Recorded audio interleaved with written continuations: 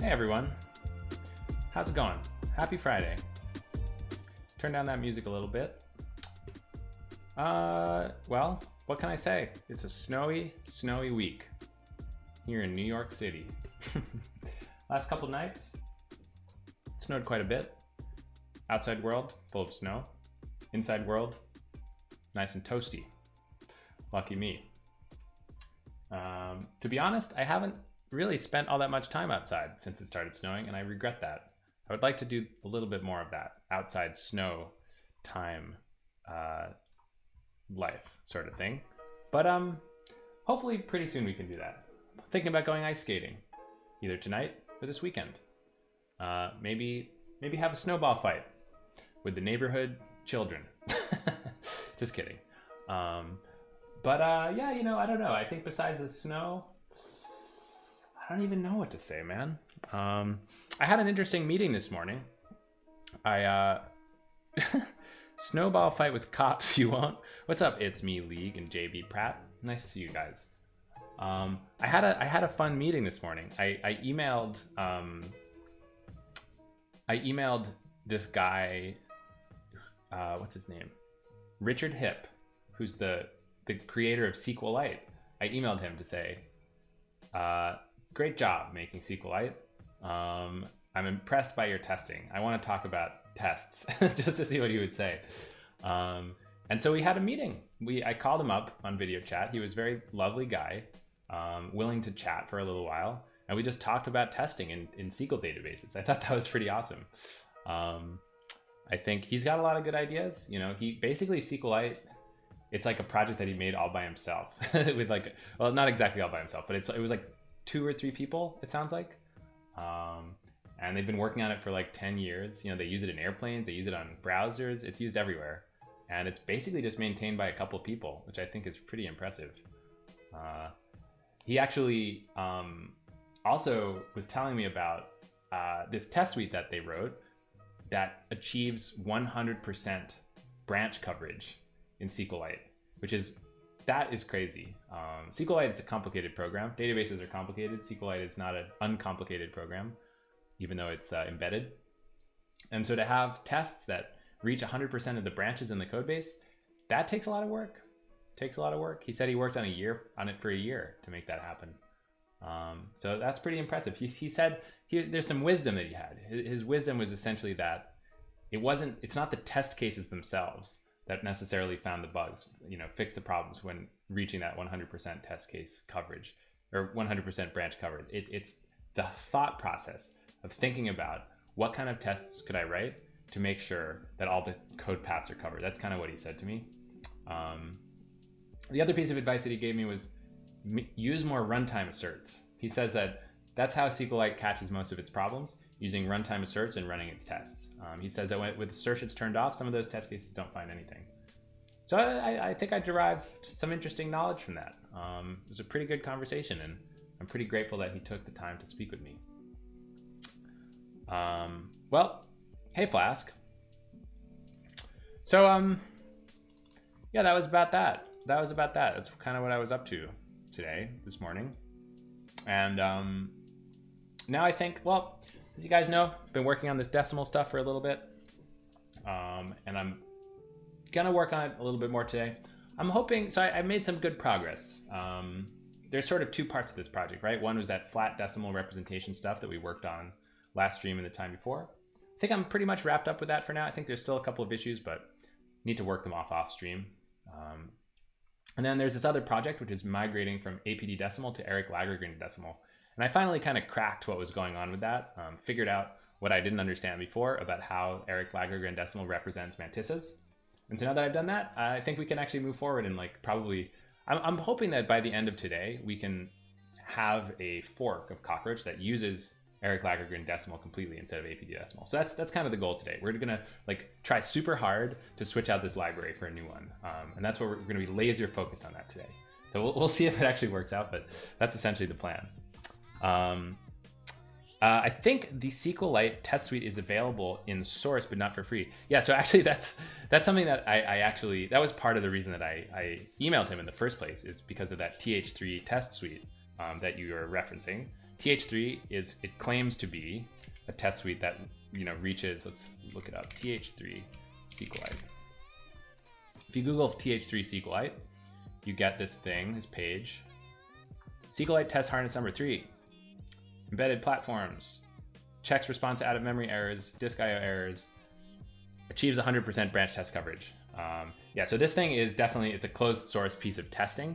And I was hoping that I would be able to maybe work out an agreement, you know, get access to that test suite, maybe by paying the SQLite Foundation. But it turns out that I don't think it would be a good fit. I think it's more about exercising SQLite's APIs than something that could be used in general for SQL databases. That's kind of what I learned in our conversation. So I'm not going to be pursuing that anymore, but it would have been pretty cool. Yeah, it would have been pretty cool. Lots and lots of tickle. Yeah.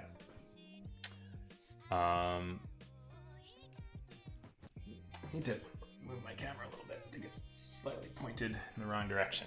Okay, that's better. But yeah, so that's the deal with TH3. SQLite, great database. Very cool stuff. Open up my stream labels too. Put that down over here. So anyway, that's kind of the plan, guys. It's kind of the plan. I'm hoping we can make some good progress today. And basically, let's see, where are we gonna start? Well, we're gonna start with our IDE. Always a good place to start. Just to remind myself, I didn't really get too much of a chance to do programming this week. Kind of happens. But basically, what I would like to do here is start. So here's what I did off stream. I looked at, I implemented these two functions, the decode and encode functions for decimals that are very critical to get identical. This is the most important thing, which is that these functions are the things that take in-memory representations of data and turn them into the like true on-disk representation that we actually use on disk in the database. So those have to be exactly identical for APD decimal and ericlagergren decimal, or else this project won't work. So that's kind of what I did offline, off stream, made sure that I could implement those things the same. And so what I ended up doing is I cloned these functions. I've got two now, encode non-sorting decimal and encode non-sorting big decimal. And this, I don't know, I kind of made up a random name for this one. And I wrote some tests that ensure that these two things always have the same results. There's a couple of other similar ones, but what I was thinking is, as a strategy, I would probably come from this function and kind of go through where the code uses these functions and replace them with this function. So kind of migrating the code from using this representation to this representation. And we're going to start from the encode decode path as our way of like propagating our new library throughout the code path, the code base. So that's basically the plan. And let's, yeah, I guess we can start. Yep. So, right. So these functions here, package util encoding. this is where everybody goes to do their encodes, I guess. And yeah, so this function is kind of where we switch on the type of a data and take bytes and return the datum that is sort of a generic way of representing any data in Cockroach. So I guess that's going to be the place where we're going to start, is we're going to change this function to take to return a decimal.big instead of an APD decimal, and we can propagate out from here. It's going to be real fun. We will certainly run into all sorts of terrible problems, but let's do it anyway. So we're going to return a decimal.big here, and then here we're going to switch to use our decode non-sorting big decimal that we kind of implemented upstream. And then from here, presumably, we're going to get lots of things that don't compile. And that's where we can kind of start. So let's see, tree.ddecimal. This is our datum representation. As you can see, it just kind of wraps an APD decimal. So what we're going to do is we're going to just switch it to use a decimal.big. And yeah, I think this is where we actually started on stream last time, before I realized that there was all sorts of kind of weird questions about the encoding that we had to figure out. But I think that now that I've resolved those, we should be able to actually make progress from this entry point as well. So maybe we could look at this. What does this do? Set string sets D to S. Any non-standard nan values are converted to a normal nan. Any negative zero is converted to positive. Right. Oh yeah, so there's this question of context too. Yep. I think what we have to do is figure out what the kind of equivalent method for ericlagergren decimal is for this context set string guy. I think that, to be honest, if I recall correctly, this d.big thing, I think has like some sort of set string already on it, right? A little nervous that it might have like different semantics, but we can probably notice that these will fail in test cases. So what does this exactly do?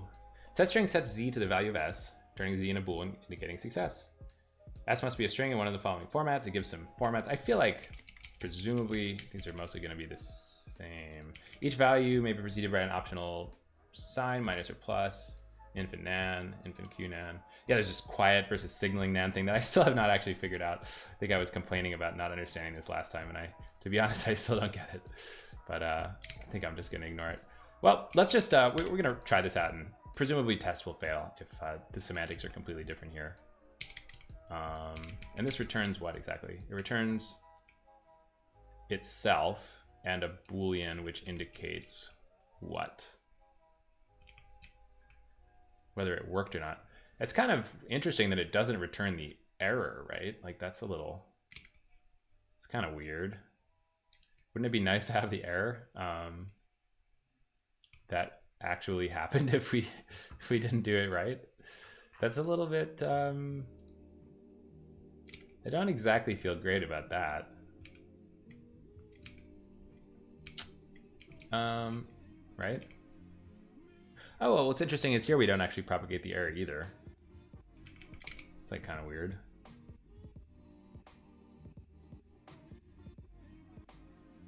Well, I guess that's fine. So we're just going to say d.big.setString. We're going to ignore this because we don't need to have the result. We have it. This is a mutating method, so we don't really need to take the result. I guess we'll just say if not okay, make parse error. Great. So next up, we're kind of looking at these form enums. Now, why are we doing that exactly? It kind of seems like this is some any negative zero is converted to positive, and any non-standard. Everybody knows that relational databases don't scale because they use joins. Hey, Lithium. Joins. Thank you so much for the continued subscription, Lithium. 5 months is quite a long time, and I really appreciate your support. Welcome back. Nice to see you. Database. Creeperow Man and Ghost 101, thank you for the follows. Oh, you're very welcome for the scene change. You are very welcome for that. Lithium, if anybody You deserve that scene change. But I hope you're doing super. Hope you are doing super.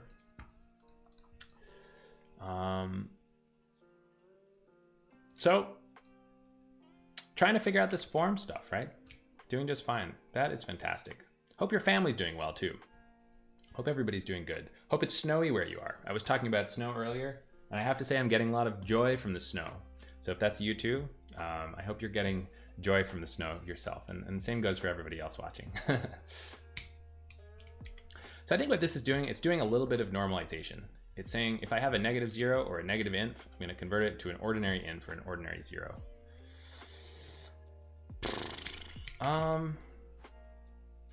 I think I'm going to ignore that and see if any tests fail, because I think that actually this ericlagergren decimal thing is a little bit less likely to preserve negative zeros. I think it does a little bit more normalization up front than APD decimal, but I'll just leave it to do for myself. Ensure that we're properly normalizing negative int and negative nan here.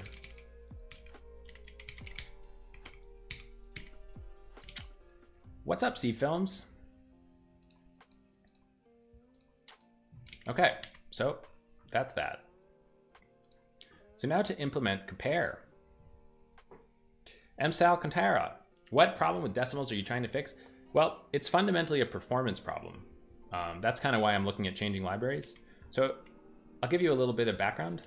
APD decimal is a library that Matt Gibson wrote, who used to work for Cockroach Labs.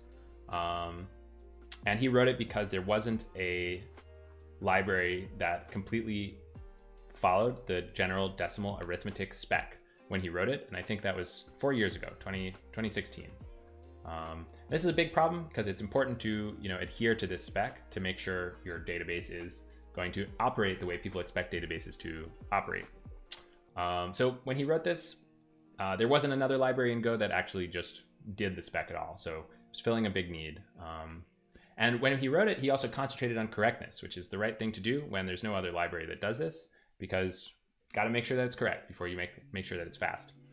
In the intervening years, another library that used to exist called ericlagergren decimal, that was sort of concentrated more on performance, took the test cases that Matt made for APD decimal and made them all pass on ericlagergren decimal. So kind of taking the correctness philosophy and applying it to this library.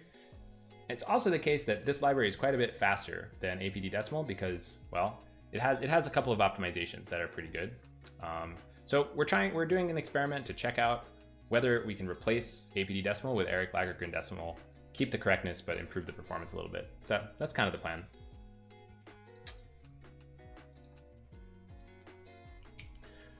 So, yep, that's the plan. That makes sense. I don't know. Let me know if you have questions about that.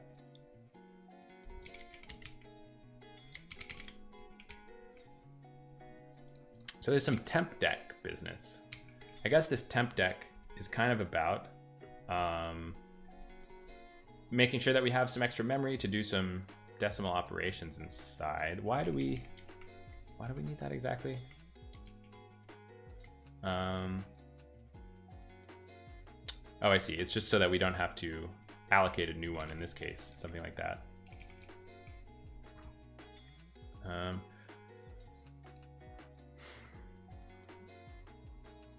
What's up, Alal? How are you doing? So why don't we go ahead and just switch this to be a decimal.big temp. We'll see if that breaks everything, but we might as well start somewhere. Decimal.big.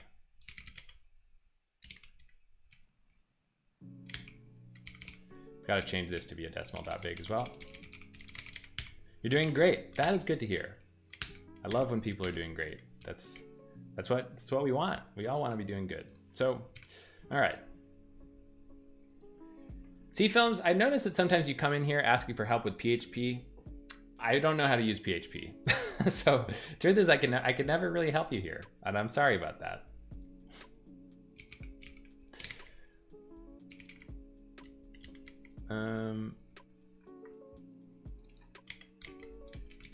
Interestingly, this Lagergren, why is that it takes a... Yeah, I'm using IdeaVim, exactly. IdeaVim is a great plugin.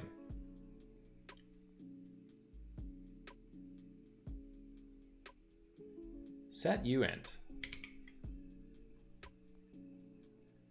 It's interesting that you can't, okay, so what's happening here is that this is the comparison that happens if you're comparing a decimal to an integer, which might happen in the following case. Select, let's make this a bit bigger, 3 decimal is less than 4 int. When we run this code, under the hood, this ends up executing this code here, and it specifically executes this case, where on the left side, we have a decimal, and on the right side, we have some untyped thing. We figure out its type, we figure out that it's an integer, and then we use this function to compare the two. So the question is, how do we convert an integer to a decimal in this new world of Eric Lagergren decimal? And it looks like what we have is a way to set the big decimal to a uint, but what if our input integer is negative? Yep, it's always a 64-bit integer. What's up, space signal? Internally in CockroachDB, well, at least in this, there's kind of 2 SQL engines in CockroachDB, but this particular SQL engine in Cockroach, even though we might be representing an int4 or an int2 in SQL, we store them under the hood as int64s, just for kind of simplicity. Yeah, so question is, what do we do if this thing is negative? I think what we could do, presumably, is we could say, we could have a switch, right? We could say, you know, if t, we could say like I is equal to t, say if I is less than 0, I is equal to negative I. I mean, I don't know if this makes any sense. So we do this, we set uint64, we uint64 our I, and then we could say v dot neg of itself, I think. Well, we'll say if neg. I hate chemistry. What is up? Where does CockroachDB lie in the CAP theorem? It is a CP database. So for people not familiar with the CAP thing, distributed databases have to be one of 2 things, basically. They either have to be CP, or consistent and partition tolerant, or AP, available and partition tolerant. Databases like Cassandra that aren't trying to be consistent are AP. But what that gives you is that even if there's a network partition or some other condition that isn't permitting the database to be fully connected, the database chooses to accept your writes, essentially. Whereas a CockroachDB-like database or a CP database, if there's some sort of network partition or connectivity issue, it will choose to return an error to the user instead of accepting a write. Basically, the trade-off there. The CAP theorem says that you've got to be one of those 2 things. It's kind of funny because it sounds like it would be like any 2, so including CA, but the thing is that you need a partition-tolerant database in order to be a distributed database. So distributed databases always pick the P. You could store a bool for signedness. Sorry if that's a stupid suggestion. Not at all stupid. I think that this decimal.big, it's kind of just a matter of like, how are we going to transform the 2 things? It's like kind of what our little mini algorithm just did, is that we checked, are we negative? Then we've set a little Boolean. And if we do have this negative Boolean set, then we're going to reverse the sign of our big decimal once we've made it. It's just kind of funky that like this big decimal library that we're using doesn't seem to have a way to just directly go from a signed integer. But perhaps I'm like missing something about that. In fact, I think I kind of am. I think you can just use this set mant scale thing. I think this set mant scale thing is what we actually want. So we're going to use that instead of set uint. We're going to say set mant scale, and we're going to set the mantissa to exactly our I. You can get rid of all this stuff. And our scale is 0 because in this case we have a non-scaled kind of integer. I guess we have to cast it. Why do we have to cast it? This is an int64, and this thing is a what? Dint But it is in 64, right? So what's the problem with this exactly?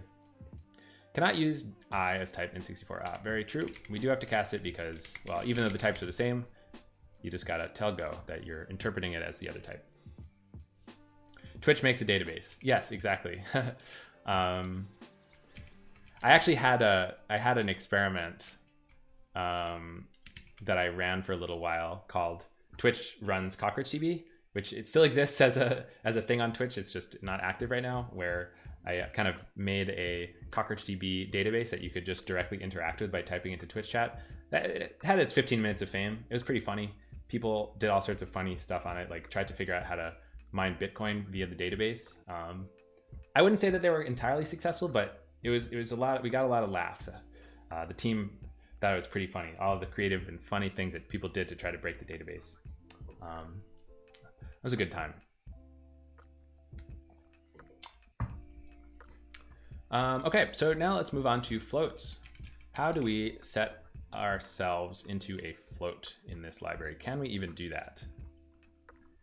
Set float. Looks like we do have something. So maybe this is a method. It just does something different. So we don't have an error. Can't get an error back. So we'll just get rid of this error setting code because I guess we don't need it in this case. And we should be good to go. All right. So now that we've correctly changed the types of our ints and floats into our decimal, now we've actually got to do the work of comparing the two. So it looks like we've got this compare decimals method that currently takes, oh my gosh, okay. It's gonna be all sorts of things to change, but we're gonna get through it. Currently it takes APD decimal and we want it to take big decimal.big, so we'll make that change now and see what happens. I think this needs to be saying big. Okay, so looks like we have some custom logic here to make sure that nans sort first. So I guess we've got to figure out how to make sure that the decimal big is nan or not. Is there like any kind of is nan? Looks like there is. So let's see. Is nan returns true if x is nan. If sign is 0, reports whether x is either nan. So that's what we want. We want this to be 0.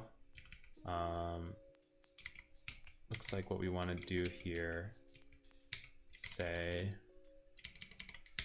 dnvn is equal to d dot is nan 0, b dot is nan 0.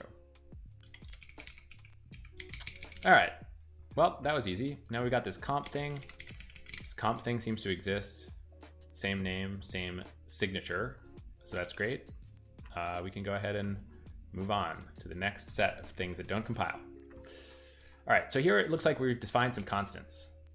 And the constants kind of are certain types of decimal, which seems like that makes some sense. So it looks like we want to figure out how to make a 0 decimal out of our decimal.big. And I think for that, I think that it's probably the case that it's just the 0 value too, right? In fact, I think we can just go like this and that'll be 0. So how to get positive infinity. Now here's something that's interesting, is that I'm pretty sure that I did this same exercise in another file already, trying to figure out how to define. The databank's too big. Hey, Uniquify. Thank you for the follow. By guessing. That's a good username. I've written a function in this very code base called Uniquify, so I appreciate your username. Let's see if I can find it. Uniquify. Uniquify byte slices, I wrote. There you have it. All about having a Twitch name that's available in code bases. Okay, so let's try to figure out how to define a positive infinity decimal value. Well, I guess we're gonna have to take a look at the representation here again. I think, in fact, there is kind of, a function called isInf somewhere, right? X dot is finite. So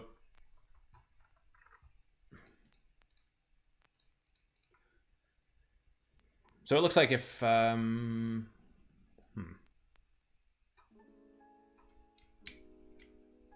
Is_inf. Is_inf returns true if the sign is greater than 0. Oh, so that's positive or negative, so we can ignore that. It looks like we need to check whether the form is equal to either pinf or ninf, right? Oh, no, because we're trying to make a value that is just pinf, I think, positive infinity. So we've got to figure out how to construct something with pinf in its form. Of course, this is slightly annoying because this is a private field. So the question is, how can we construct this exactly?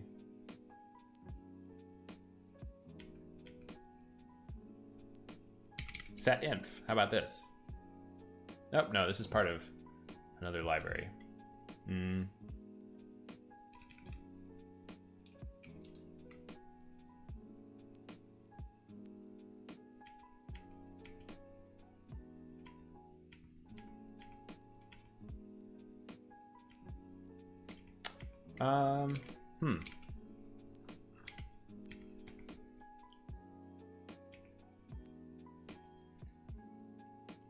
Don't know much about this stuff, but it's cool to learn. Well, I don't know too much about this stuff either, to be perfectly honest. I'm kind of learning it at the same time as you are, maybe. Luckily, I didn't have to write this library. That would be sad for me. I guess I know a little bit about decimals at this point, but I don't know. I don't feel like I'm an expert at this point.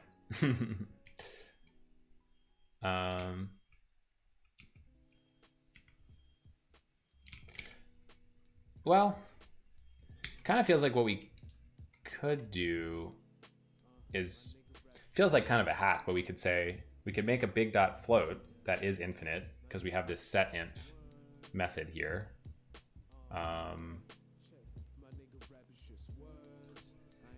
And then we could set it to that, I guess. It just feels kind of gross, honestly.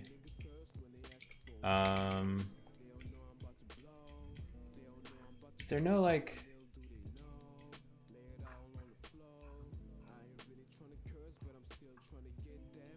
Well, it was sitting in front of me this entire time. There's a set_inf method. This library, it's kind of hard for me to keep its whole surface area in my head. Okay, so here's what we're gonna do. We're gonna go like this. We're gonna make a init method, func init, and we're gonna say t_pos_inf decimal dot big dot set inf, and the sign bit we want to be false, I think. Negative inf if sign bit is set, or positive inf if it's not set. So this wants to be false. And then d_nan decimal, presumably we can do the same thing here. d_nan decimal dot big dot set and signaling we want to be false as well. Okay, so we'll say set the contents of these two below.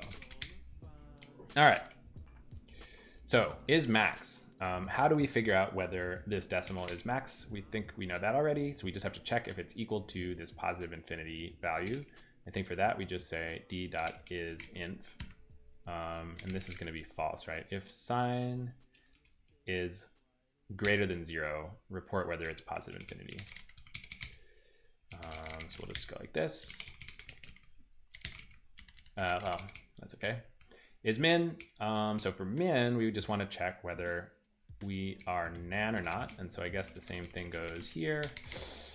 There is a bit of a question about signaling versus non-signaling. Gomi, thank you for the follow.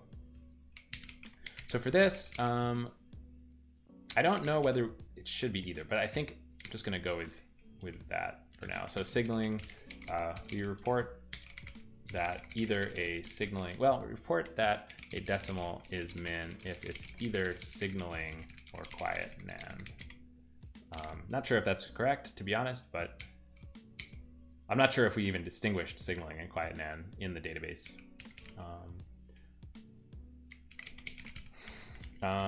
Positive infinity sorts above all other decimals. All right, so for getting the max, we return our positive infinity, and for getting the min, we report our nan. Great. So now for format. So the format method takes a decimal and it returns a string that represents the decimal. So we've got to figure out how to do this in the same way that the old library did it. So there's some preconditions here. This format context thing is used inside of the database to instruct the formatter to do different things to values, display them in different ways. So we can ignore that stuff. For quote, it looks like we need to make sure that if we're in this mode where we're doing something called parsable numerics, which I think allows us to output things that are always reparsable by the SQL parser that we use in the front end of the database.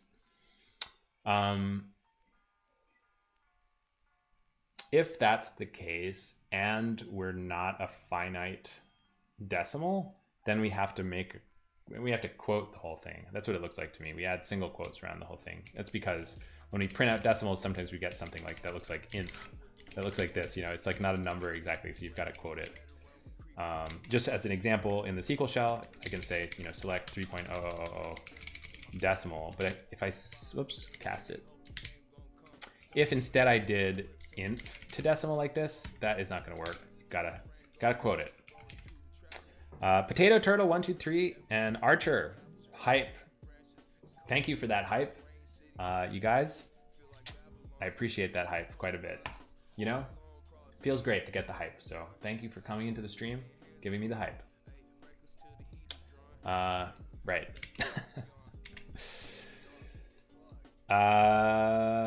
Love all this hype. It's feeling pretty good. Got that depth of field, dude. Yep. All right, so how do I check whether or not I am a finite number? I think what this is really doing is checking whether we're any of those conditions, whether we're infinity or nan. So I think what I'll have to do is say quote is true if parsable and d dot is nan of 0, or let's put this in a parens, d dot is int of 0. I think that should be enough. We'll say nan and inf get printed as strings. So if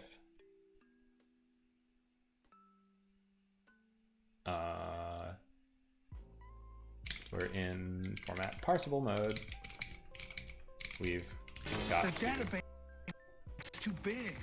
I have to narrow down the search. Dre123, thank you for the follow. We've got to put quotes around the value we output. I need to open my window. It's getting a little hot in here. I think because it's so cold out that people put the steam heat up. It's getting hot.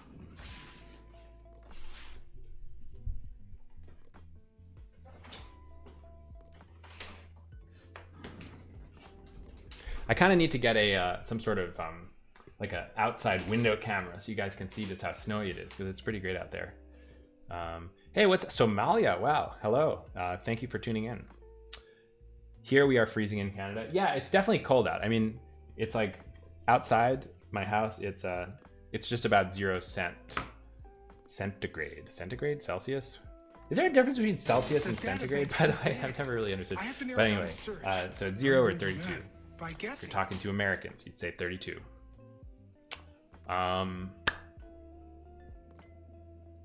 Okay. So need parens, not quote, and blah, blah, blah. We just have to check if this thing is negative. I think for that, you can just say is neg. No? See that sign? Celsius is equal to centigrade. See, why the heck are there two different, like who came up with that? That's like kind of random. Signbit reports whether x is negative, negative 0, negative infinity, or negative nan. Potato Turtle, thanks for the follow. All right, cool. So then ultimately we end up just stringifying this whole thing. And like, I don't exactly know whether this is going to be the same output style. If it isn't, we'll have to work on that, but the test will fail. So we can just kind of move on from here. All right. Fun fact, Potato Turtle is an intern. Dang. Potato Turtle. I feel like I've seen that nickname, but unfortunately, I don't know who it would be. But that is a fun fact, and thank you for joining the stream. Yep. so size of decimal. This is something, what is this? Size of decimal returns the size in bytes of an APD decimal. And created Go meme. Is that some sort of like Google internal like developer thing or something? I don't know what that is. Go meme. Go meme? Or is it, what is that?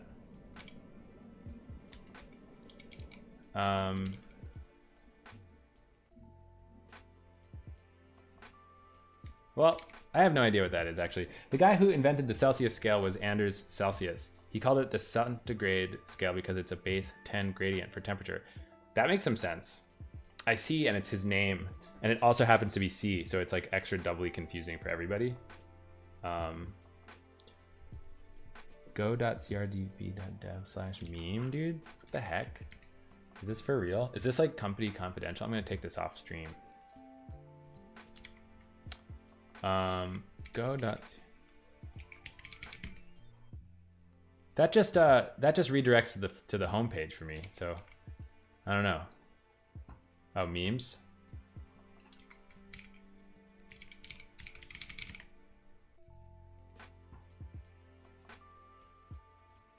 The heck?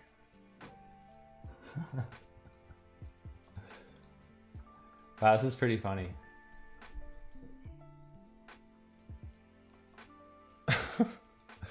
This is some good stuff. I feel like it might be. Oh, and I feel like you've been truly doxxed at this point because I can see who made it. But I'll leave your name off of the stream for now in case you really didn't want to be doxxed. But thanks for joining. Right. Cool. Good stuff. Great job, everybody. Good work on the on that presentation. Okay, so we're gonna change this to say decimal.big. And how are we gonna figure out the size in bytes of a decimal.big? Well, we gotta change this guy to be decimal.big instead of APD decimal. And then the true trick here is gonna be that we got to figure out, well, we've got to change the type too. That's important. But the true thing is that we've got to figure out this calculation here. And what's kind of neat about, so by the way, this is going to explain why we're even spending time doing this in the first place. And so essentially, like, what is the difference between decimal.big, ericlagergren decimal library, and APD decimal library? The difference is that in ericlagergren decimal, we don't always have to store this heap pointer, which is this big int pointer, which if you've been watching the stream, you remember that I've been spending a lot of time trying to make sure that this heap pointer kind of goes away in the APD decimal equivalent by playing weird tricks, pointing the pointers into raw byte slices that are next to the raw byte slices where we're storing this struct. But obviously, like, it's kind of a pain. And what's kind of cool about this library is that we actually store the data in line with the struct in many cases. And that's what this compact field is. So you can see that compact is used. Oh, that's a little typo. It should say used. But anyway, compact is used if the value fits into a uint64. The scale does not affect whether this field is used. Typically, if a decimal has less than 20 digits, this field will be used, which is huge because that means a lot of the time, don't have to jump into any heap pointers, can do all the math just on this compact uint64.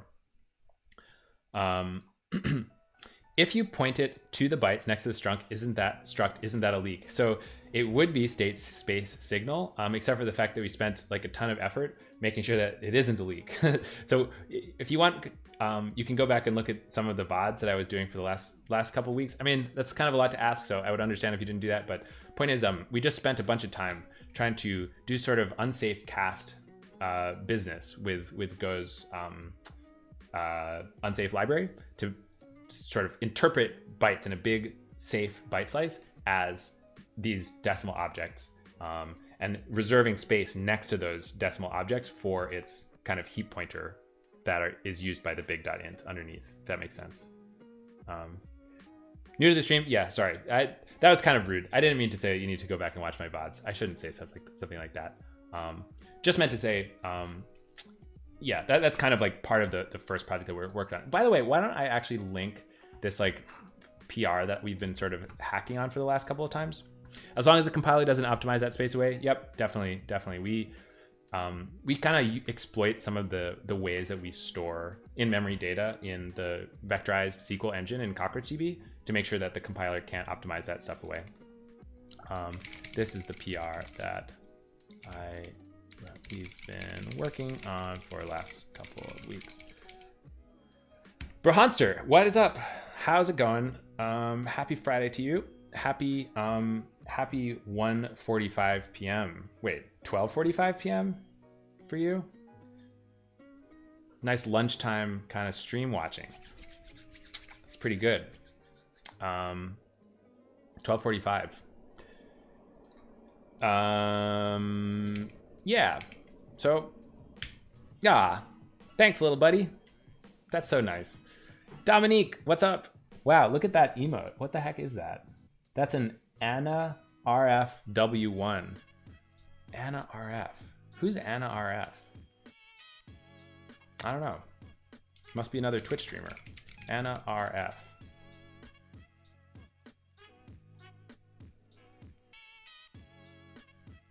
Cyberpunk's 2077 streamer.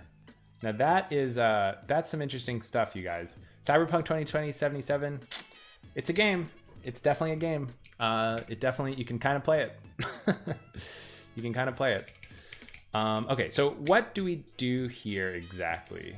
I think the answer is that we basically Cyberpunk 2077 streamer, in other words, all of Twitch. The story was really good. Yeah, I'm enjoying it. I'm enjoying it so far.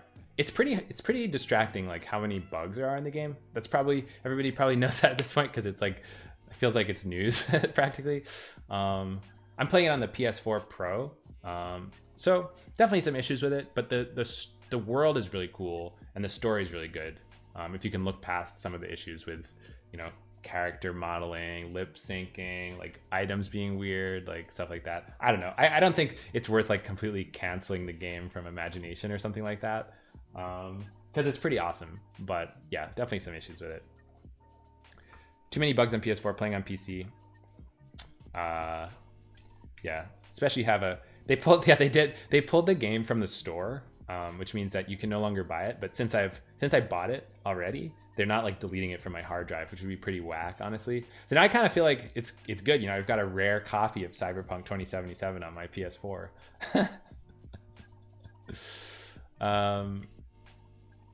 They're offering refunds. Yeah, I don't want to get a refund. I mean, whatever.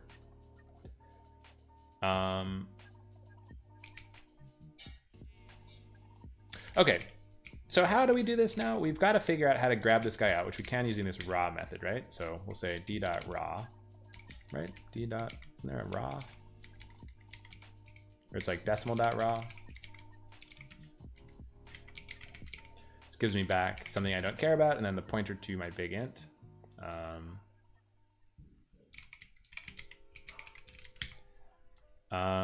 Yeah, the refunds, I mean, I don't know, like, it's a little frustrating, but at the same time, I don't know. The story is still so cool.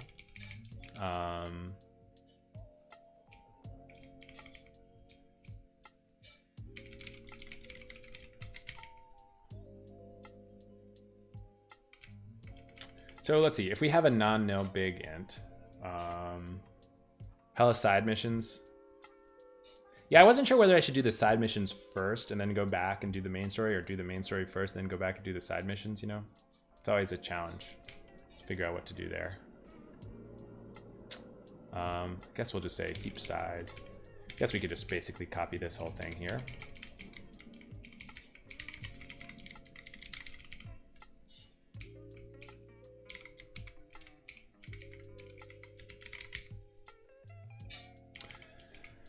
All right, so no problem. That is that. This is gonna be like this. Okay, is composite. So return true. So composite, this is kind of a neat thing about Cockroach storage, is that in order to store some pieces of data, it's not enough to store them in the key encoding. So in Cockroach, there's two ways that data can be stored depending on whether they're in the key or the value of a key value pair. And what that means practically is whether they're in an index or not, or just value. So as an example, if if I said create table T, D decimal, primary key, D2 decimal, maybe something like that. And I said insert into T values, whoops, values 1.000, 1.000. If I select back from T, we still have this full precision, but under the hood, two different things are happening. In the key side of things, what we're actually doing is not storing this full representation because of sorting. If you think about it, something that's truly horrible is that 1.0000 compares exactly identical to 1 in SQL, right? They're identical even though they have different precisions. So it means that when we write this key encoding, which has to sort in the same way that SQL values sort, we have to use identical byte values for those values in a sense. So if we wanted to store extra precision, we've got to stick it somewhere that's not in the key. So what it means to be composite is that it's a value that has that property where even if you're, the key doesn't have full precision, you're storing it somewhere else. That being said, this particular decimal, since it's not in the key of the index, we do store its full precision in the encoding because we don't have to sort the encoding. Jay Ching, what's up? Welcome to the stream. Okay. So how do we determine whether it's composite? It looks like there's two cases. One is when it's -0 exactly. And the other case is whether it's divisible by 10. Just submitted your last assignment for your undergrad, so you're finally free. Dang. That's proud of you, man. That's pretty exciting. Congratulations. That's a big step into the future. This is like a Cockroach Labs intern party right now. I love this. I'm glad you guys are all here. Thanks for hanging out. Thanks for choosing to spend your Fridays chatting with me on Twitch.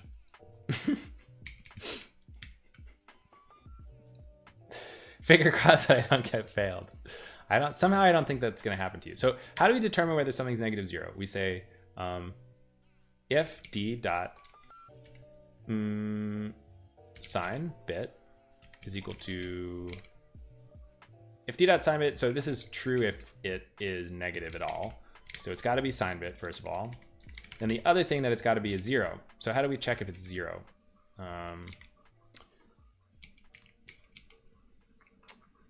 I don't know if we have like an is 0 thing, right? So we've got to, well, one thing I do remember is I think that there's an internal method called is 0. So we could maybe look at what it's doing. Is 0 returns true if, it looks like,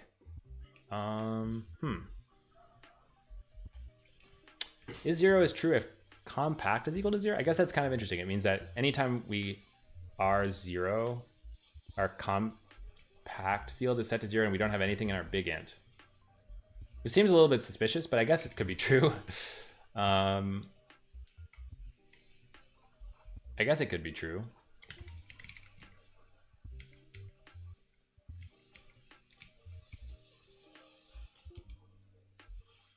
I guess it's probably true, right? Well, let's just go for it.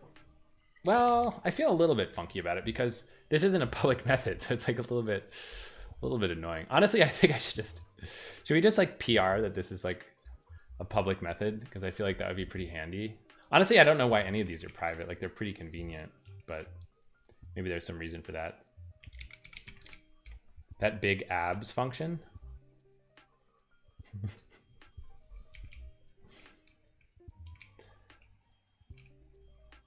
I guess it does do kind of a lot of things, right? I'm just gonna play that one straight. Well, okay, so I think I will just grab the compact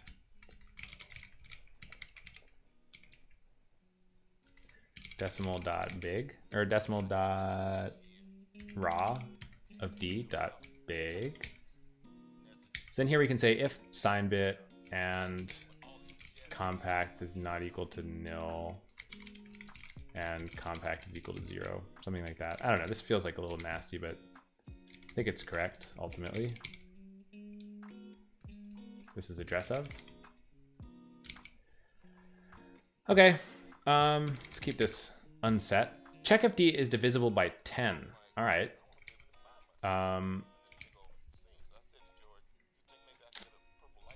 This is fun. How does one figure out whether this number is divisible by 10? Is there a remainder on this thing? Quotient remainder.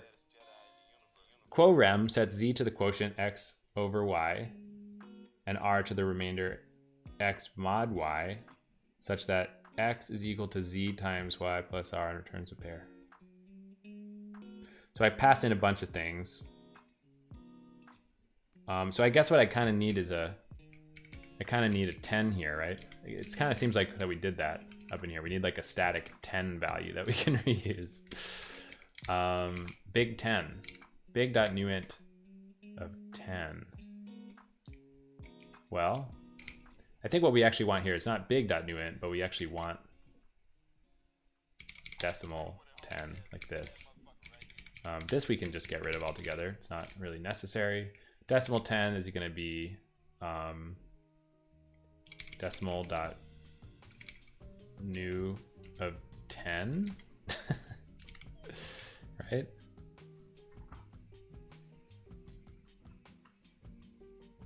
Prati, what's up? Pratik, I have a question about Go. If I have to pass around a lot of objects, about 100 million through a channel,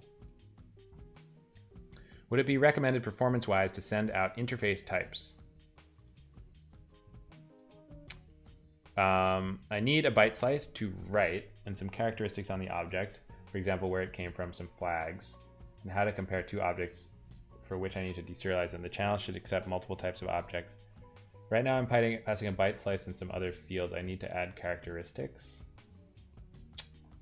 I guess I would say that performance-wise, there's no strong reason not to send out interface types. I mean, if you wanted to get crazy, I guess you could have like a sort of union struct kind of thing, but I don't see any strong reason why you'd want to do that. I think it's fine to send interfaces through a channel. I think the problem that you'll probably run into more than what type the thing that you're sending through the channel is just that channels themselves, like sending 100 million things through a channel does take a little bit of time. And if there's no strong reason to have one object per like channel send, I don't know. I mean, it depends on your use case, right? Like if this is a real-time thing or like a batch thing, it may be different. But if it's a real-time thing, I mean, in general, I would recommend against passing a ton of objects through a channel at super high throughput. Just it's not really the best use case. Like you might want to think about batching them or something like that. It just depends on what you're trying to do. What kind of, it's a batch thing. Yeah, if it's a batch thing, to be honest, like what I would try to do is batch up a bunch of things. Like what do you need the channel for? For synchronization so that you can have like worker pools and stuff like that? What I would probably do is give each worker pool a chunk of like, 10,000 things to look at once or something like that and have them do a loop over those 10,000 things. It'll be a lot more efficient.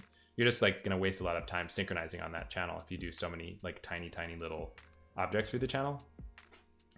I don't know. So I would definitely try to split things up ahead of time if you can.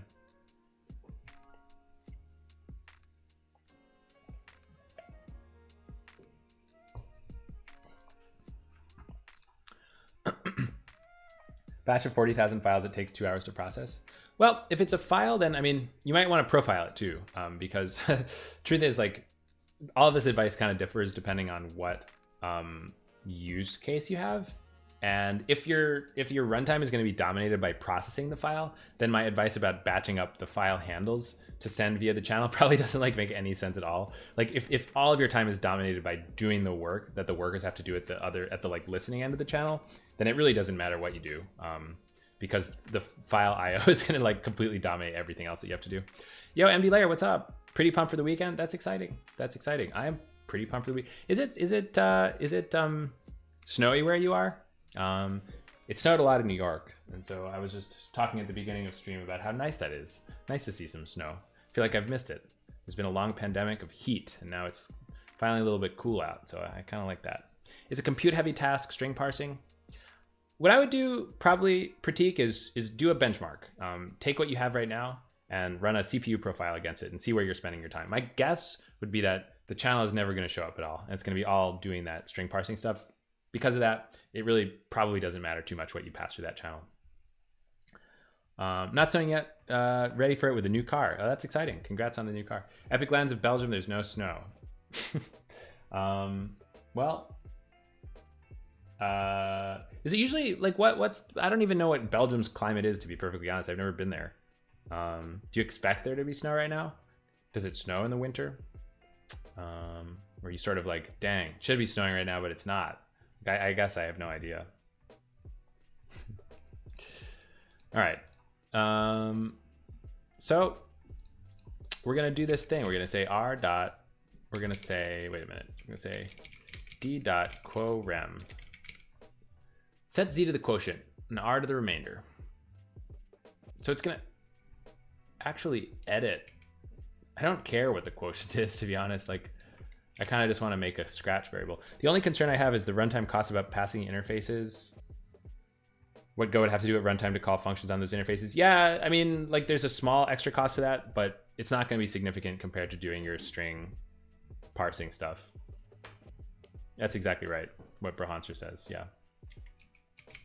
So we're going to make a temp. We'll say var temp decimal dot big. We're going to say temp dot quo_rem. So it's going to be x divided by y. Our x is going to be our d. Our y is going to be our decimal 10. And then our r is going to be, we need another temp, I guess, right? So we'll say quo, we'll say rem, like this. It's kind of weird. Like, I wish I could just get the remainder, but presumably there isn't a good way to do that. Oh wait, yeah, there is. Okay, so rem sets the z to the remainder x mod y. Okay, so forget the quo_rem. We can just do rem z to the remainder x mod y. Okay, so we just want this. And so then we just got to check whether, oops, this is going to be d dot big, I guess. Then we just have to check whether whether rem is 0, right? I wish that there was an is 0, dude. Like, why is this why is this private? Like, having something, knowing whether something is 0, I feel like is pretty fundamental for a library like this. I don't know.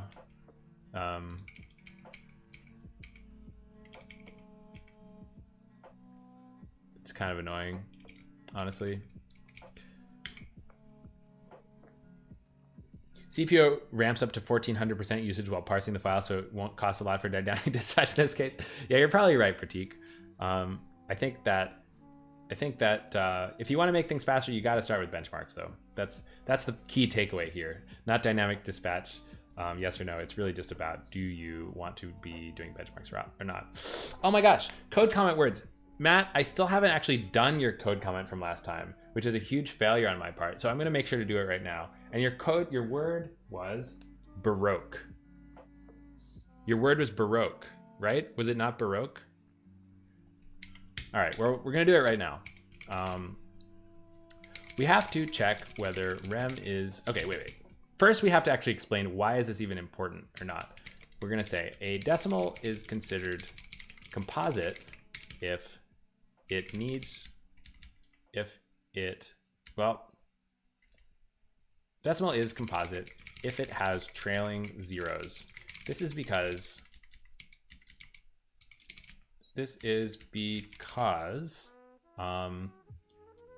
decimals that, how do I say this? That have trailing zeros are SQL compared identically to the same decimal without the trailing zeros. For example, 10.0 is equal to 10.000 in SQL. Because of this, we need to make sure that the encodings for these, well, the key encodings to quantities are identical since key encodings must lexicographically sort identically to their SQL compare functions. Okay, how about that for a comment? Great. So we have to check a decimal has trailing zeros if it is divisible by 10. Decimal.big doesn't provide a simple way to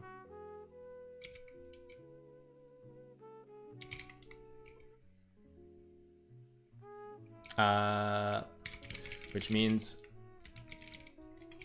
the heck, which means checking whether the remainder this is like such a long comment. Okay, d mod 10 is equal to 0. We're getting there. We're almost there. Decimal.big doesn't have a simple way to check whether a quantity is 0, so we have to use this slightly baroque method of grabbing the raw quantities and comparing them directly. Bam! We killing it. Okay, so we're gonna say compact is equal to decimal dot raw d dot this is gonna be rem. So we're gonna return compact is equal to 0. All right, we did it. We did it. No, we have to say return compact is not equal to nil and compact is equal to 0. Okay, we did it. We did it. We did it. Retro Keck W. Retro Gaijin. I don't know who that is. Yeah, Archer, we have a new channel reward, which is that if you have enough channel points, then you can ask me to insert a word of your choice, as long as it's not too rude, into the code comment or commit message. Yeah, I mean, thinking about how to make this giant PR into a reviewable thing, I don't even know, you guys. It's such a big PR. Once I kind of get it, it's still in proof of concept mode is basically what I'm trying to say.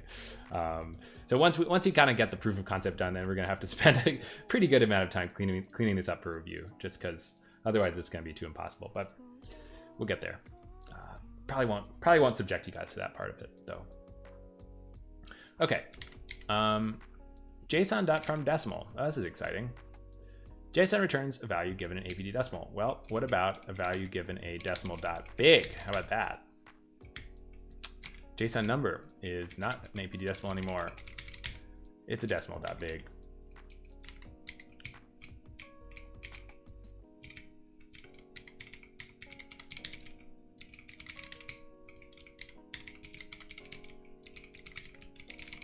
Avocado? I think we can make that one happen too. Potato, that would be tough. That would be tough. But I can't do any of these until you guys spend those channel points though. So no can do. No can do. Okay, a kerfuffle.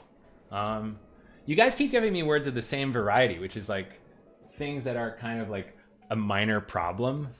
You guys keep giving me like minor problem words. And I feel like minor problem words are very easy to insert into code comments because like the process of writing code is kind of just a minor problem in and of itself. You know what I mean? Yeah.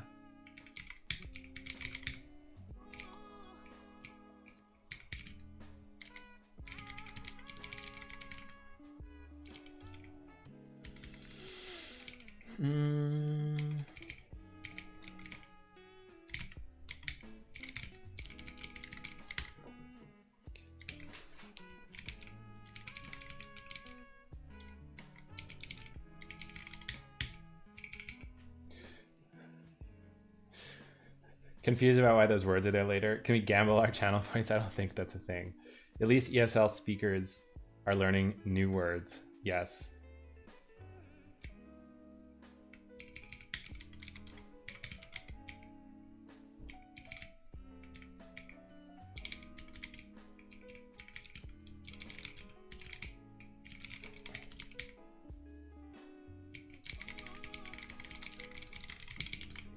right. Oh man, this is a pain. All sorts of stuff to change here.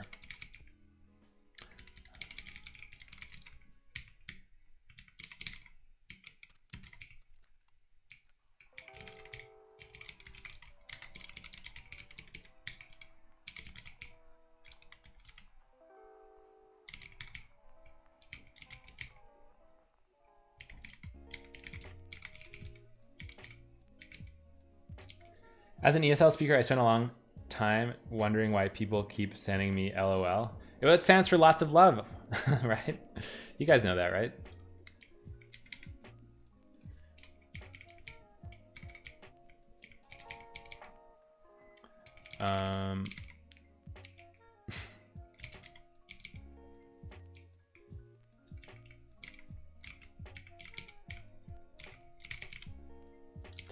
Okay.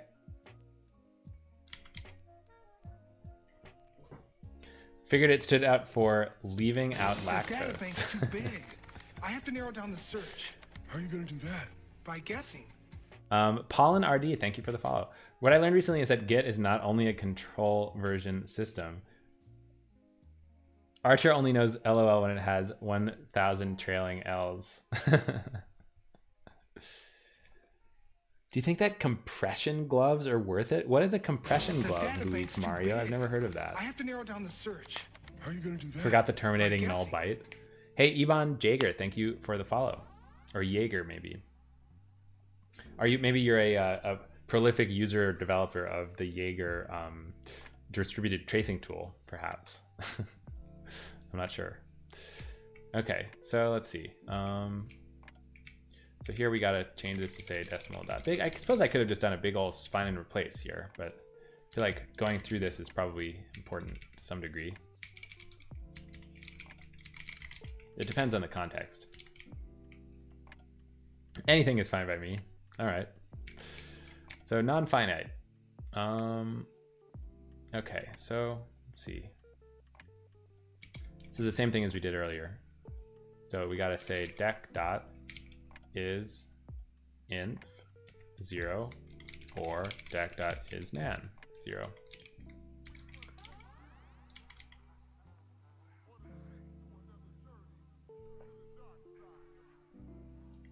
It's pretty much the same thing that we did before. I wonder why we have to do this twice, right? It seems a little bit suspicious. It kind of feels like we want to pull some of this stuff out into a util library.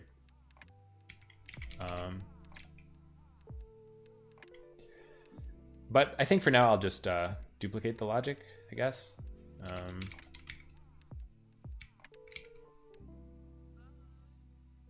There's all sorts of things we should change. This should be a pointer, for example. But I guess for now I'll try to keep it, try not to change too much at once. Try not to change too much at once.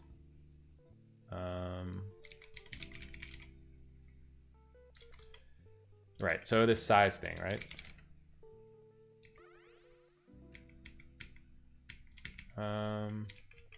Where did that go again? The decimal. He's my oldest and best friend.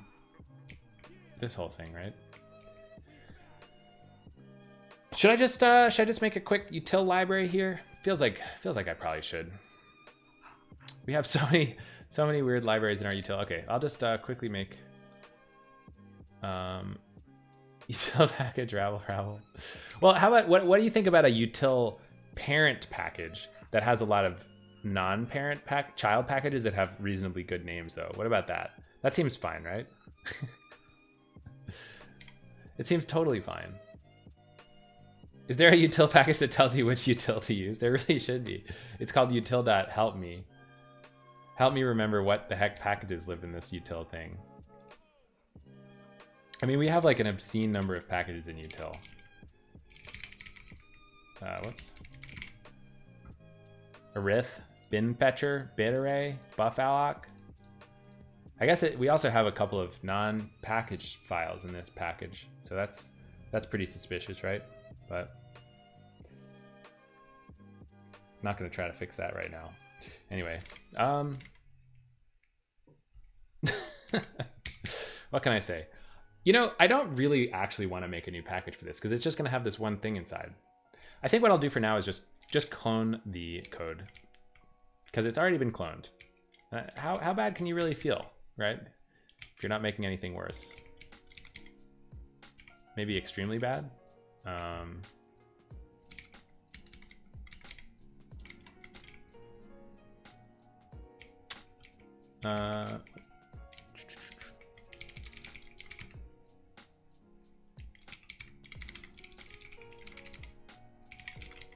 Compression gloves supposedly relieved carpal tunnel pain or hand pain. I've never heard of that. That sounds truly interesting. But I never heard of it. Guess I'd believe it. Why is this stuff all like... Isn't this thing a... Maybe I have to cast it?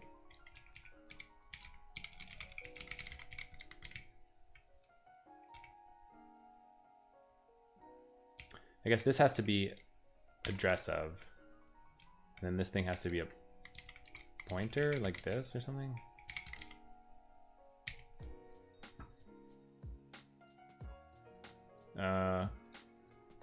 Huh?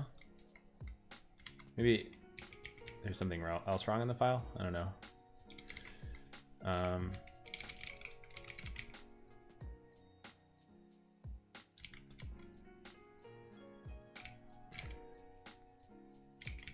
And this is where we've added our new path that's encode big decimal ascending, so we can keep the old encoding and the new encoding side by side.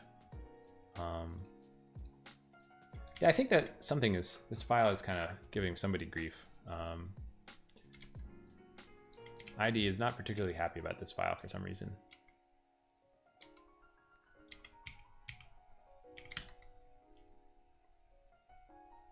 A little bit perplexing. Guess I'll just ignore it.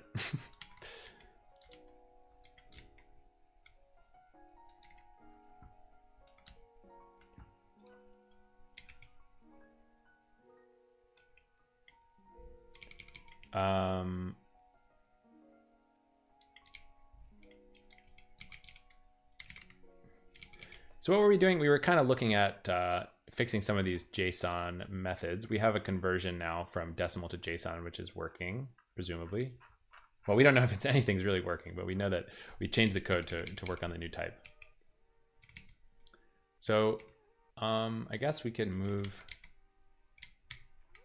on here. Okay, so what is this guy? Unary minus. So unary minus is a function. Well, I'll show you what unary minus does. It's this thing. Select. How did things go with the flat byte slice representation of decimals? We pretty much finished it.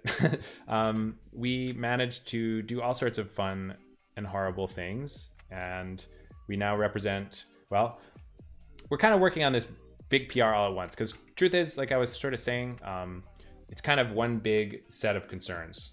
They're a little orthogonal, but they kind of go together.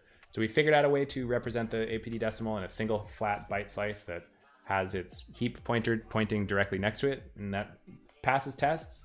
But kind of just want to make that also work with the new type at the same time. You can make the argument I should probably make two PRs out of it, but the truth is I haven't really had time to work on it outside of the stream. So that's why I'm kind of just hacking out everything in this one giant PR. Wife is hoarding the sushi. I feel like that's a classic situation. Sushi hoarding. Happens to me every day. All right, so unary, right? I think something like this. I think when we run this code, we end up going through this function here. This like eval function runs this, takes a decimal, and inverts it. So that's pretty simple for us to fix, because I think the new representation also has a .neg thing. So we've just got to kind of change the types. Everything will work out.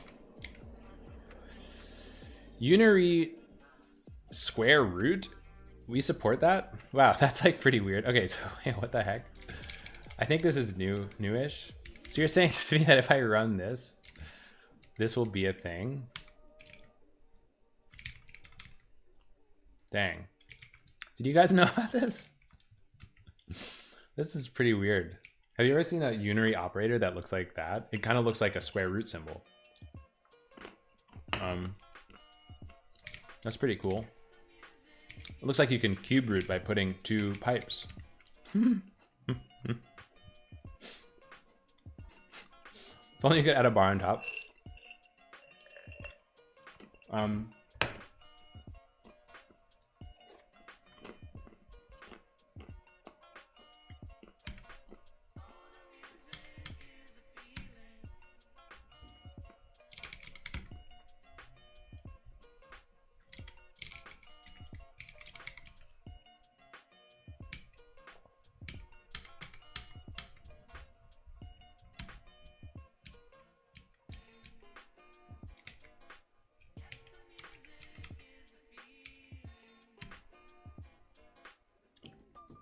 We did it. This is pretty legit, right? This is like...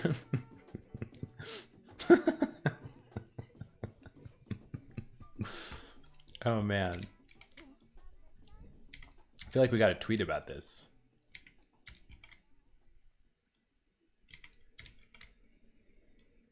Who knows about how Twitter like crops pictures? Because I can't really figure it out. It's always pretty confusing. Learned something exciting on stream today. You can do a square root operation in SQL that really looks like a square root operation. Dang it. Like, what the heck? How do I like...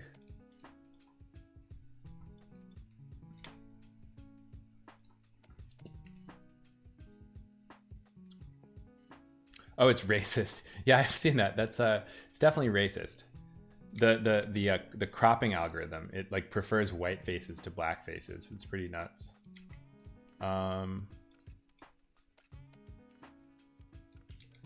Okay, wait, what about carbon.sh? Nope. Carbon terminal screenshot? Isn't there something called carbon.sh? Carbon.now.sh. I like this thing. Have you guys used this?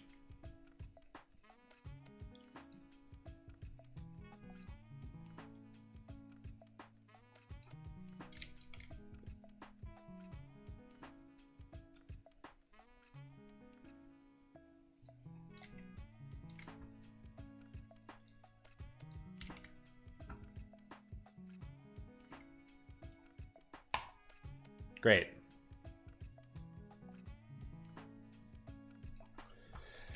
Okay. Back to what we were doing. How do we implement square roots? Whoops. Decimal square root's gonna have to take decimal.big now.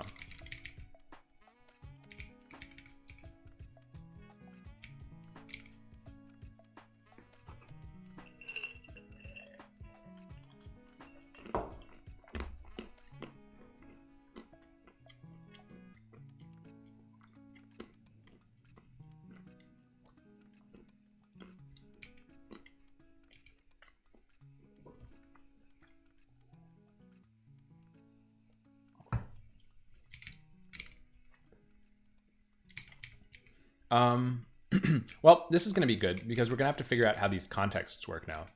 I think one thing that's important is that it looks like we have some rules about how precise we actually make our arbitrary precision decimals in SQL in practice. Looks like even though they're arbitrary precision, we cap them at a certain level, decimal context, the default context. So we might have to figure out how to do that here. I guess I don't know how. Do we have a square root thing? Oh, we also might not have a square root thing, which could be really bad. Decimal dot context dot. Uh-oh. Hold on a minute. Hold on 1 minute. ericlagergren decimal.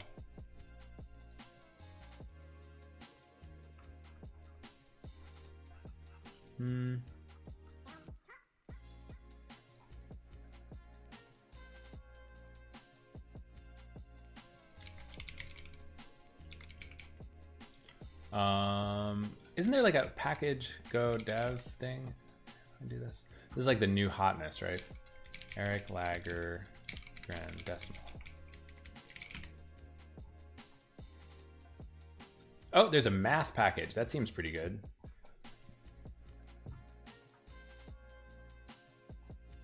Nice. We got a square root. Okay, so it's called math. Math.square root. Math.square root.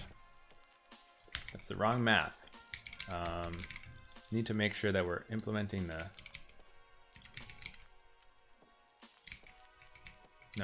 No. Let's see. We're gonna have to import. I mean, github.com ericlagergren decimal math, and we're gonna have to name it deck math or something. Does this not exist?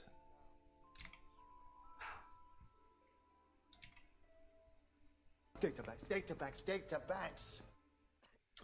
Thank you for the follow, the greater whale. Do I have to like separately clone it or something? Go get github.com ericlagergren decimal math.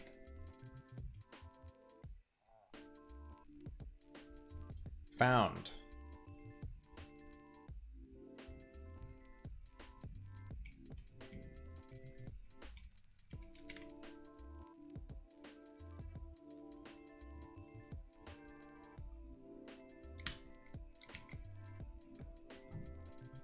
Did that work?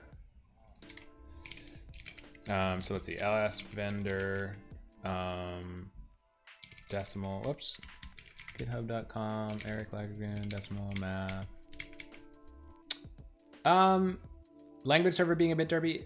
To be honest, it's actually not the language server, it's the I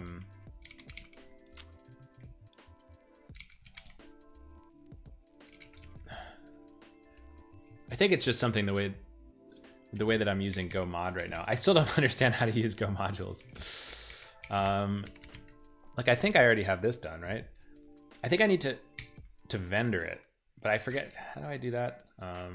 Maybe there's a makefile command for this. Vendor rebuild? What if I say make vendor rebuild? What does that do? Anything? Whoops. It said rebuild. We kind of need to update that project, don't we? So let's see. Commands, edit, project. Trying to change CockroachDB's decimal library to ericlagergren decimal.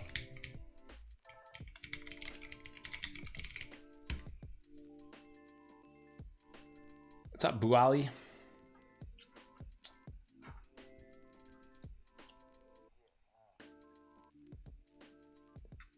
What do you guys like this unholy combination of make and Bazel that we have going on? It's like pretty bad. Wait, why is it getting a new version of Go? I don't want it to do that. I don't want it to do that at all. I'm gonna just stop everything. I just want that vendor directory to be rebuild. We didn't, oh no. You guys, this is horrible. I don't even know what to say. How do I go mod vendor? Is there just like a, let's try that. Let's just try that. Can't escape the Bazel pretty soon. What's up, M? We're like in progress of switching. It's like we're kind of in this unholy both mode at the moment. Whoops. It's pretty scary.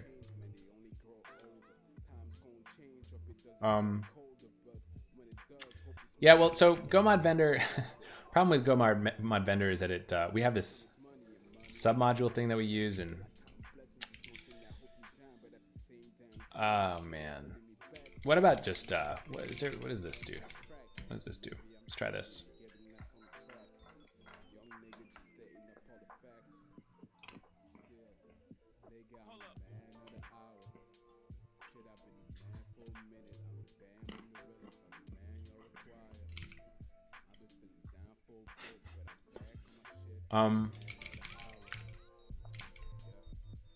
Yeah, everything is pretty busted right now. Let's see. Go get submodule update. Let me just try this. I think I've ruined everything by running go mod vendor, which was a well-intended suggestion, but I just kind of forgot that we have a submodule for vendor. I think this might have hopefully gotten us back into a sane state. ericlagergren decimal math. Okay, that's all we needed to do. We did it. We figured it out. It only took a little while. So let's see if Goland can catch up now that we've added that dependency correctly.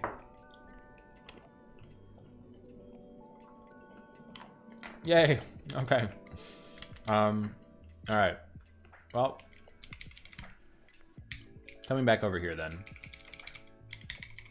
Deck math. We want deck math dot square root. So set z to the square root of x and return z. So we want to set the result of dd dot big to x, right? That's about it. Guess it can't return an error, which is kind of weird. I'm a little bit suspicious that it can't return an error. In fact, why would this return an error? I kind of feel like there's some new things that we're gonna have to do, like check some validity things here. Like I think in this other library, it kind of seems like we have this invalid operation stuff here, which I don't. I wonder if we have to like check whether the flags contain invalid operation from time to time. That could be tricky, but I don't know. We can get to it later, maybe. See what happens with the test cases. All right, so then we just return dd nil. Assume everything is going to be completely fine. All right, so decimal cube root. Presumably, we also have a cube root function in this deck math. Hopefully. Kind of seems like we don't, though.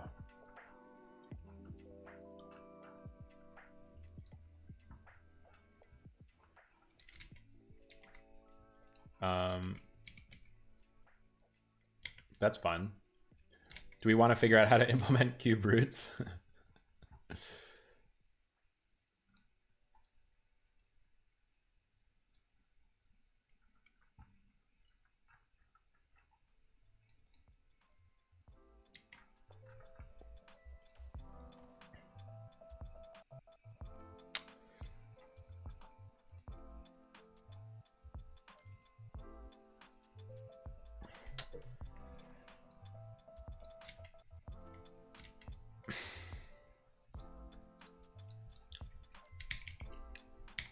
You can use POW. I guess that's true.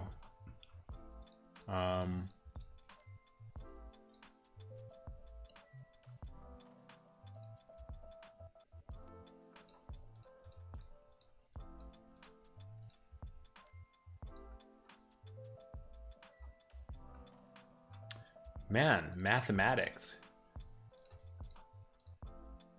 Oh wow, look, they have a special case.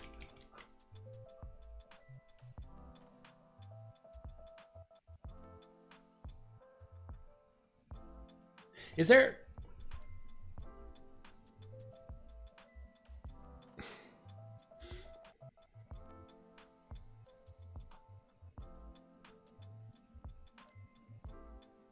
But what happens when you... Can you implement power? Can you implement cube with power? Because isn't like... Don't you have to raise it to the power of like 0.3 repeating or something? But 1/3 is like this weird quantity, right? Like I don't know what would exactly happen here. Because we don't... This decimal library isn't a rational number library. It's like a mantissa-based library, so I just don't exactly know. I guess it doesn't really matter, right? Like the precision wouldn't be infinite anyway. But do you know what I mean? I'm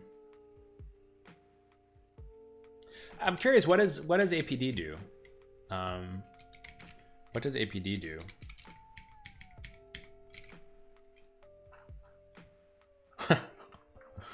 APD does some really complicated stuff. I feel like this just doesn't seem like we necessarily want to spend the time doing this, right?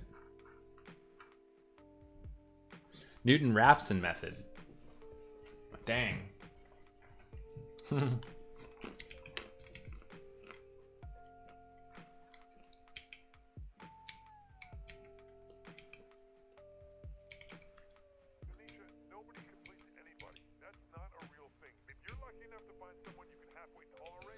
This is interesting. Look, the APD implementation and the ericlagergren implementation both have the same algorithm source.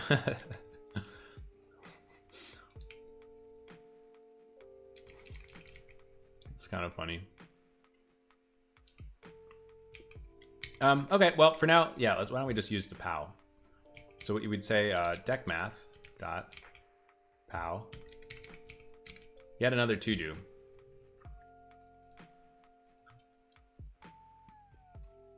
Z to X to the Y and return Z.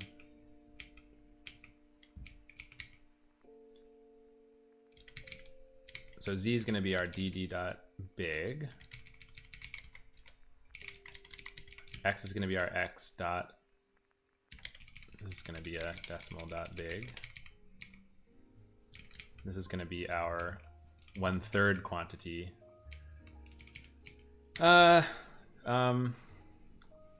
Is this important? Like, I don't really know.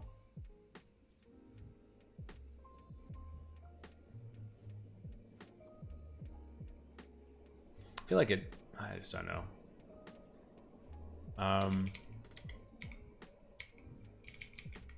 So we'll just say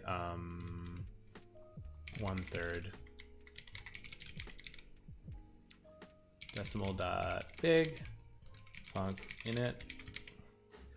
New question, what are arbitrary precision decimals? So an arbitrary precision decimal is a decimal number that has as much precision as you want. So if that wasn't crystal clear, the idea is that if you're familiar with like floating point numbers in computers, they have a limited amount of precision.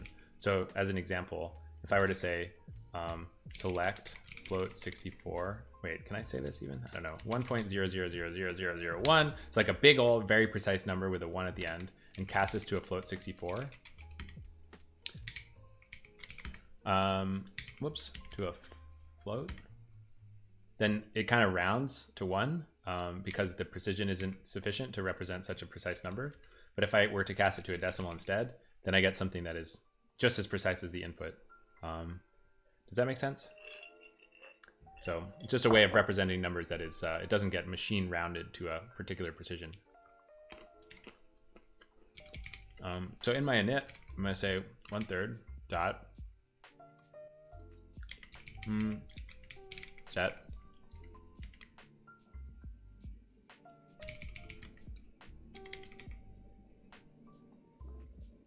I'm going to say 3 is equal to decimal dot new 30, and I'm going to say 1/3 dot div dot quo.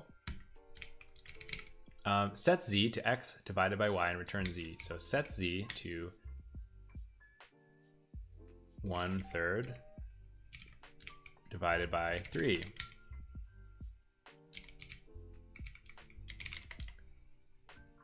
Okay, so we've got our 1/3.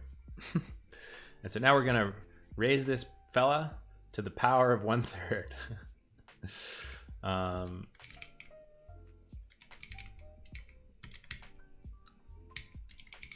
Okay. Set z to x to the y and return z. So we're going to set z, and guess we're done. So we return dd nil. Nice.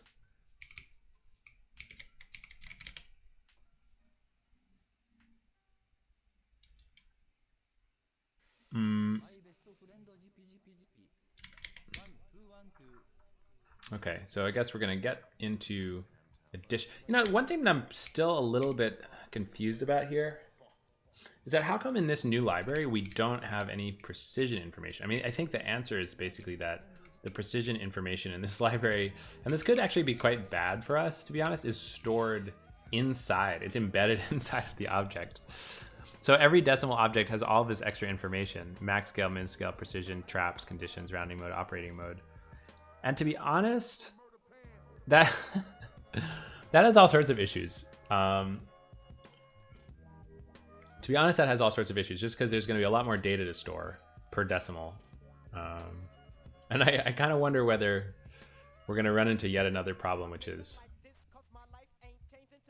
having just more data than we want available, like sitting around on the stack in the heap.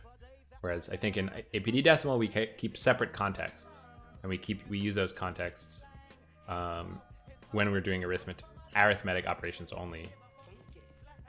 Can you ask a career question? Yeah, go for it.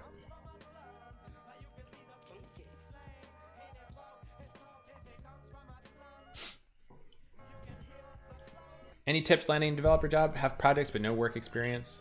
Well, I think you should, have you been trying to apply to jobs? Probably. You've probably been applying to jobs and getting no success.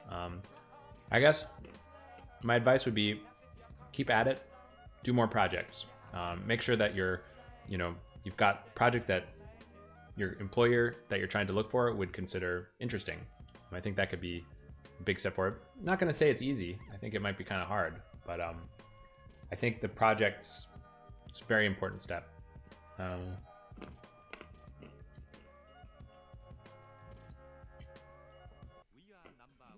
It kind of depends on like where you're getting stuck. Are you getting stuck at the application stage or like the interview stage, you know? And like what level of schooling have you done and stuff like that?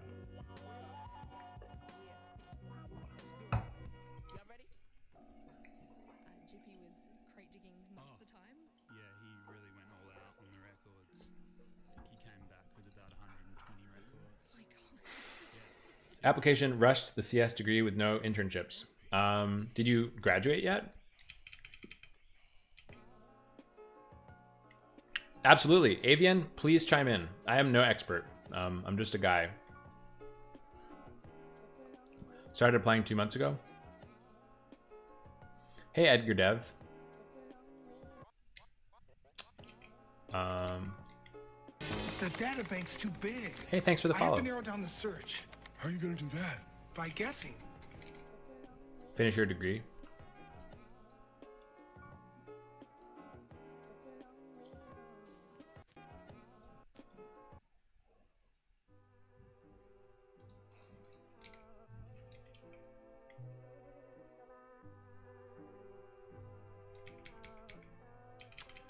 So there's this stuff about exact context, and I'm wondering whether the default context in these Eric-Lagergren decimals is exact or not, right? That's kind of the question here.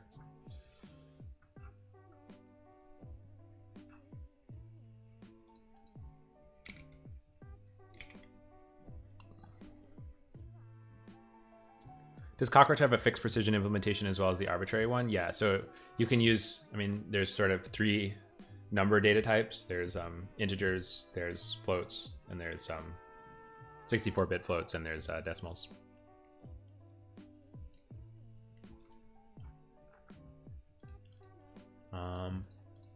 Default precision, maximum number of significant digits. Unlimited precision. Unlimited precision is max precision plus 1. Default precision is 16.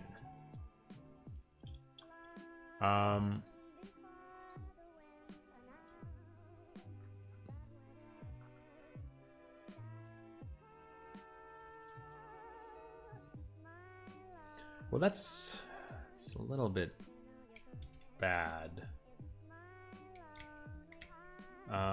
With precision.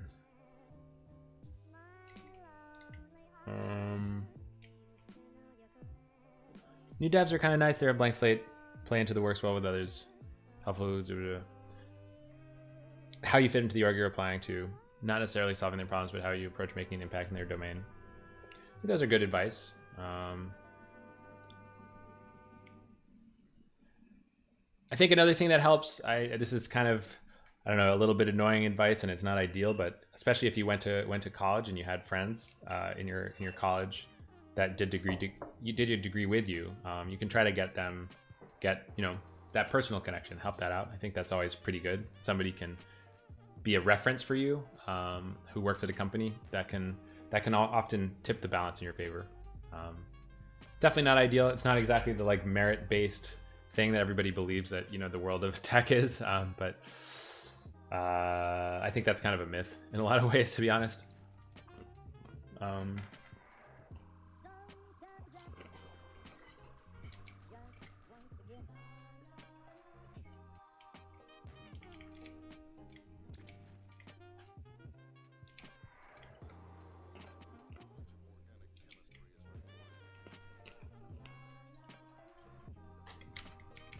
Oh, maybe I actually can I get access to this thing? So wait, what package was that in? That was in decimal.context. So if I say decimal dot, if tech were based on merit, Electron wouldn't eat all my CPU. Unlimited precision. Wait, no. I thought there was something called unlimited context. Oh, context unlimited. And I think I can use this, yeah, right? I don't exactly know why we would be doing it this way, but I think I'll just try to do it this way to keep the two things as similar as possible.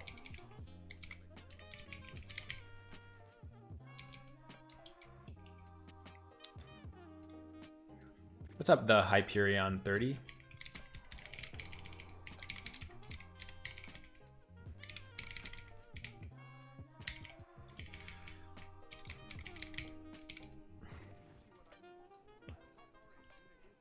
I mean, Electron stuff, like, I don't know. Electron stuff, I mean, it like works, so that's good, right?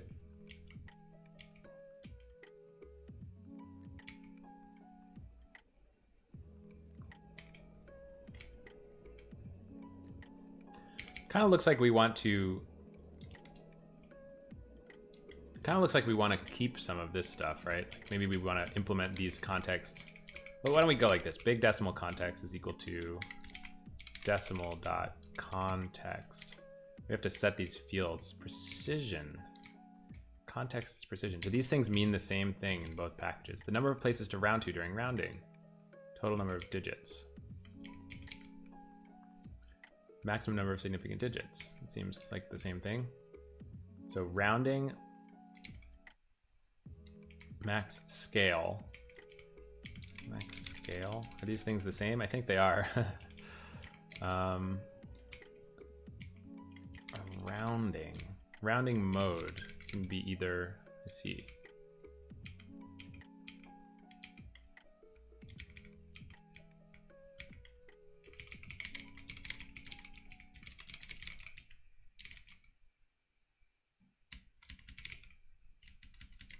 What is round half up exactly?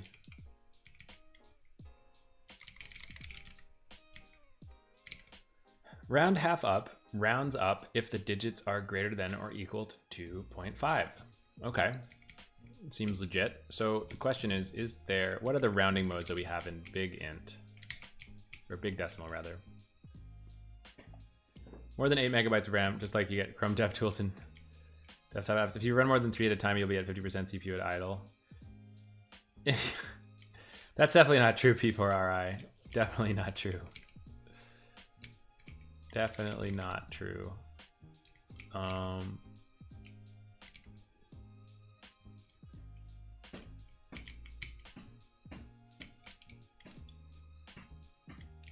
So let's see, rounding mode. What are the rounding modes? 2 nearest even. 2 nearest away. Wow, I guess I need to figure out what these are, right? Round ties to even.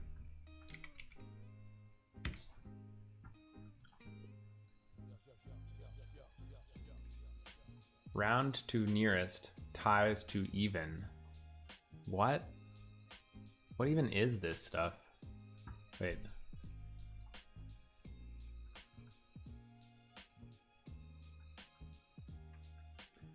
IEEE 754 1985 was an industry standard. Oh god, was an industry standard? Oh, we want IEEE 754 2008. The keyboard starts as a whole unit. You must split it and prove you can wield the power. Yeah, I cleaved this thing in two. That's how it was formed.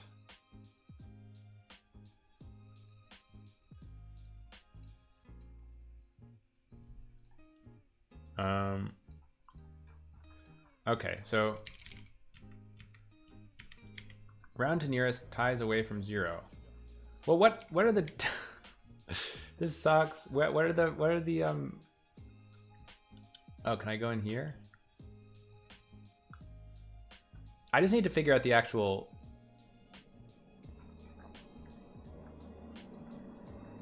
standard has been published. Well, where is the standard? This is horrible.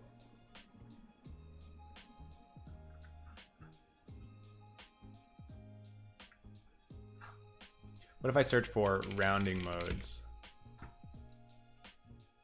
I don't like that it's on Wikipedia. Like, I shouldn't be learning about this stuff from Wikipedia, probably.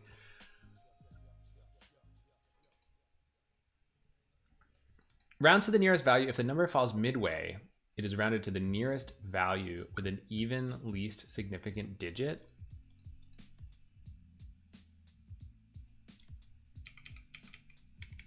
I guess.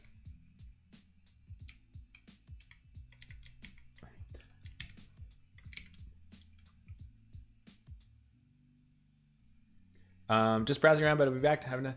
Thank you so much. Appreciate that, Avian. Hope you come back, but thanks for stopping in, even if you don't.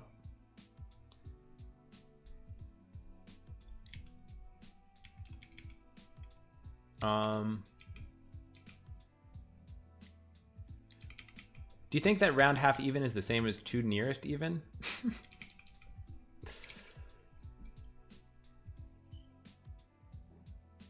I think so.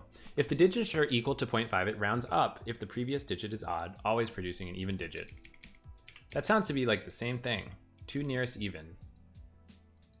Rounds to the nearest value. If the number falls midway, it rounded to the nearest value with an even least significant digit. Yeah, it's definitely the same thing. So we want 2 nearest even for this weird thing.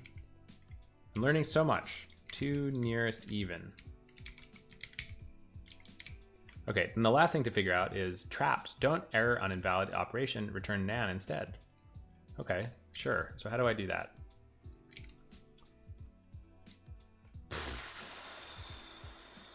Traps are a set of exceptional conditions that should result in an error. So what this is doing is it's setting to the default traps and adding. So and not, what does that do? And not takes away a bit. Yeah, and not takes away a bit. So I wonder if I have to redefine all of this crazy stuff here. Let's see.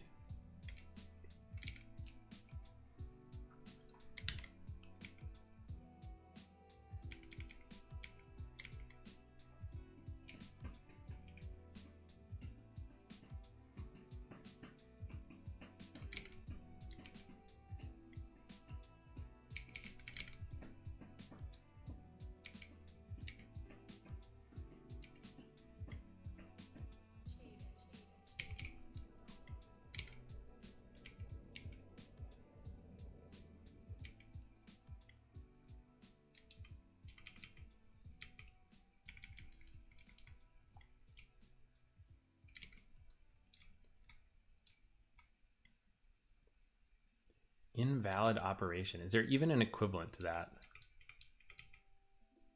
Is there even an equivalent to that? There is. No, wait, this is the old library. Is there an equivalent to invalid operation? There is. Invalid operation occurs when an operand to an operation is a signaling nan, an operand made to add or subtract infinities from either sign. Okay, so just a bunch of conditions. Now the default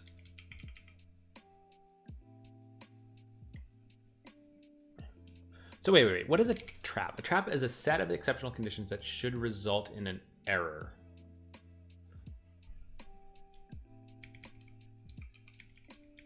So the idea here is that we want to not return an error in these cases, and we want to instead return a NaN. That's what we're saying here. Okay, so I guess what we'll do here then is probably set this to decimal dot context unlimited dot traps, and then unset the decimal dot invalid operation like this. Okay. And then we also want to say there's also this last thing that I forgot about. Operating mode needs to be decimal.gda, which is not an option in APT decimal, but it definitely is for us in this new world. Basically says, are we going to operate as the standard does, or in some like Go mode that does different stuff?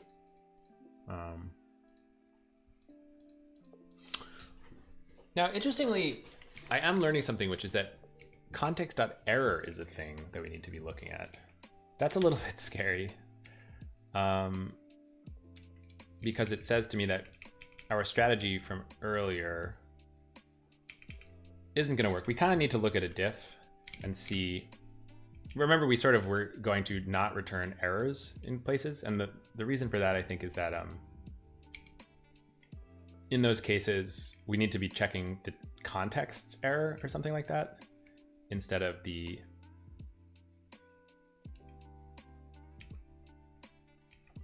error from the operation, which doesn't exist.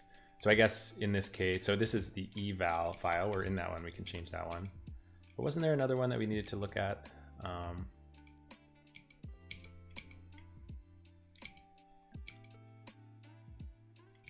So from number needs to be looked at. Honestly, I don't know if I like this API that much.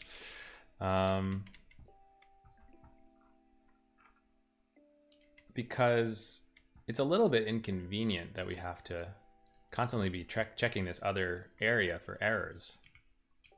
I don't know if I really like that. And another thing that's kind of weird is that I'm not sure if it makes that much sense to have a separate context if we have to be, like, how do we initialize the context of a new decimal? It's kind of unclear. You should try VS Code. It's great. I like the editor that I use, but thanks for the suggestion.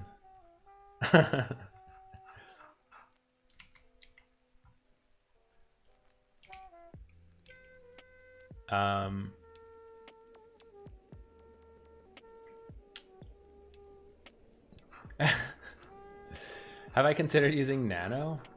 I've thought about it briefly. I was actually thinking about Nano recently because you guys know Liz Fong Jones, right? She does a Twitch stream for what do you call it? Advent of Code right now.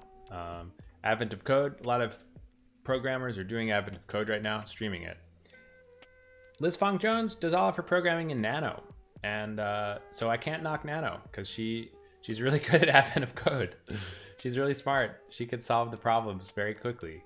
And yep, but she does it all in Nano. So you can't really knock Nano, right? If that's your tool of choice, then that's your tool of choice. You're making a stories joke.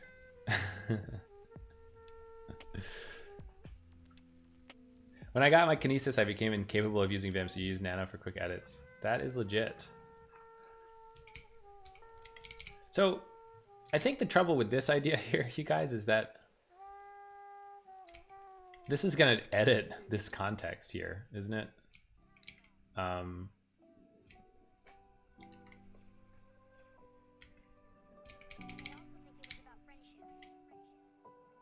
thing is, I don't see how it does because this is all passed by value. So what's the deal? What's the deal? Add big. Let's take a look at what add big does.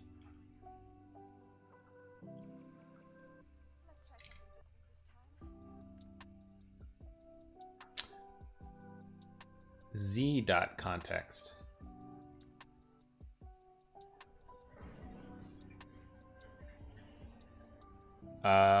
Your friend, that's pretty whack to say. Definitely, definitely that's not a cool thing to say, Wally Boy's friend. Tell that friend that they should let people use whatever tools that they want. That'd be my suggestion.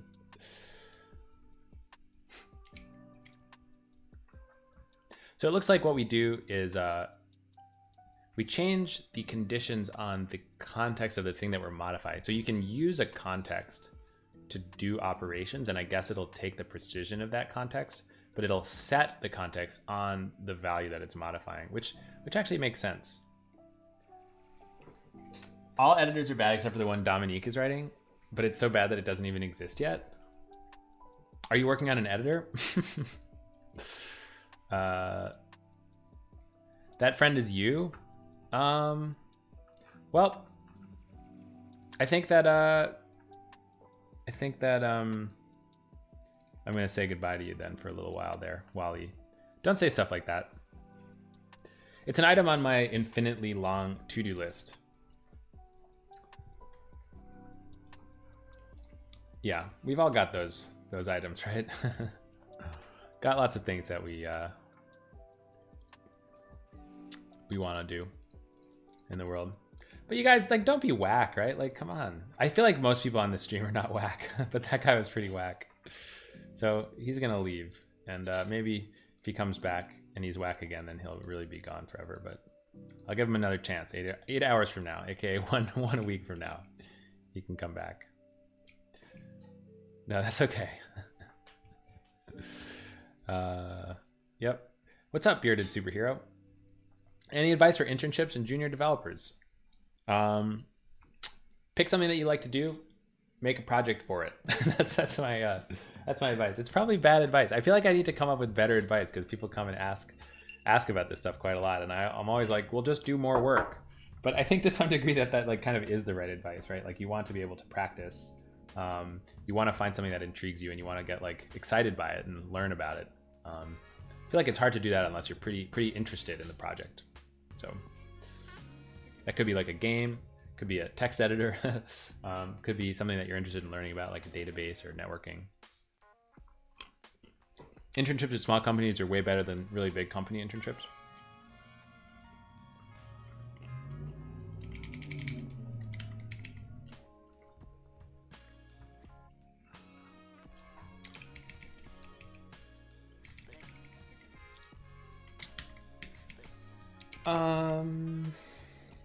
Okay, so I think what's happening here then is we do this unlimited add. Then I think what we have to say is return dd, comma, dd.context.error, I guess.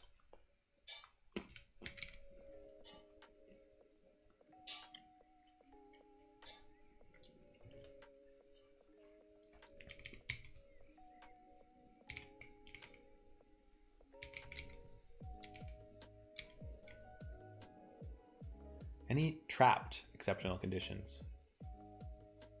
I see. And what we've done here is we've made it so that like many things return nan and not get quote unquote trapped into this error field, but many things also do return an error, I guess. I don't know. Wish I had some like concrete examples to look at here, but I don't right now.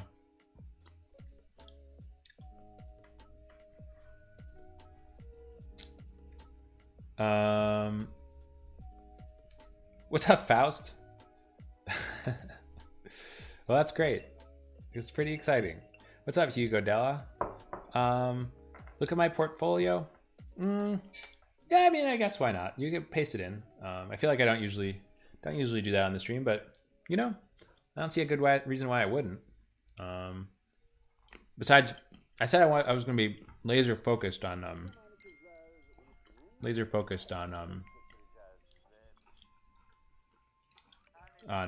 doing this project here.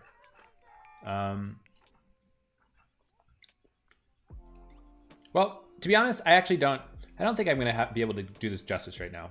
I'm looking at it on my screen here, but I think to give it justice, I would have to take some more time. So I'm probably not gonna do that, but yeah, sorry about that.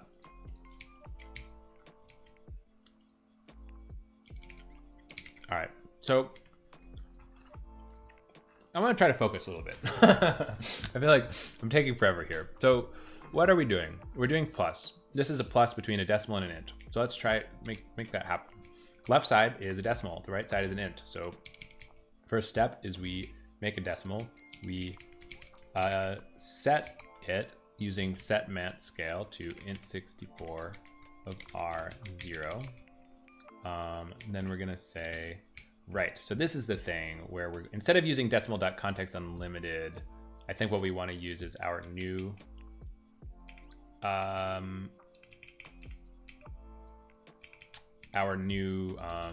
whatever you want to call it, our context that we made up. So it's not called exact context, it's called big decimal context, right?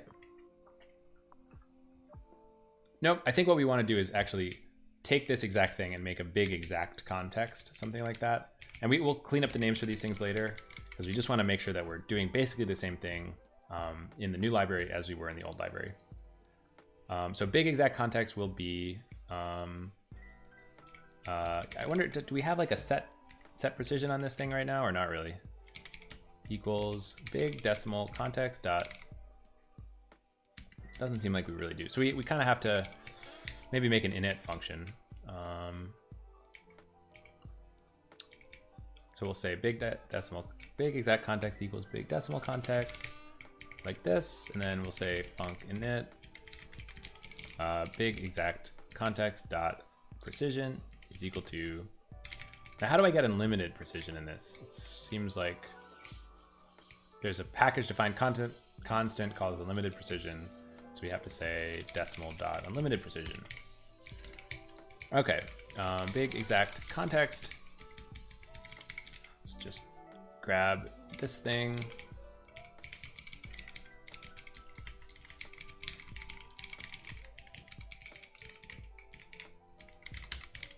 All right. So coming back to eval, instead of decimal.context unlimited, we want to use big exact context. And of course, this thing just returns the result, which we don't even care about. So we want to say dd comma dd dot error. I mean, it's kind of one thing that's a little bit weird, I will say, is this method of retrieving the error. Like, it's when exactly do you want to retrieve the error, since it is sort of quote unquote trapped inside of the context here. I guess for now I'll just do exactly the same thing as we did before, which is to get it eagerly as soon as we do the math operation. Seems like fine. But it's a little bit unclear. Like, you could theoretically like propagate this thing all the way up to the top and only return the error at the very end. I'm sure there's like a whole bunch of information or different techniques for propagating errors. Like, when do you check this stuff? I'm sure that's a big subject of discussion. I just kind of get that feeling, but not positive. Okay, so set mat scale, this is going to be 0. Big exact context dot add, close this.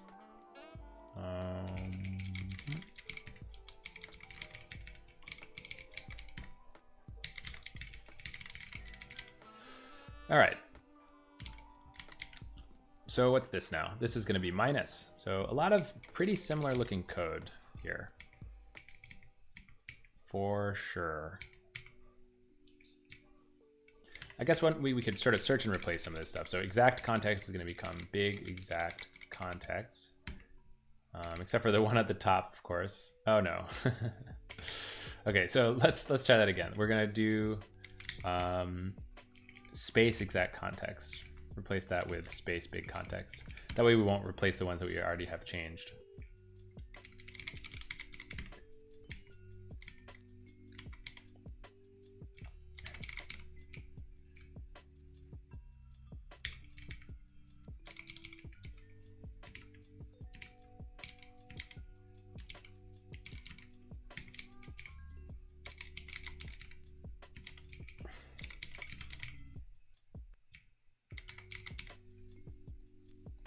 I guess we could also do a big search and replace for capital, like point dot decimal or something.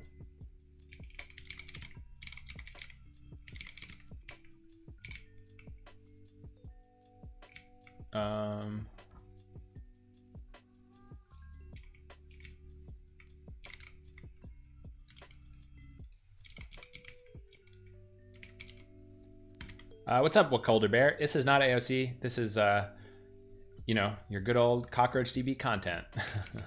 We're working on trying to upgrade our decimals to this different library called ericlagergren decimal. Does it look like I'm like concentrating intently like one would be doing on AOC? Could have been today's AOC. You think so? Like, was it, do you think it's like kind of similar? That'd be pretty funny. Is there like decimal manipulation in the AOC today?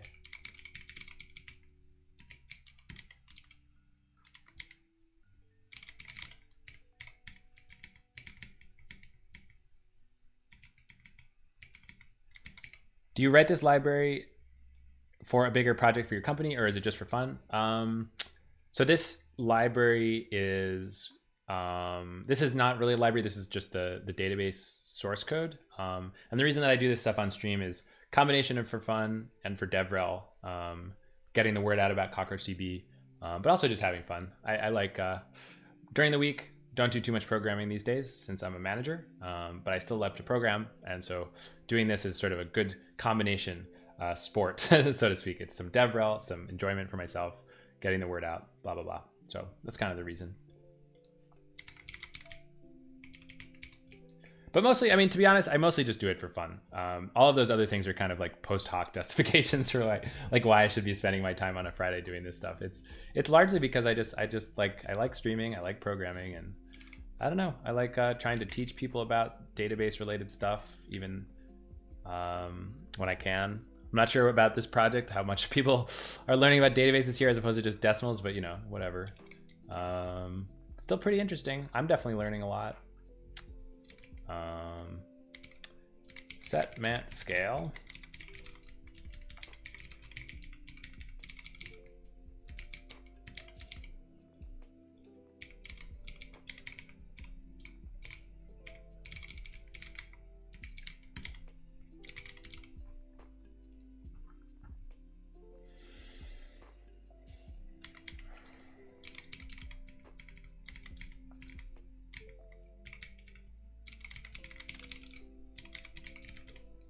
Was it a difficult decision to go into management versus the IC route?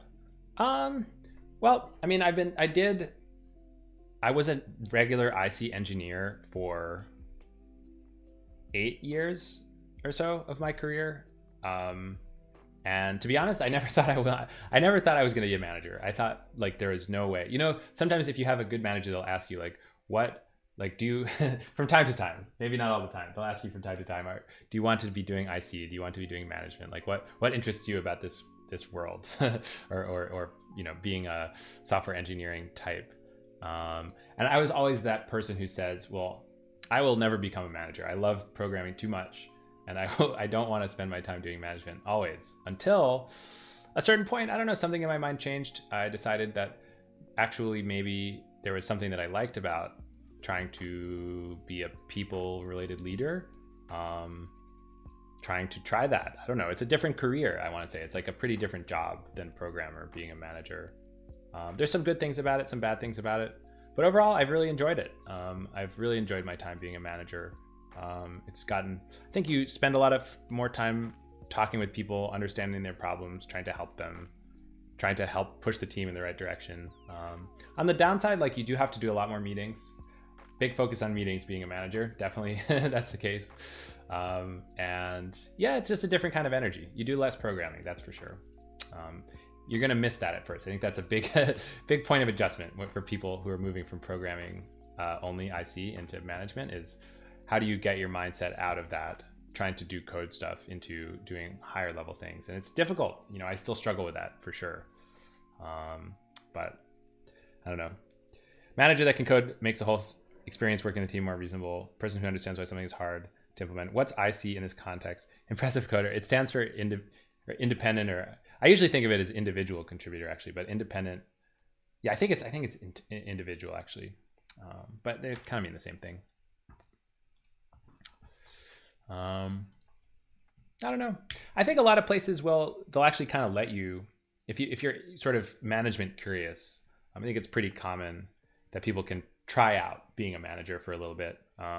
People will be able to let you bounce back and forth if you want to try that. I think some companies kind of let you do that. I think it's pretty common. But it so happened that I kind of liked it, so I've kept it up for a couple years now.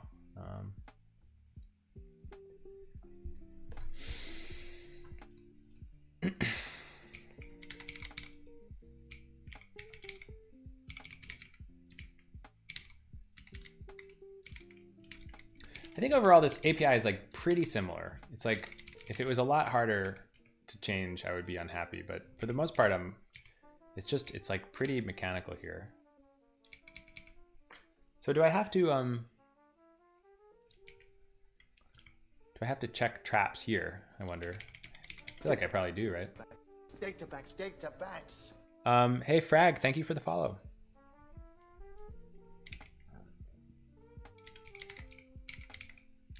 So if I float 64 something, can I get? Oh, no, I do have an okay to check. If not okay, then I guess I return, like what do I return exactly? Yeah, how the heck do I?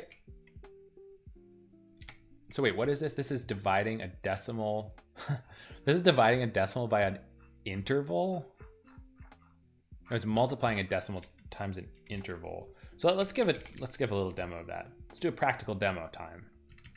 So we'll say 5.000 decimal. Okay, and then multiply by an interval. So that would be like now minus 5 minutes. Wait. What is an interval again? Is it just 5 minutes interval?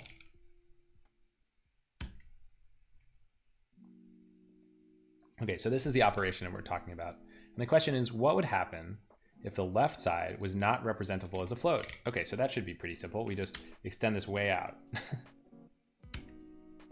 Except it still works. What if we put a 1?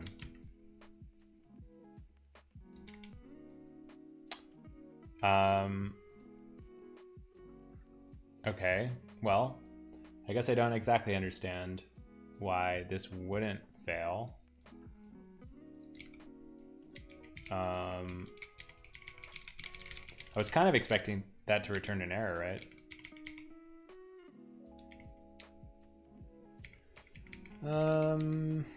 Mult div. No, I want the float 64 thing. Float 64. It says strconf.parseFloat.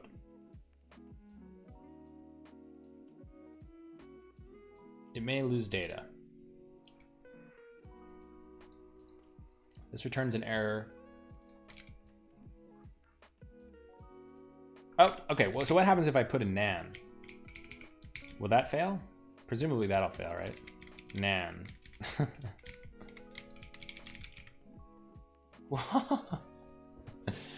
You guys, I think that there's something wrong. You guys, I think that there might be something a little bit wrong here. Look what happens when I multiply nan by 5 minutes.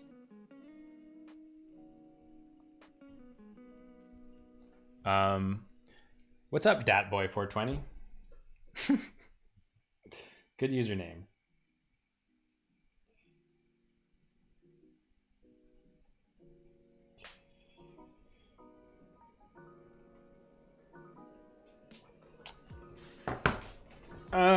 Well, okay, so what happens if I do... I was just expecting that this would return an error, but I guess it doesn't. It seems pretty messed up, honestly. Anyway, I guess this probably... I think this should probably return an error. Anyway, how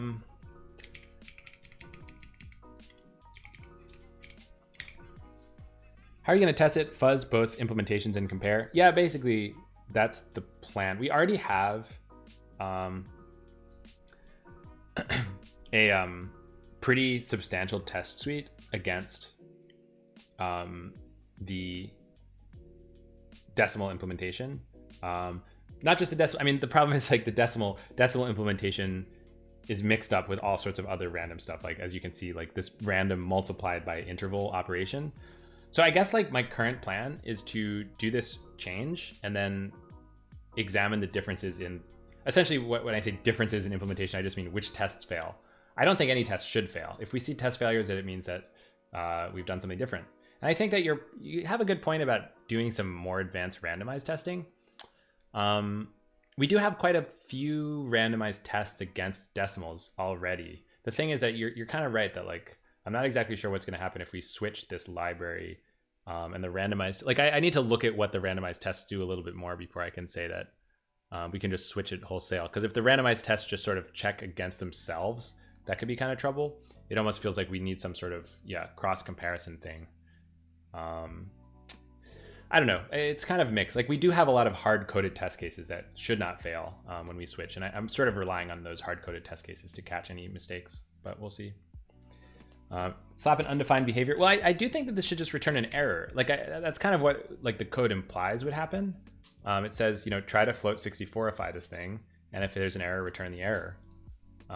Is there a quick check testing library? Yeah, there's definitely some stuff like that. We don't use those ones too much just because like if you like quick check itself, I don't know. Like the idea of quick check is really more about the syntax than like the actual technique, which is just quick check is really just like another way of saying randomized testing with like some assertions. So you can kind of do that in any library that you want just by generating random values, adding some special values in there and doing some assertions that work no matter what the quantity is. You don't really need a library for it. Quick check just like makes it kind of is a way of life. So people think of that when they think of quick check. But we have a bunch of tests like that don't exactly use a library called quick check or anything. Mistock Lick, thank you for the follow. That being said, I think we do actually, there's this thing called like Gopter. This thing. We use this in a couple of tests, which is like, it tries to be like quick check syntax, but it's kind of gross because, I don't know, Go syntax stuff makes it a little bit weird.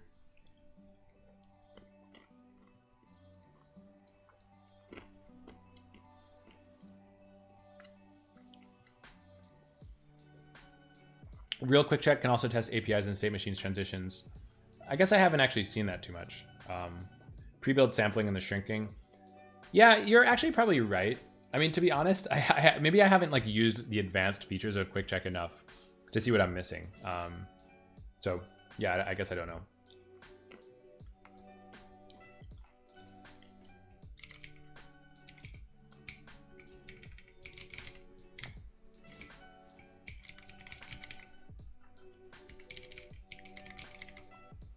Package testing in Go comp. New F. Couldn't. Well, what? Hold on. Out of curiosity, guys. What does Postgres do? Always a great question to ask yourself.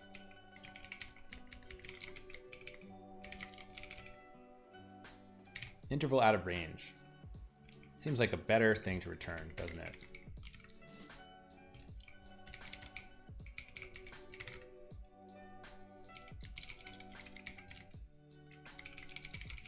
I guess you can't do this. Oops, new.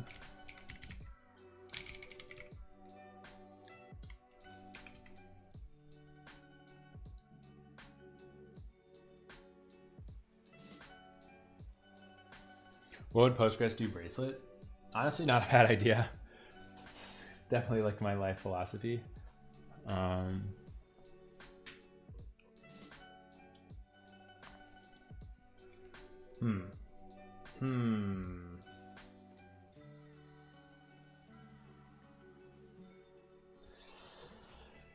All right.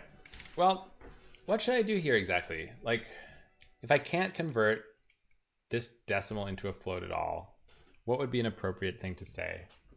It's like not exactly clear to me. Why don't I just say for now, I'm gonna get into some trouble. I think I should say like, okay, pg error dot new f pg code dot out of, isn't there like a, yeah, numeric value out of range. Here we go. This is like what I'm talking about.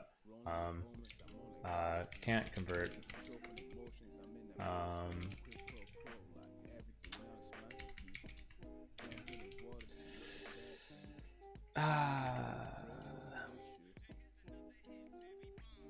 it's like hard to, you know, like I guess it's sort of the dividend or the divisor or whatever. What's the name for the? It's like dividend versus divisor. The numbers that it divided is called the dividend, and the number at which the dividend is divided is the divisor. Okay, so dividend. It's not even the dividend. This is like the multiplicand, right? Multiplicand. Quantity which is to be multiplied. Okay, so I'll just say multiplicand s is out of range. How about that? That's pretty simple and nice. So we'll say L. We'll say L. Maybe we'll stringify it. All right.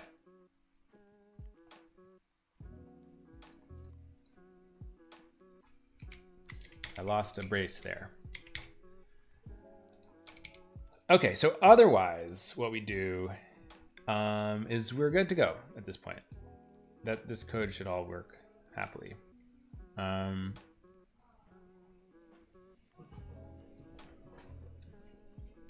Okay, so I guess over here we'll just do the same strategy.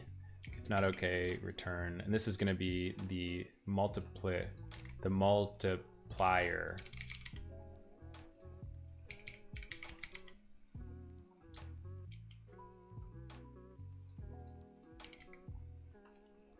Multiplier. All right. So now on to our divisions. So here we got to do the old set mat scale 0.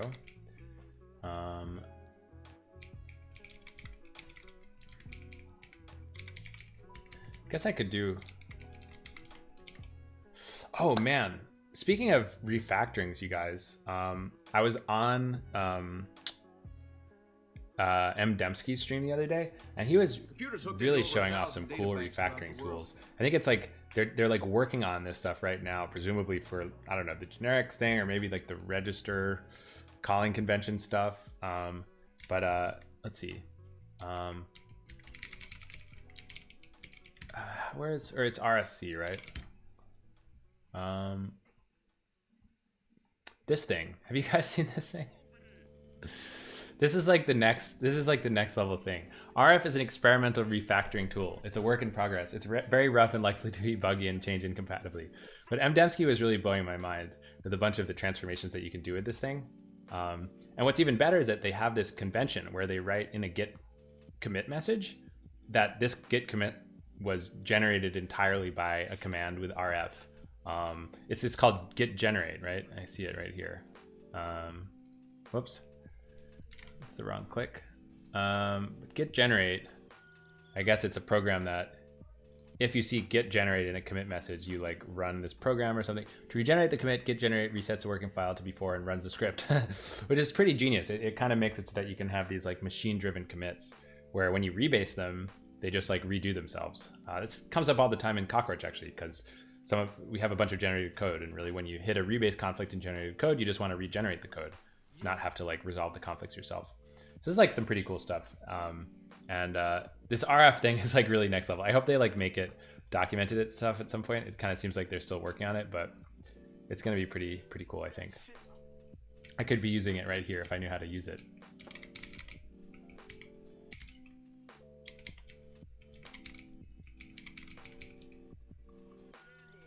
What's going on with this? Oh, right. This we want to be using our big decimal context here. And this returns nothing, and we want to return dd.big.context.error.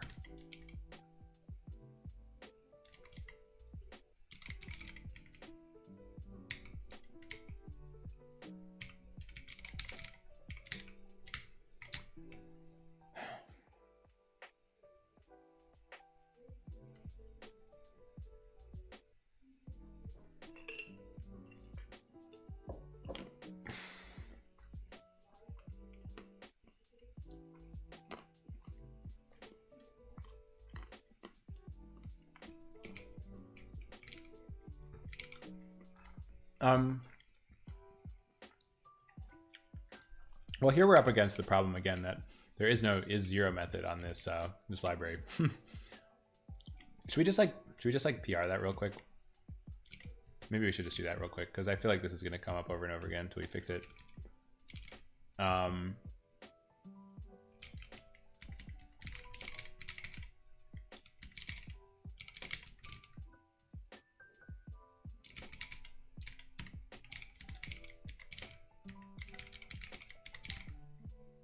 What? Huh?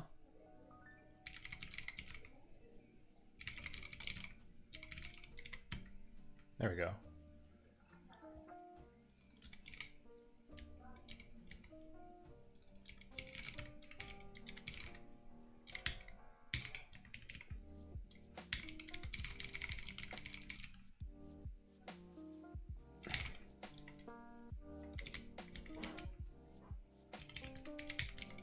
Not exactly sure why this isn't a thing, but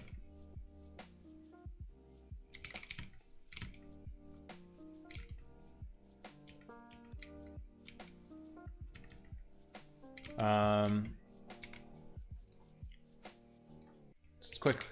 Let's make a fork of this real quick here.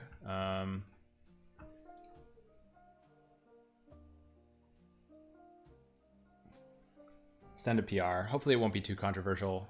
And if it is, then that would be a good thing because we're going to learn whether or not this approach is even valid. All right, so let's git add remote, git mine, git at github.com, Jordan Lewis, decimal. Wait, is that not how? Git remote add.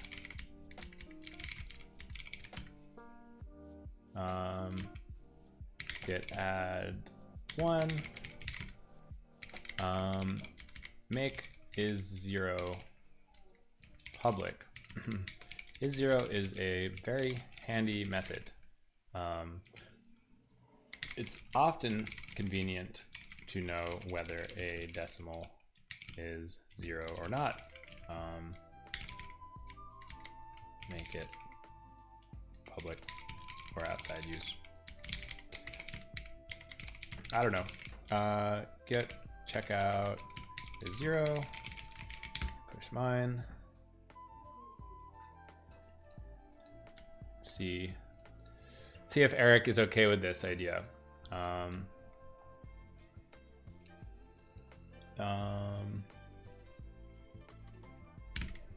Well, I'll just this makes no sense.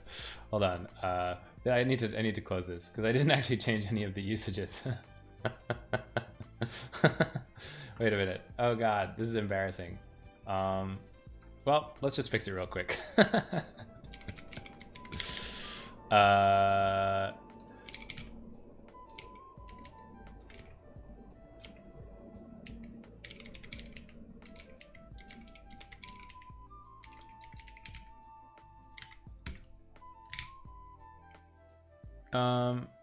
How do I This is like a big Monka S, a major Monka S.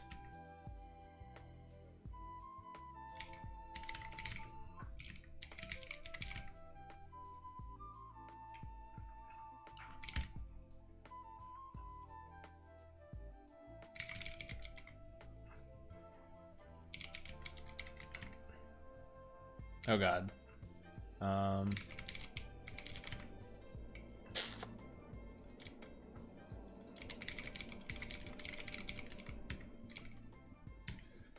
I didn't need the G. Well, I didn't think I did anyway, because I don't think we're ever using is0 twice on the same line.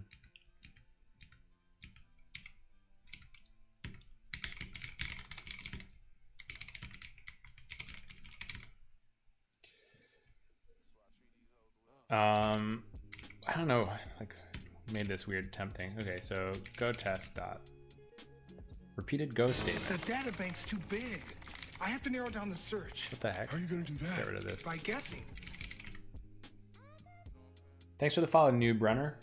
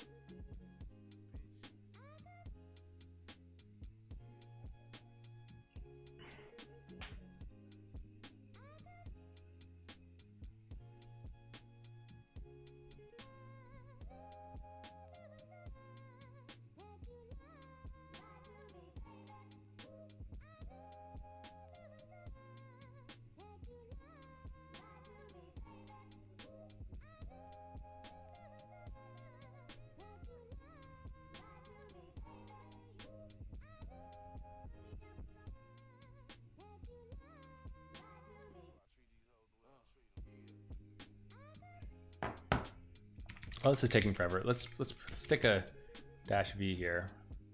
I guess we probably don't need to rerun the test. We just need to make sure that things build. Do you have any recommendations, resources to recommend to learn DBMS development, learning on your own, doing research on certain topics? Well, for me, I've gotten to luckily worked at a company that does this stuff, so I've learned a lot from my colleagues and stuff like this. This is a pretty good book. I've been recommending this one to start with. The other one that I really like is Designing Data Intensive Applications, which isn't exactly about databases, but it like kind of is, and it's a good book to read for sure. So I'll drop those into the chat.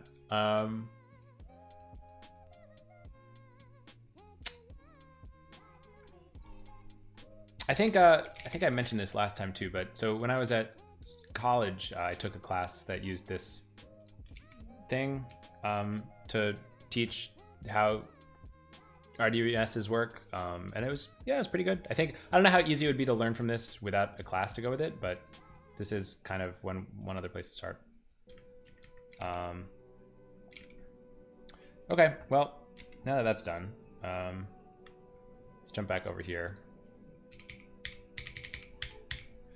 Yep, yeah, I know. I have that same feeling, Brahanser, but I think it is a pretty good intro resource just like for random database stuff, I think, if you've never seen stuff like this before.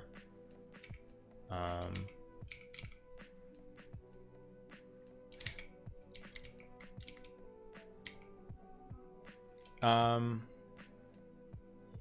guess for now, we'll just do it by hand. So we'll say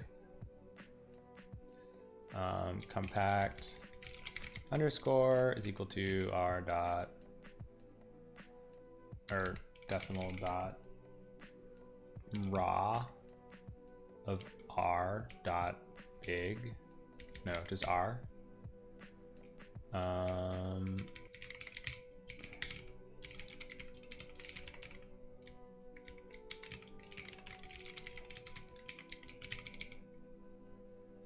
So far, Andy Pablo's lectures on YouTube have been great. Yeah, that I should have mentioned that too. That's a very good point. I should always remember to mention Andy Pablo's lectures, which are truly great. I haven't actually watched a lot of them, but I think that they're excellent.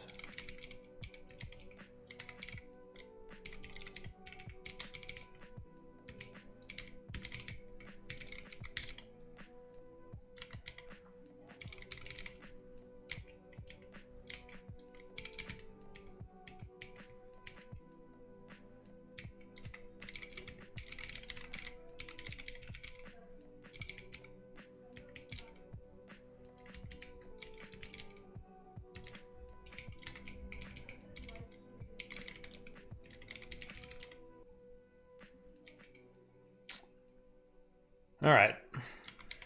Okay, so what's this now? More of the same. Still, I'm just getting the sneaking feeling that I should have done this with a big old search and replace kind of thing, but that's okay. Decimal. Remy Q, thank you for the follow. Design really cool, like HackerRank of databases. That does sound cool. Oh, we have a ton of these is zeros everywhere, huh? Well, okay, so let's just make a quick method then.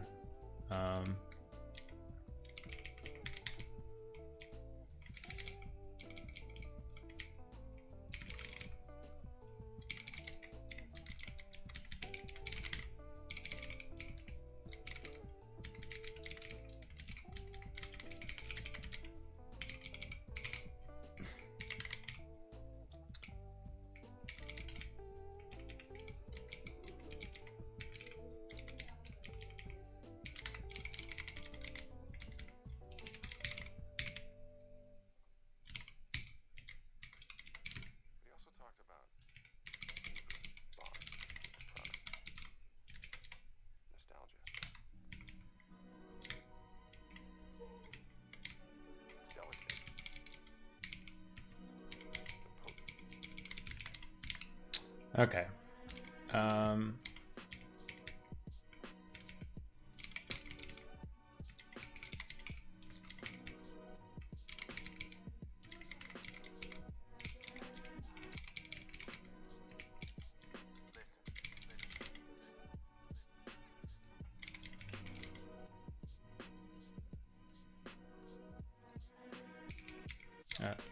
context. All right, you guys, I'm sick of this. I'm gonna do it. I'm gonna do some more automation. This is such a fail right now. Okay, so here's what we're gonna do. We're gonna search for d decimal. Okay, we'll do it with this window. We're gonna search for d decimal dot decimal. We're gonna replace it with d decimal dot big. Just do that everywhere. We're gonna replace dd.decimal with dd.big. Oh, I wanted to do that everywhere too. All right, then we're gonna look for setInt64. SetInt64. And here we're gonna do a little capture group.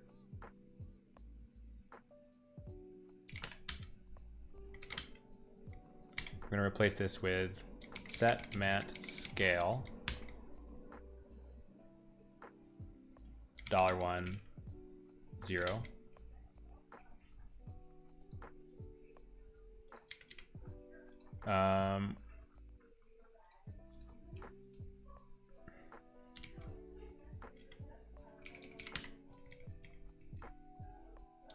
Bunch of is zeros. I think I'll just do these ones by hand because it's kind of annoying to make a regex for this.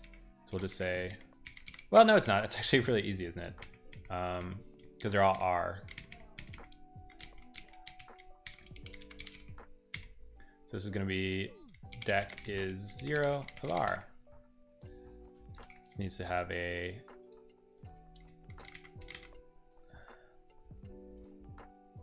okay. Then next up, we just got to fix.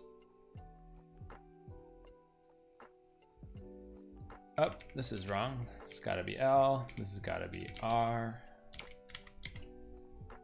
Right, so now we've got to fix these high precision context businesses. So what is high precision context all about, really? How do you feel? 1,000 line file, I feel overwhelmed. Well, the first trick is to never write a file that's so big. Is what a Vim extension? I'm using Goland, so it's a IDE by JetBrains, but I have Vim bindings on the IDE. So high precision context is just like exact context, but it's got, I guess we want to do this one, big high precision context.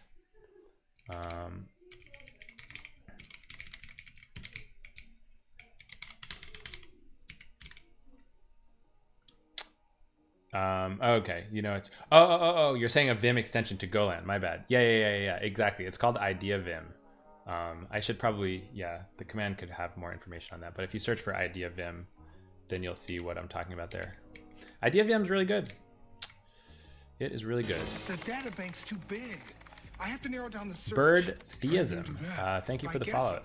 You're the second bird flavored name that's followed me today. We had you, Bird Theism, and then we had the Avian Constabulary. Both really good names. All right, so big high precision context.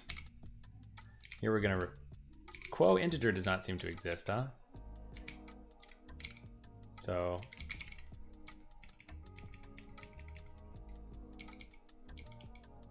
I guess it's probably just a shortcut.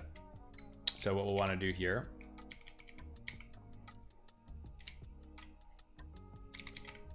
wait a minute, what is quo integer? What is quo integer?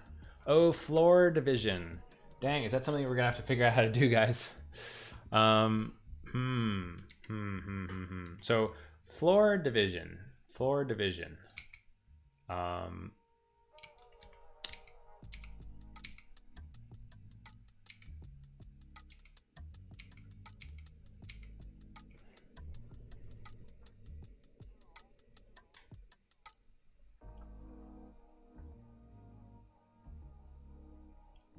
We've got something called floor, so I suppose we could exact divide and then floor it. Should we just do that for now? Seems fine. I don't want to bother. This is probably like more optimized, but I guess, I don't know. Let's see what we do. Oh, it looks like they do the same thing here, though. Well, do they? I don't know. Whatever. I don't think it's that big of a deal. So we're going to say dot quo, and then we're going to say if dd.big.context.error not equal to nil, turn dd error. Otherwise, we'll say dd dot, whoops.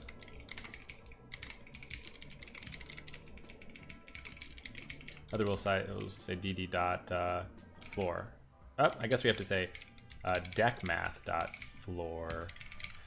Sets z to the greatest integer value less than or equal to x, return z, so we'll just say dd dot big, address of for both of these things, and then dd dot big dot context dot error. See, Phillips, you ask that question too much. You ask that question like every time you come in here, and I don't know what to say. I don't know what to say to your questions, man. I'm not gonna lie.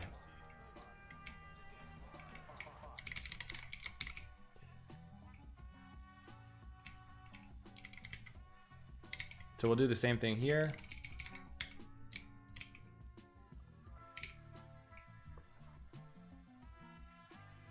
We'll do exactly the same thing here. Did I get it right? DDL, DD, yep. All right.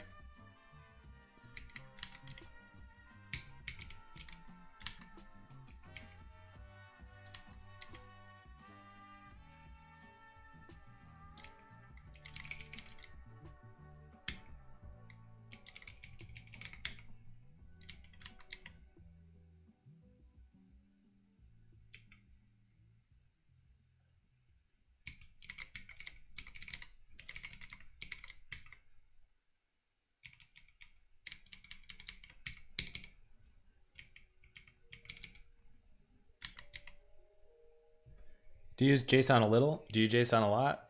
How is Go? You know I like Go. All right, so big high precision context dot remainder. So this is for the mod operator, presumably. So I guess here we just get to return dd.big.context.error. Project has 137 JSON files. Hey, Damage Engine, thank you for the follow. Database.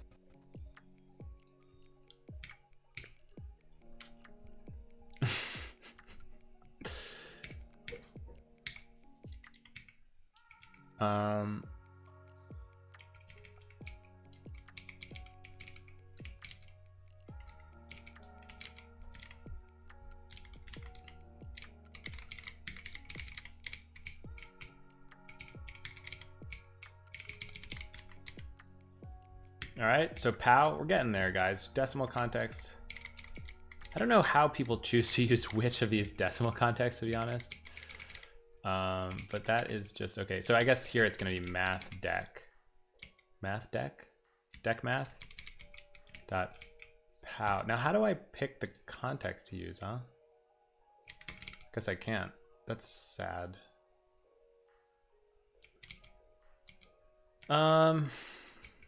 Do I have to set the context or something?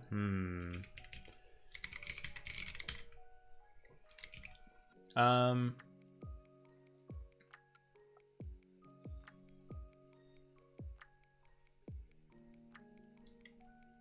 guess we'll just say dd.big.context. Seems really suspicious, honestly.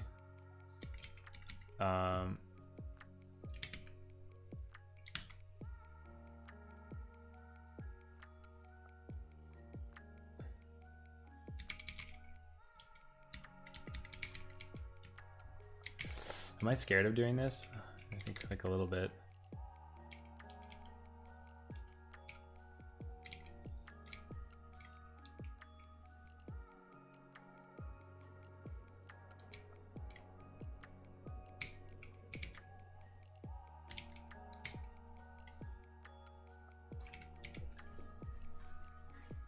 I'm nervous that I'm gonna like be overwriting any traps that are set, but maybe it's fine. Is it unsafe to overwrite the traps on this? Oh no, it's obviously not unsafe because I just am creating it right here. Okay, never mind, we're all good. So we'll say deck math dot pow dd dot big lr dd dot big dot context dot error. All right, well, we can just do this again.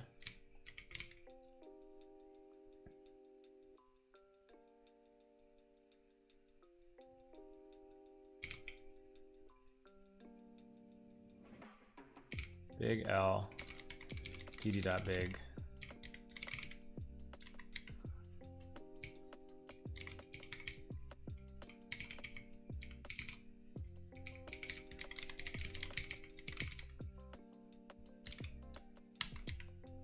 Okay, well, we've made a lot of progress, and now we've accidentally edited some random other stuff, so let's undo that real quick. Decimal to inexact D timestamp. What is this? Decimal to inexact D timestamp is the inverse of timestamp to decimal. It converts decimal constructor from a timestamp into, oh, you know what this is? This is for that MVCC timestamp thing, isn't it? CRDB, oh no, it's something else. CRDB internal approximate timestamp. No, I think it is that. Yeah, it's CRDB internal MVC time. So this is actually kind of a neat feature, you guys, if you haven't seen this. So let's say I insert some data into the database. Oops. Create table A. Insert into A values 1, 2. And then let's say I actually insert another value into the same table. So if I select everything from this table, looks like I just have 2 rows, right? But the question is, like, when did I insert these values? Like, what was the ordering of it? And it turns out that I can actually figure that out without having to add an updated at column or anything like that. So I can just say select star comma CRDB internal MVCC timestamp from A. And what this is actually going to give you is an internal look at the MVCC timestamp. So MVCC is the way that we do concurrency control. Basically, is that we, instead of deleting old data and overwriting it with new data, we write another key with a different timestamp. So every key has a timestamp, and this is a way to get that timestamp out. So you can actually see with this, like, since this was written at, you know, prefix and then 78, you can see that this first row was written before the second row. And if I went ahead and updated that first row, update A set B is equal to 3 where A is equal to 1, and then did it again, then you can see that this top timestamp got updated to something that's greater than the bottom timestamp. So that's just something kind of neat. And the way that this decimal works is basically that the first half of the decimal is the physical timestamp, and the second half is this logical timestamp. And logical timestamp is just about a way of making sure that even if things happen at the same instant, there's a logical counter that says what happened first. Is Go a better programming language to use with CockroachDB? I think you can basically use any language you want with CockroachDB, just like these other databases.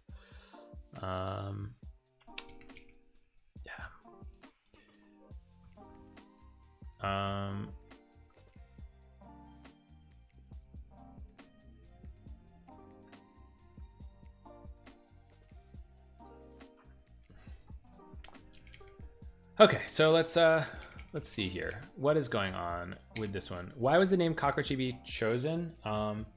Okay, I gave a little pitch for this last time, and I screwed it up a little bit, so I'm gonna try it again. Okay. Okay, let me get it into my head.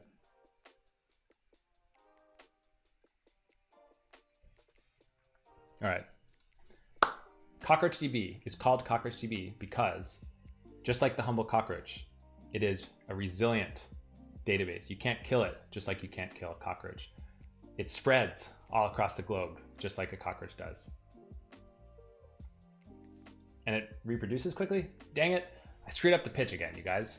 I'm still working on it. But basically, you know, survives nuclear disasters.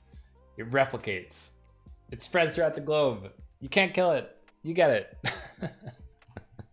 All right, one day I'll get the pitch really down. I'll get it down really down pat. Today was not this day. Today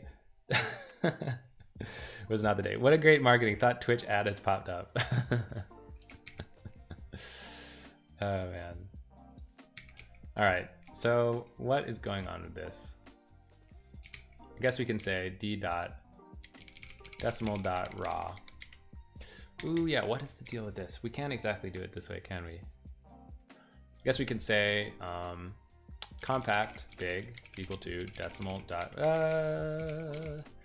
big int decimal dot raw d dot d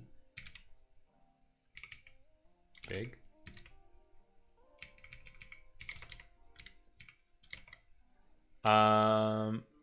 So we can basically say, yeah, this is annoying. This is annoying. Cof.set, right?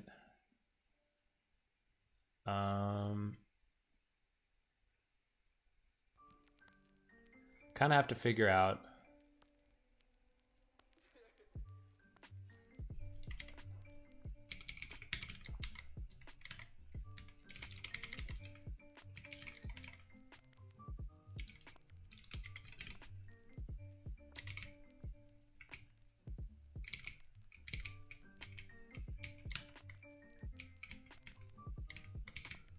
this thing, c dot inflated. Inflated is max uint 64.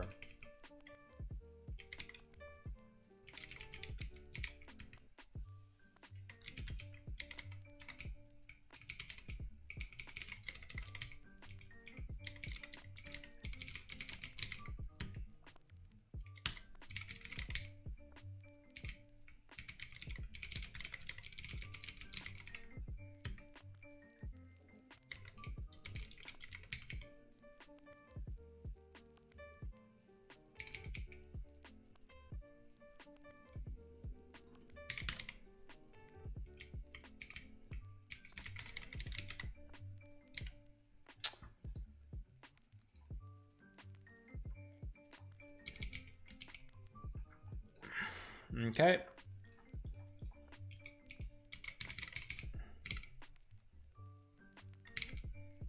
So this one's we've got to flip this guy to big decimal as well.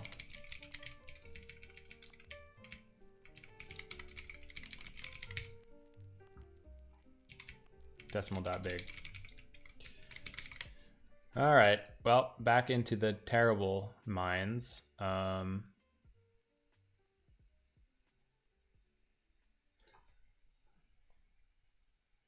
Well, maybe it's actually not that bad. We have to say res.set mant scale to ts.wall time. Then the scale is going to be 10. Stick this up here. Or do we do this at the end?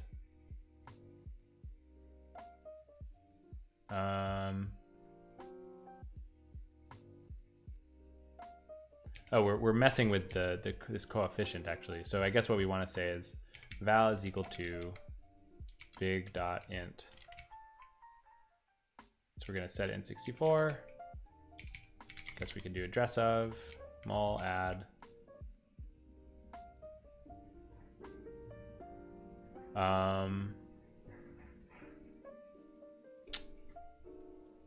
Val must be positive. Okay, so we'll just say neg is equal to val that sign is greater than 0. We abs it, and then we say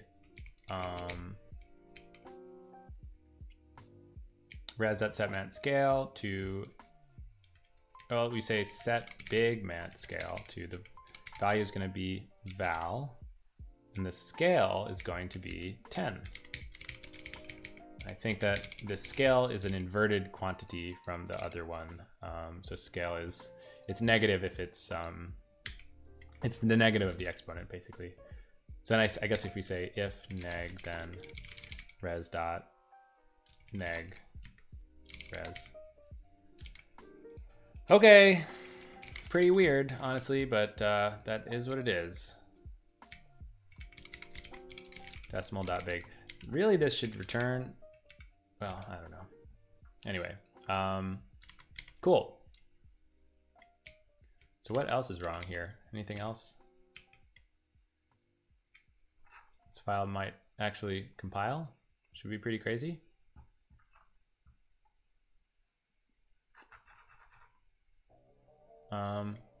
looks like the file actually compiles.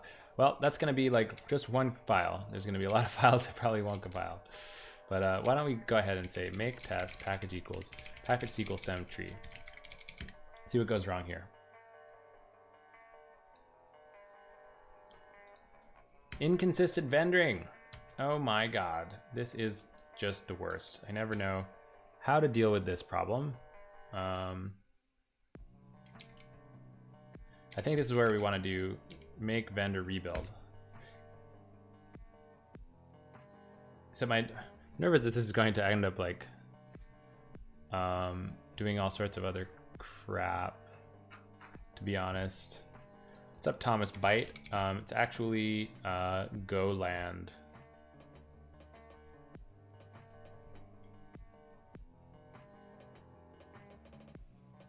Pretty unsure why doing this downloads a new quote-unquote Go SDK, but why don't we just let this run to see what happens?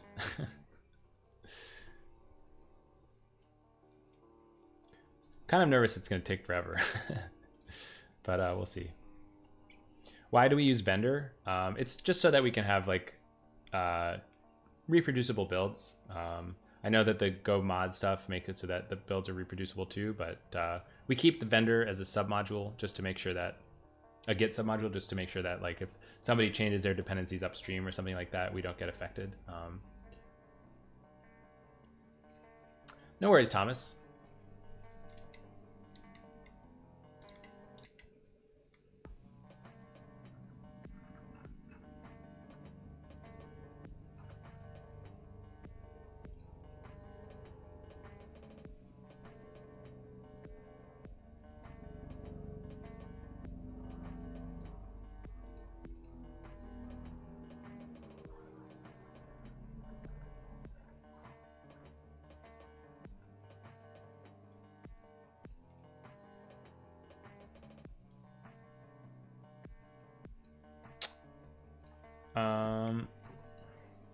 How long does compiling take on average? Well, it depends on when was the last time that you compiled anything.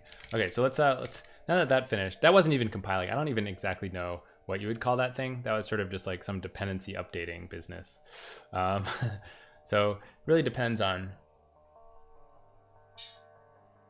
what the last time that you ran compile was, just because there are so many compile caches and stuff like that. John the Farmer, thank you for the follow. I'm sorry about the broken alert there. That was that's pretty bad sounding. I think my computer's busy compiling and stuff like that, so it's kind of taxed. Curious why build a new database, or better, how CockroachDB is different, makes unique from all other existing databases. Yeah, so the summary about what CockroachDB does differently than other databases is that it's a distributed SQL database that's focusing on being compatible with Postgres. So if you want to, it kind of depends on what you're used to comparing it to, but if you're used to comparing it to like a single node database, the big difference is that with Cockroach, you can scale it out very easily by adding new nodes. You don't have to think about manual sharding. You don't have to think about really too many ops related things. It's pretty easy to just add another node and have the data replicate automatically and kind of allow you to spread out the load against the database on that horizontal scaling method. In terms of what makes it different from other distributed databases out there, well, I think it might be easiest if you kind of gave me some ones to compare it against, because there's a lot of different databases out there. But I guess as in comparison with like maybe Amazon Aurora, Cockroach allows you to have a single database cluster that spans regions, which is a pretty powerful technique. The reason that you might want to do such a thing is if you wanted to have a database that doesn't require architecture for your microservices or whatever that allows you to have just a single database for users that live in the East Coast and users that live in the West Coast, basically, without having to have them, have to jump all the way to a single database that maybe lives on the East Coast or maybe Central or something like that. You want to have data locality, but not have to manage two clusters. So that's one thing that Cockroach can do for you pretty well. Geo-replication. So I don't know, those are some attributes. Distributed SQL, SQL at scale. These are some things. You evaluated Cockroach, but you decided against it. What made you want to not use it, Thomas, out of curiosity? And what did you pick instead? Coding cannot use decimal without big is APD decimal and blah blah blah. Okay, so that's a pretty good clue for where to look at next.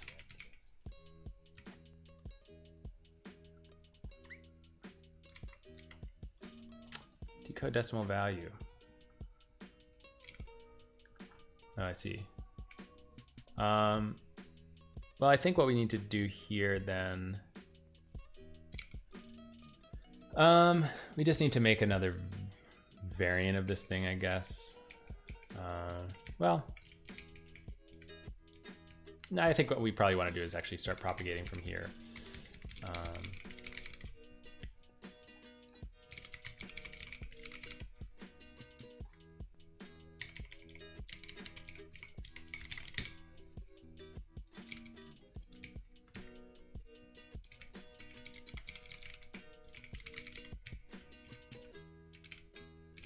Nothing against the database technology at all. Developing a Discord bot. Already understand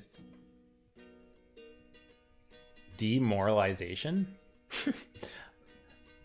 Not sure what you mean by that. So you opted for DynamoDB for scalability and price. Oh, you must have spent denormalization. That makes sense. Okay, yeah, very cool. Yeah, I think SQL isn't always the right choice. I think a lot of the times, if you have a really simple application, simple data model, a key value store might just be a lot easier to work with. So I think that's a very reasonable choice. Definitely SQL isn't always a good use case. Not every problem is a good use case for CockroachDB either, of course. Even though I'd like to believe it, it's definitely probably not the case right now. We're definitely best for workloads that are heavily transactional. So OLTP workloads, we like to say, that are you need relational data in them. So consistency is important. And you want to be able to scale your workload out. So you want to, you think it's important to be able to add resources to your cluster without having to have them live on a single machine. You know, those are some good reasons to use Cockroach. Minimally, what does CockroachDB need to run? How much memory / CPU? We like to recommend I think 4 gigs of memory. And I guess there's probably some minimal requirement. I don't know, maybe 4 or 8 vCPUs or something like that. Databases tend to be pretty memory hungry though. No matter, it's we'll always say just give it more memory. It's usually going to be better and happier. Other thing is that you don't really want to be running Cockroach in a single node configuration. You kind of want to run it as a cluster, or else you're not really going to be getting a lot of that value proposition. So that kind of changes the calculus too. A lot of things to think about. The other thing that you could look at is Cockroach Cloud. So Cockroach Cloud is our hosted product that we're trying to invest a lot into Cockroach Cloud right now. Make that the easiest and fastest and best way to use CockroachDB. So that's just our hosted CockroachDB, kind of like DynamoDB is the hosted version of whatever that technology used to be called.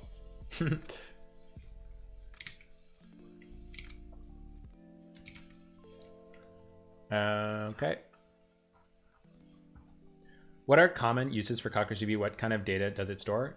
Yeah, like I was kind of saying, common uses are any of those workloads that are heavily transactional. So for example, a common example of this would be buying and selling goods, or a product ledger, or a bank ledger, transactions, anything where you need to store metadata at high throughput, things where you need to be doing more of those transactional, less analytic workloads kind of thing.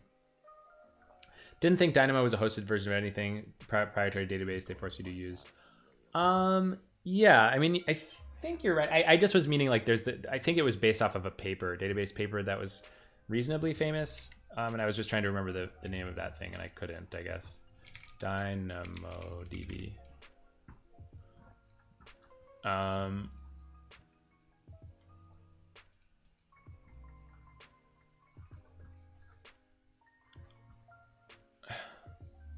Yeah, maybe you're right. Maybe I'm thinking, I don't know what I'm thinking of.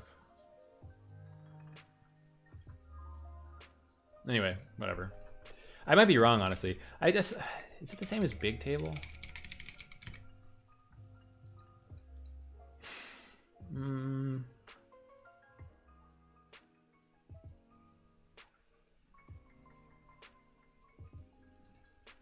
Yeah, I kind of just think that DynamoDB, it felt like it sort of succeeded the Google internal Bigtable thing before they made that available on GCP. but I guess I don't really know the history, to be completely honest. Don't really know the history here. Okay, well, anyway, let's go back here and run this again, see what happens next.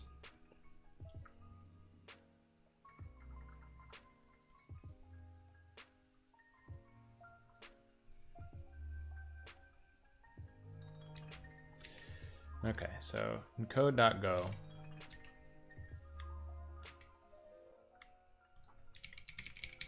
I thought it was all proprietary flavors of Jeff's work on MapReduce. Jeff being a Googler. You're probably talking about Jeff Dean. What you're saying, most open source technology, it seems like they strive to provide hosted cloud to generate revenue. Yeah, it's not just about generating revenue. I don't think it's also just about making the product like actually easy to use as possible.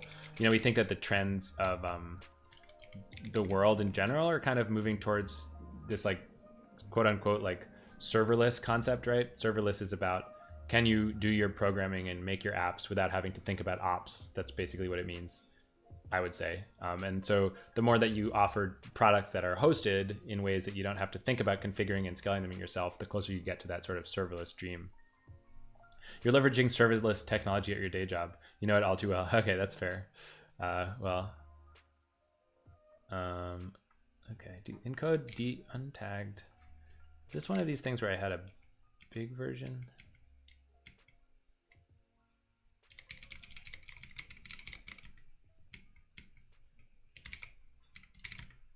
Nope, looks like I didn't do that. It's kind of annoying.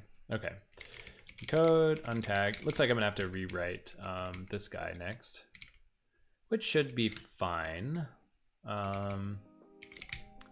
For now, I think I'll just, whatever. I'll just go ahead and modify it. Decimal.big.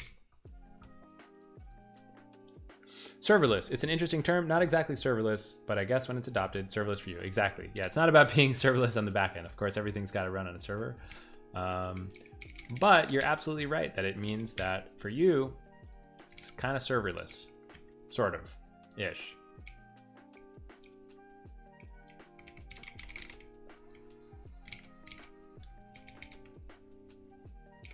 Okay, nice. Well, that fixed that problem.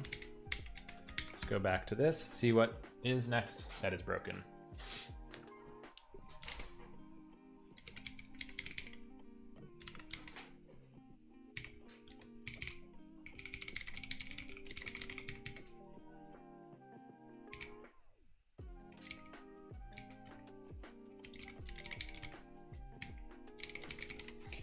Really want to get into Vim? Yeah, you can learn it, man. I believe in you. It's not that hard, I would say. I mean, it takes a little bit of practice and a little bit of dedication, but it's definitely within your power, 100%.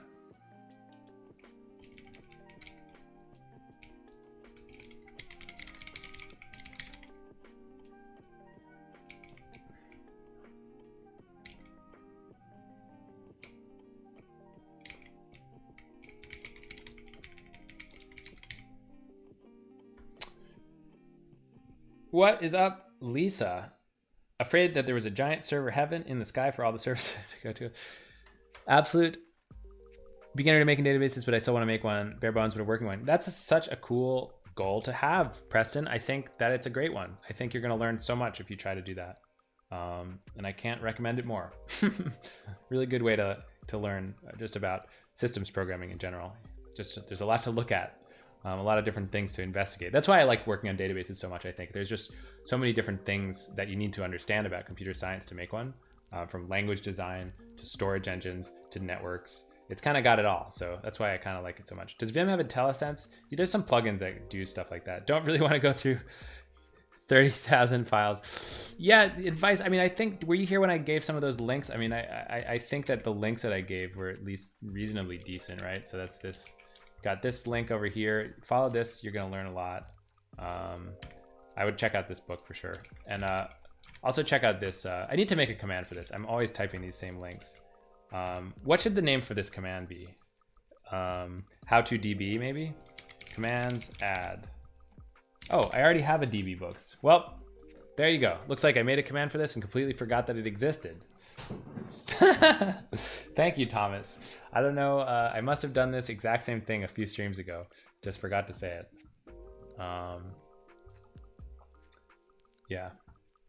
I want to edit this actually to add that last link because I feel like I'm always trying to push it as well. So let's see. So I'm going to say commands, edit, db books, and then paste this.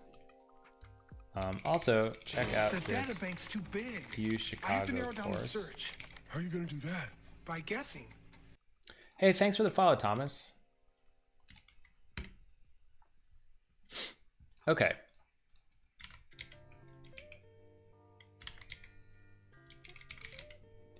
So hopefully, I don't know. Preston, does that help? Did you check those out yet? Am I just saying things twice to you that you already knew, or?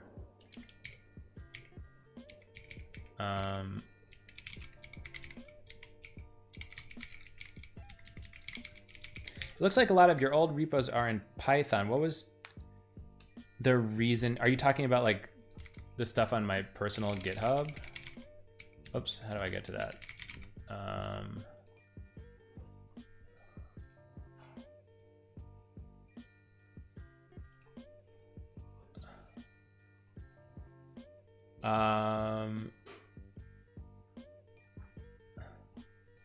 Do I have a lot of Python projects? I don't know. Do I? I feel like I don't really. I don't know. Source repositories? What is all this stuff?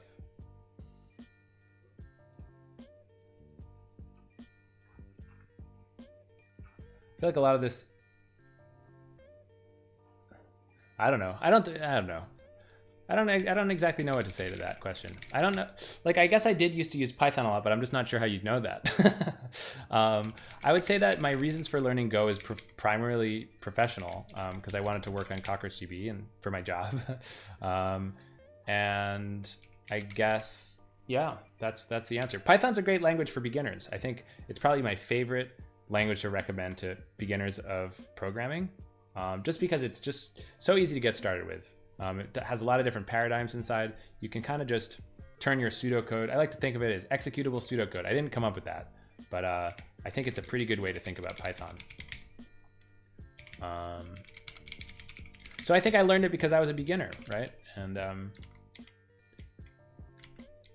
I think I would, yeah, I don't know. I like Python. It's a good language. What is going on with this? Recommend them see. Oh, my old Advent of Code stuff. Yeah, I guess I did Advent of Code in Python a couple years. I just think it's really fast to write in. But probably now that I've been working in Go for like 5 years, I'm probably faster in Go than I am at Python at this point, to be honest. Like, I just forget about all the different little idioms and stuff in Python. Also, I'm so used to like zero copy slicing at this point that going to Python with when you slice into a string or a byte array that it copies, I find that like completely crazy. But you know, every beginner should plug into assembly. I don't know about that. I don't know if I would recommend that. I think that is questionable advice.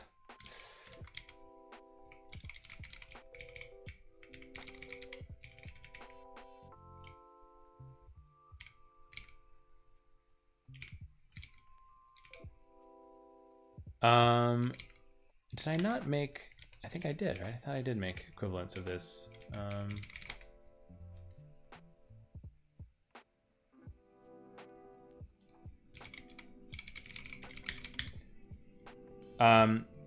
What did you say about string slicing? What does Go do? Okay, so let me show you something here.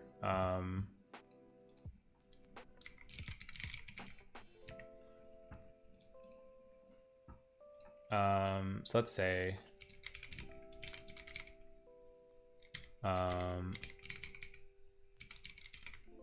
okay, so then I said G is equal to F of 1, 2, 2, 3, maybe? And then I said G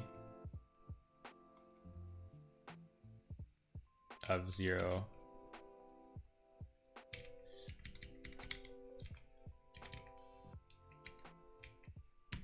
So the question is, we know what G is going to print out, but the question is, what is F going to print out, right? Whoops. Let's try to make these strings, right? Just so it's a little bit easier to read.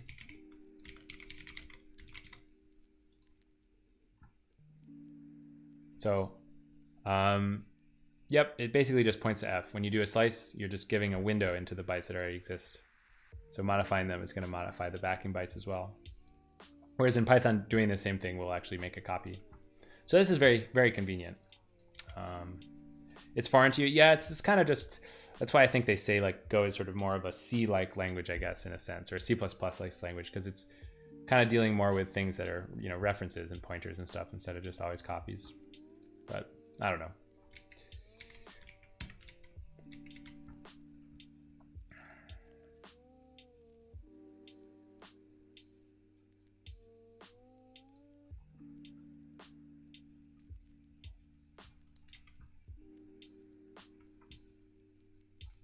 It's just a thin layer above C? No, it's definitely a lot more than just a thin layer above C. One big difference is that it's a garbage collected language. Yeah, it's like quite a bit different than C.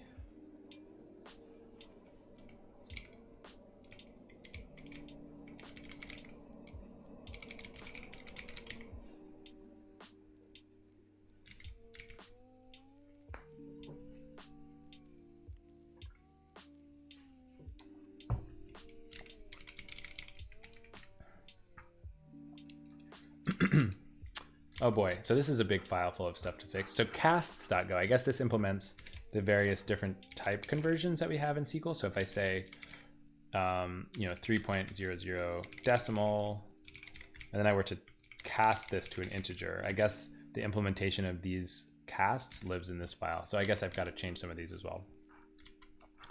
So that's fun. Yay.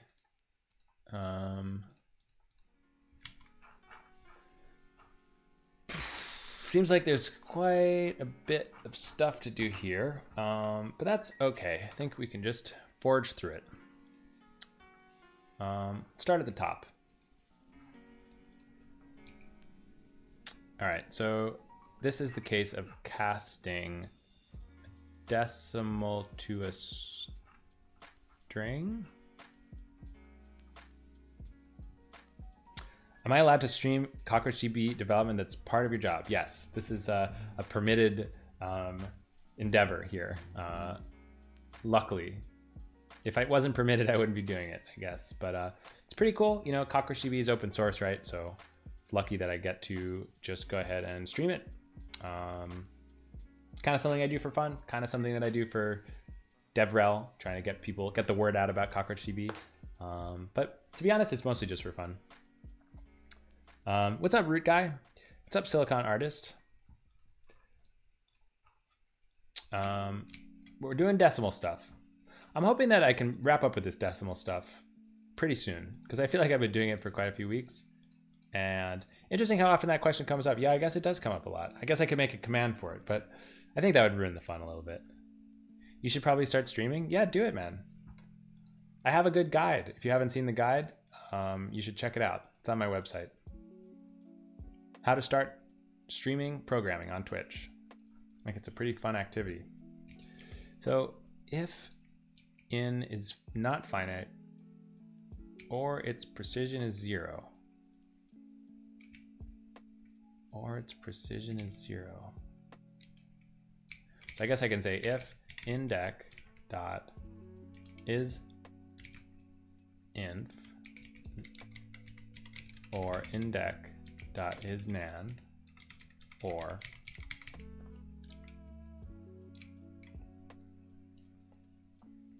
is there a string type in Go, or is it just a list of bytes? There's also a string type, yes. But strings, they're backed by byte slices, but they're immutable.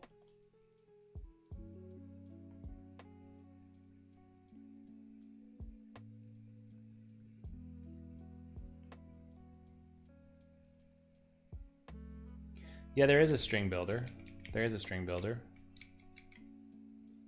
Okay, so num digits. I think num digits in this thing is what? Is it just precision?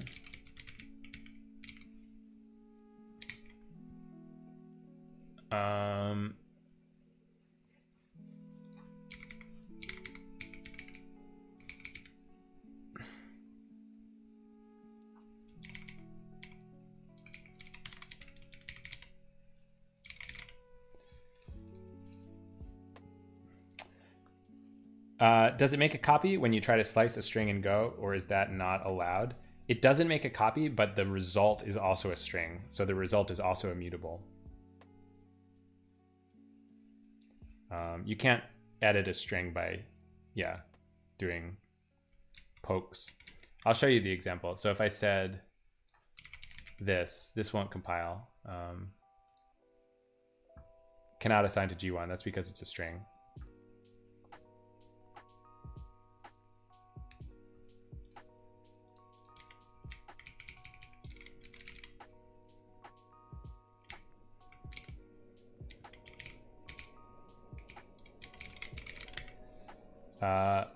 Limit decimal width. Looks like I'll have to edit this thing. You're welcome. The data bank's too big. I have to narrow down the search. Calculator How 99, you gonna thank do you for the that? follow. By guessing. You like Go routines and channels.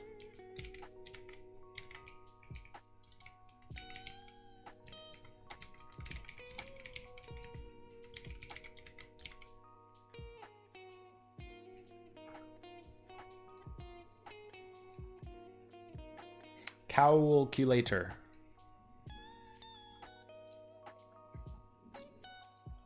Welcome to the stream, my cow. Macau. What does quantize do anyway? Sets z to the number equal in value and signed to z with the scale n. The rounding of z is performed according to the rounding mode. Sounds like what I really want to do here.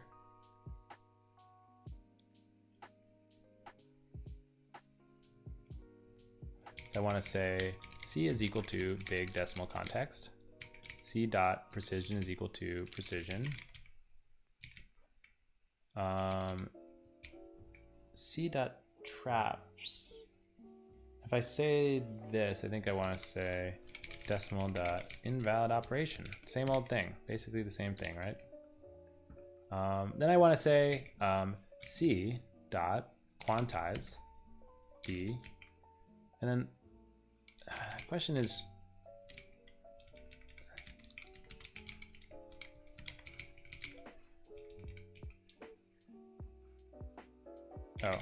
if I were to say decimal context dot quantize, what does this do exactly? The old one, it's like over here for some reason. Why is that? Adjusts and rounds. X is necessary, so it represented with exponent exp. Exponent exp.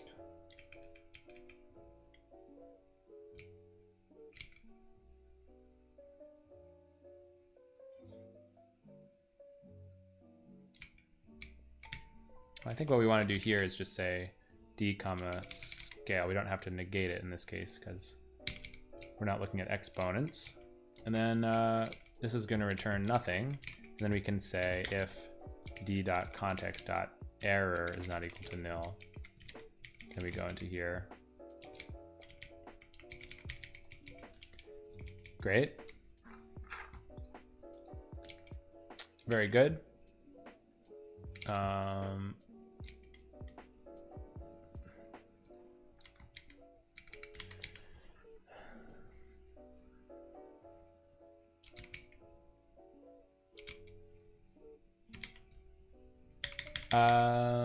What's going on here exactly? Alias method for width. The scale is equal to the exponent.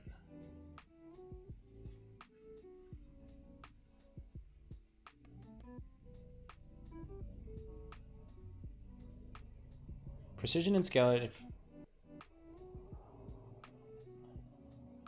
target column switch. I mean, I think I actually want to like negate this and turn this into an int32 or something. Or like, I guess I could int this one. This is kind of weird. It's kind of weird. It's very confusing. The word scale means different things in different contexts. In the context of SQL, scale means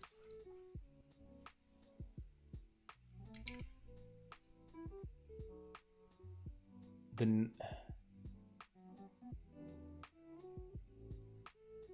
guess I don't really know what it means.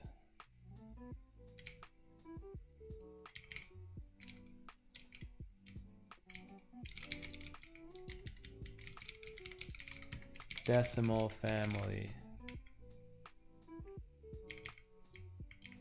What is the scale exactly? The scale is the digits to the right of the decimal point. And so I think that that means, yeah, so in the world of this decimal library, on the other hand, the scale is actually something different. X was the negated scale.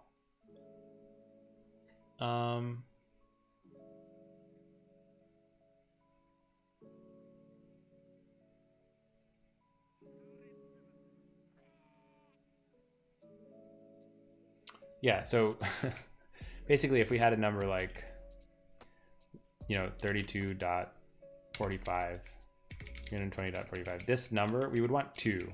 Our scale, according to like the SQL version of the meaning scale, would be 2. But I think that what we end up returning here is like the inverse of that, the negated version of that, right? In this case, 2 is exp. 2 is what we need to, exponentify 10 by in order to multiply it by this to get the full thing, right? Wait, am I getting that right?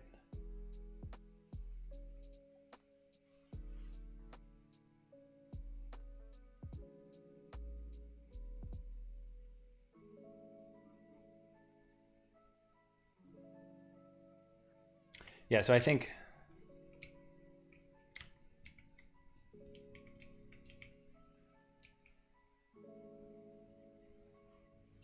that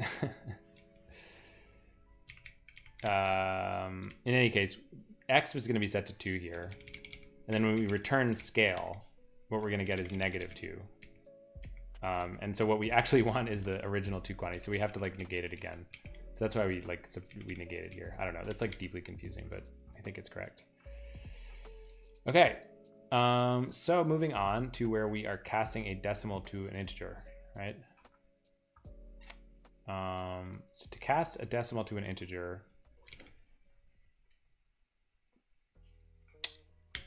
we are using something called round to integral value in the old model. There's all sorts of stuff to look at here, I guess. I mean, what we have in the new model is something called big decimal context dot round to int, right?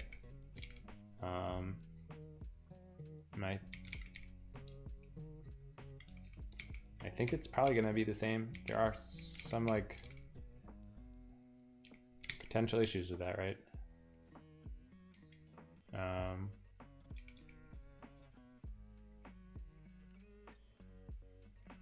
Like I think in the old model, if the input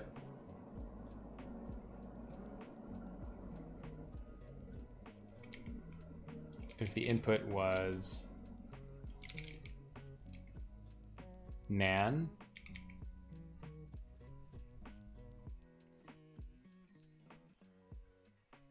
then we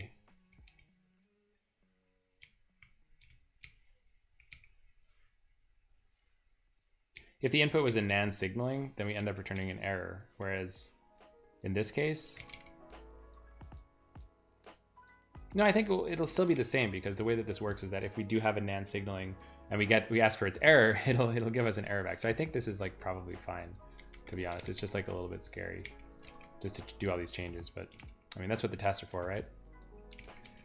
That's what we're hoping anyway. So we'll say v.big. And then here we say basically if error is equal to v.big.error.context.error, error is not equal to nil, then we return the error, like so. Yes.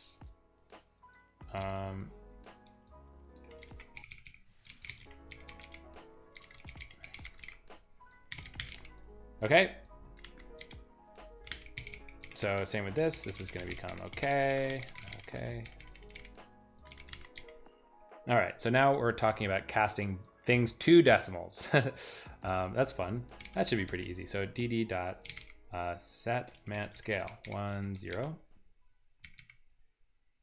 So in the case of setting an int, it's the same thing. Set mant scale this thing to 0. Here's a date. To do, this cast is unsupported by Postgres. Should we remove hours? Well, we're not doing that right now. Set big mant scale. It's really just about, I mean, chaining these set int64s to set mant scale. I think that basically does what we want everywhere.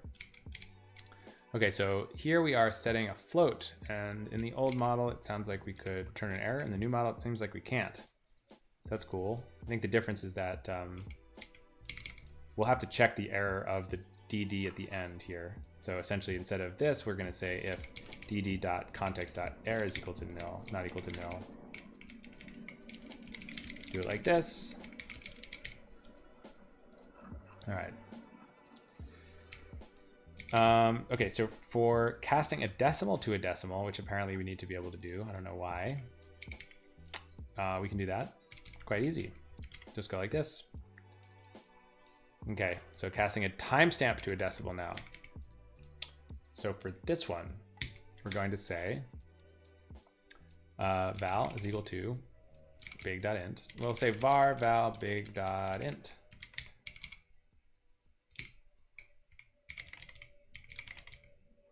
Then we're going to say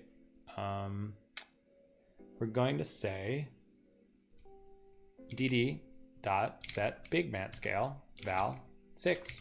And we're inverting this -6 because everything's flopped in this new model, but that's fine. For timestamp tz, it's basically going to be exactly the same. Do this, change these to address, and then say this guy at the end. For an interval, v.hasBigInt. Oh, I see. So it's the same thing.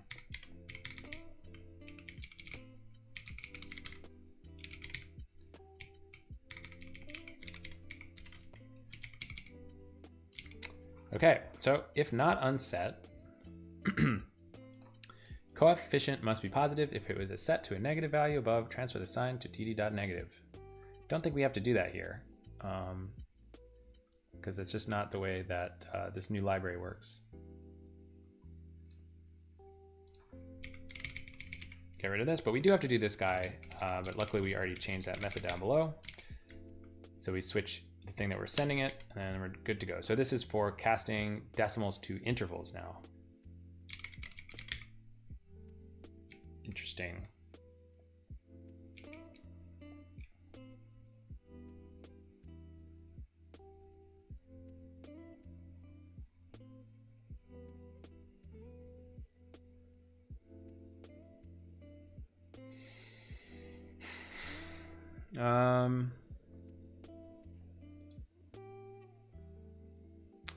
Plus equals 9. This doesn't make that much sense. Because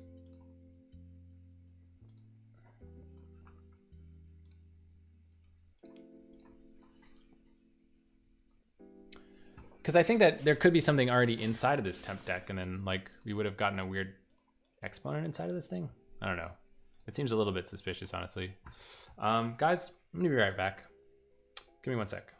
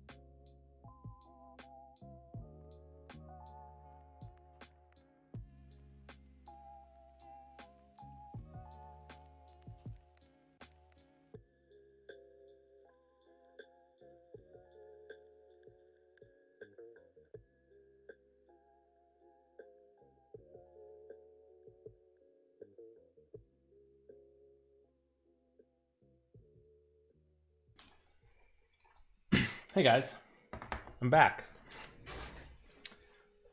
So we were just looking at what the heck is going on with this weird thing. So it sounds like what we're trying to do here ultimately is converting. What does it do right now? Like if we said select 3.00 decimal and then convert this to an interval. Turns it into seconds.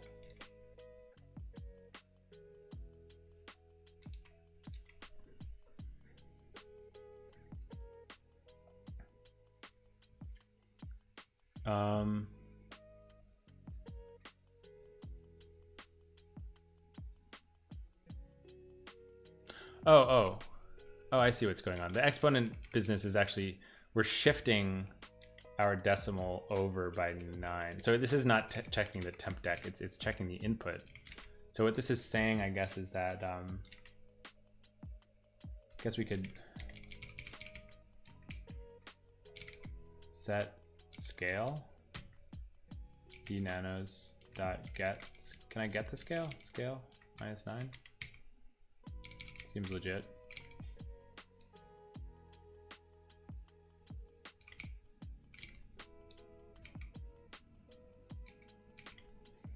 Okay, so then we're gonna say big high precision context dot quantize.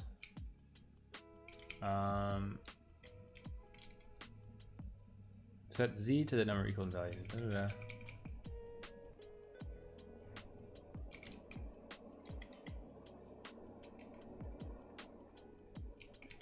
Wait. Sets z to the number equal in value and sign to z with the scale n. I guess it's just like this then. But the problem is that it's modifying it. So I think what we have to do is we have to say d dot, oh, down here we should say, well, to be honest, it kind of feels like what we really should be doing here is saying d dot set v dot, d dot set v, first of all, dot big.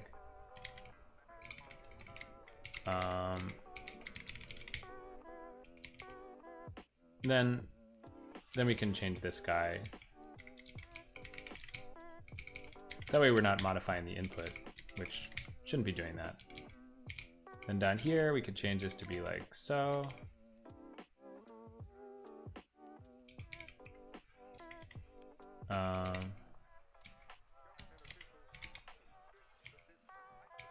Yep, and then we can say if error is equal to d dot context dot error is not equal to nil, then we do this. Okay, great. So then we get to say if d dot sign bit, then we negate. What is the point of this stuff exactly?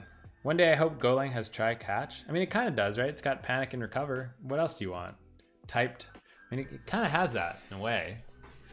Are you looking for checked exceptions? I don't think it's ever going to get that, but that's probably not what you're saying. Better error handling. What do you want out of curiosity? I am quite curious. People talk a lot about error handling, but are you just talking about like having to do this stuff? It's kind of annoying.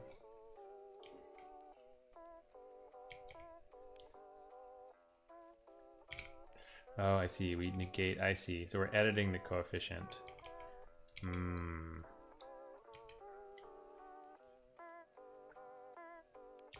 So what we have to do is say, we just have to, I don't think we have to mess with this, right? The repetitious code. It's not that bad, right? It's like, it's just like 2 lines of code. I don't know. I don't mind it personally. It's pretty clear. Don't have to worry too much. I don't know. I'm not a hater. I guess I'm sort of like, it's like Stockholm Syndrome. I've been doing this for so long that I guess I don't mind it anymore, but maybe that's a problem. I don't know.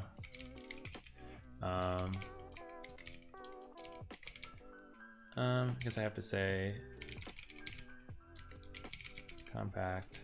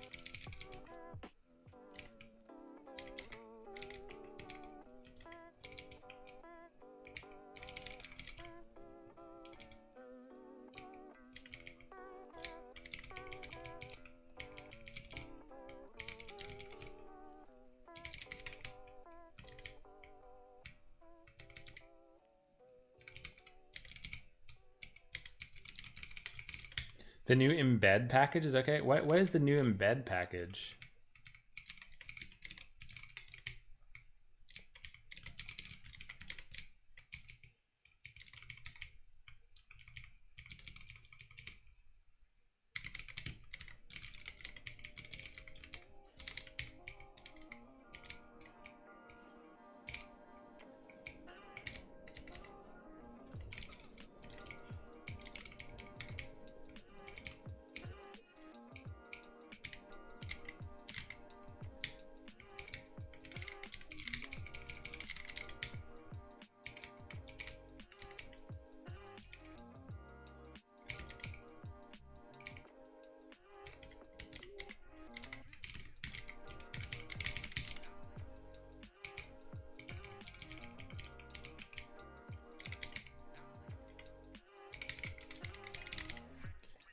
Embed files into Go instead of having an ugly console. Oh yeah, that is annoying. Like, yeah, I'm glad to see that go away. Okay, so we've made some progress. We've made this thing compile. Let's see what happens. Oh my gosh. Okay, so there's lots of more stuff to do. Yep. Gotta keep on slogging through.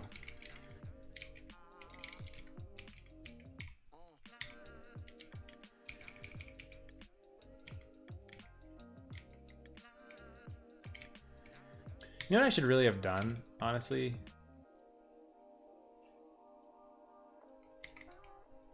I should probably go like this. Then I can say like this.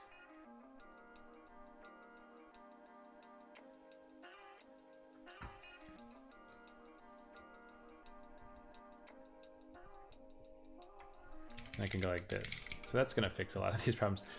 What's up, Dr. Heals Good? Go to the shortcut keys. I try. Definitely try.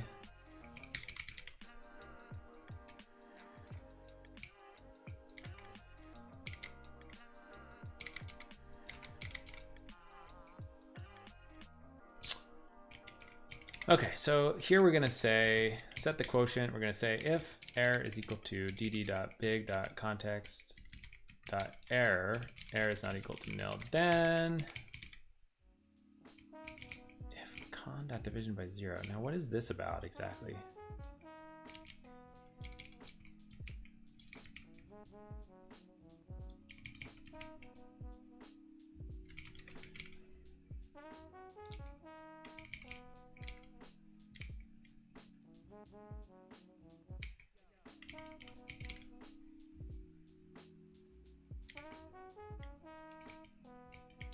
I could say like if dd.big.context.conditions. Now how would I do this? It's like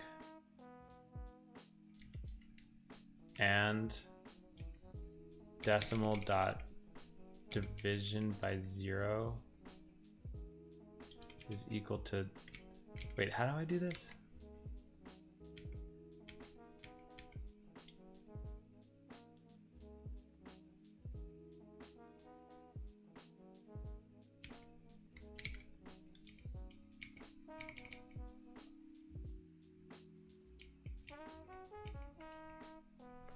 Okay, how does one bit twiddle?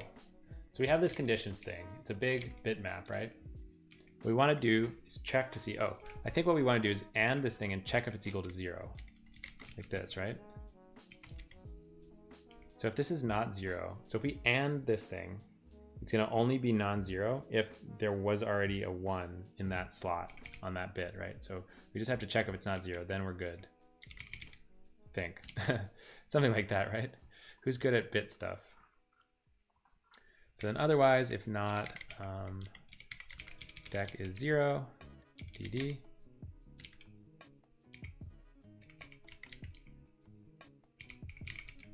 Big. -0 does not exist for decimal. In that case, we ignore the sign. Otherwise, XOR the signs of the expert and the decimal. Don't think we have to do this anymore, right? I'm gonna comment this out because I don't think it's necessary.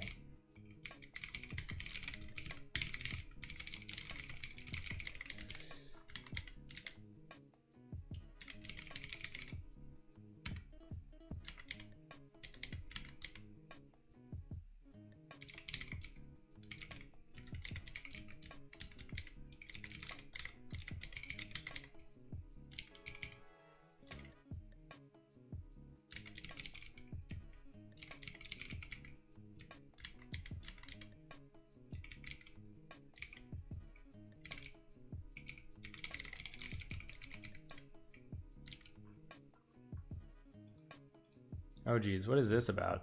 Performs a conversion from an inputted decimal datum for an as of system time query to an HLC timestamp. Oh gosh, scared. Format the decimal into a string and split on dot to extract the nanosecond wall time and logical tick parts. I guess I could just continue doing that. Like, toString.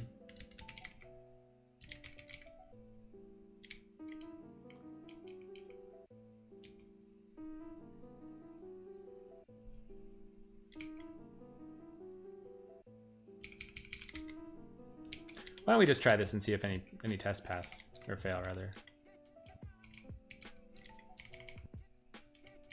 Wait, oh, I see the problem. The problem is actually,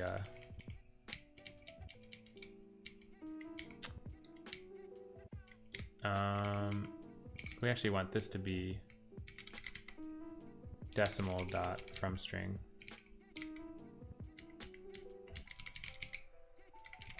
No? Oh, I see. Maybe it's more like dec is equal to apd or decimal dot big. Then we say dec dot from string, right? No? As string? Set string.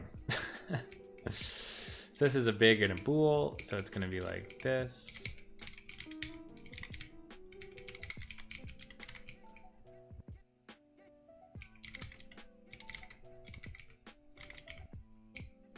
All right.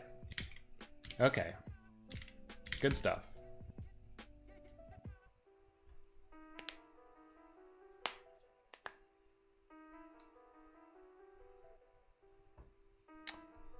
Oh yeah, did you like those the books that I was recommending? Did you check them out?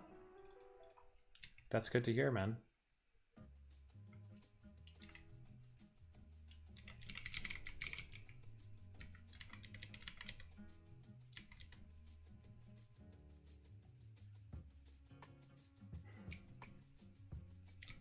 What is this? Sample datum. It's just a random datum. Okay, sure. So set mat scale. Go like this.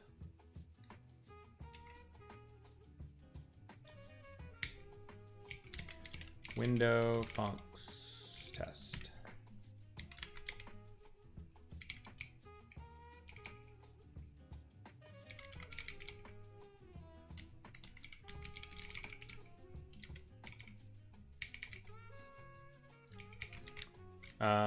What's going on with this? Why would it be called decimal 2? It's pretty weird.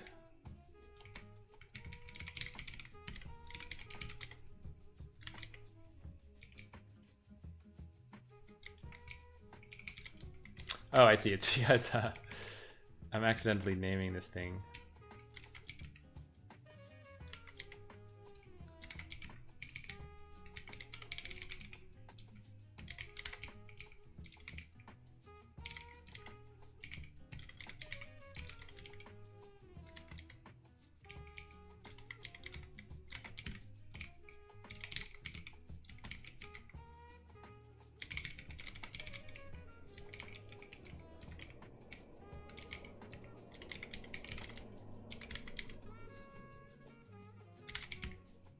What the heck? Wait. Just like undid my... Did what I just did there. Okay. Okay, what just happened? Set mat scale. I must have hit a weird shortcut. Alright. Okay, so big.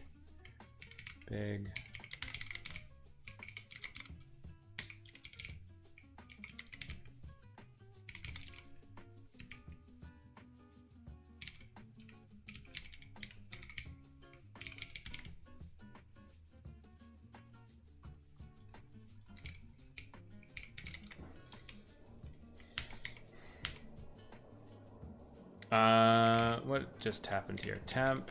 We want this to be decimal dot big. All right. It's getting there. Getting there. Set float.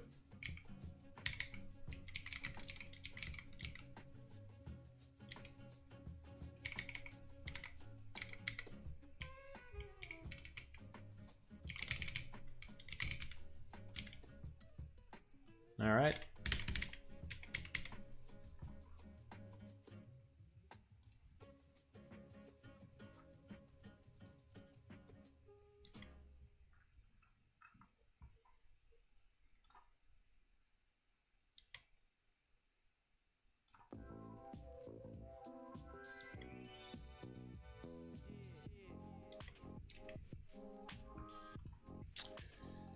Okay.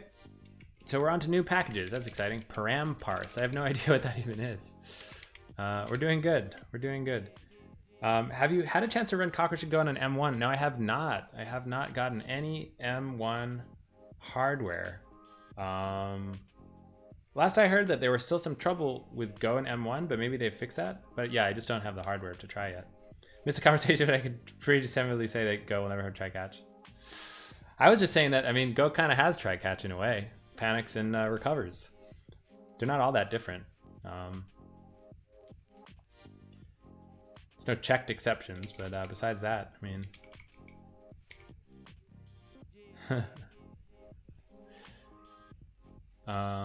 well, actually, I'm curious. What would you say are the salient differences between exceptions and panic recover? Just, it's sort of the meaning, right? It's like people don't expect to use panic and recover for control flow. I think that's pretty reasonable. But I think there aren't really too many like fundamental differences, right? I don't know.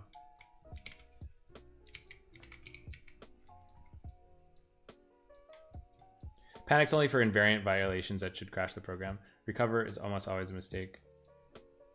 Hoping to wait until the 4-port equivalent M1s come out, but the battery is going already, so I might not wake it. What's up, Gigawatts? Try catch dirty control flow method. Yeah, I mean, it's just like people use it a lot in languages like Java. All I'm saying is that like fundamentally, you know, the concepts are pretty similar. I think if you wanted to, you could easily abuse panic and recover to be basically the same thing as try catch. I'm not saying that you should. Really not saying that you should. In fact, I'm pretty sure you should not. But just at the core, it's I don't really see what the big difference would be.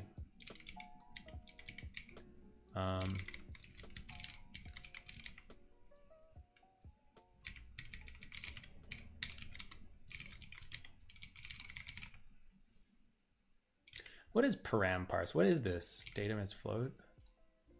What is this stuff? Oh, okay.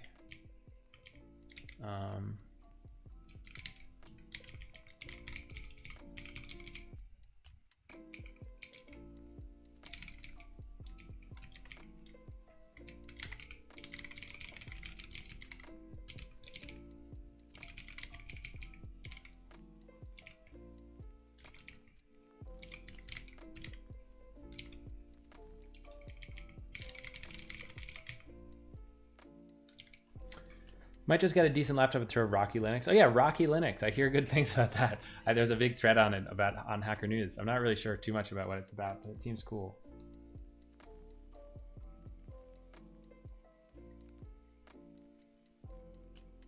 Technically, we just need calls to have a standard error and a standard error. That's what it boils down to. Need is bigger in band versus out of band.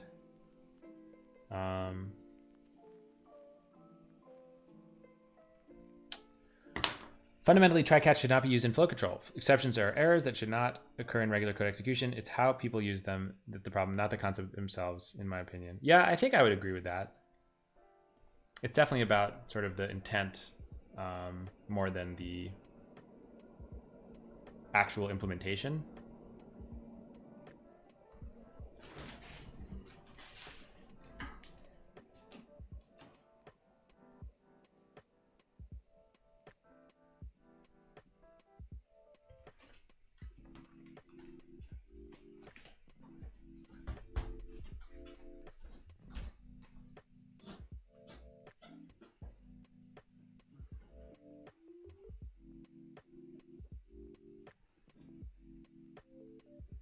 The data bank's too big. I have to narrow down the search. How are you gonna do that? By guessing. I really need to make those lights attached to something. They just like kind of fall behind the couch a lot right now.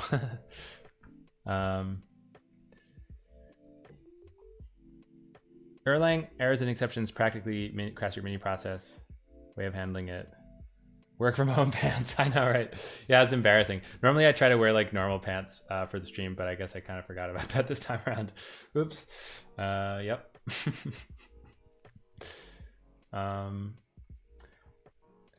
So I'm actually curious if I'm going to turn off, like, so I have Flux on. Like if I turn off Flux, do you guys see any difference? Or is Flux just on my sort of local, like is it way bluer on stream right now, or is it exactly the same?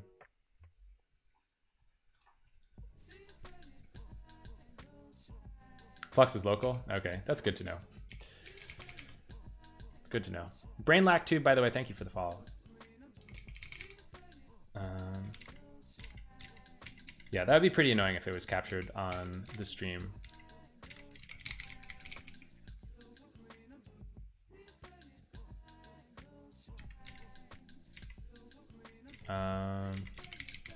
Different test utils.go. Okay, so we've got several of those, I suppose. Right, so here, set ment scale.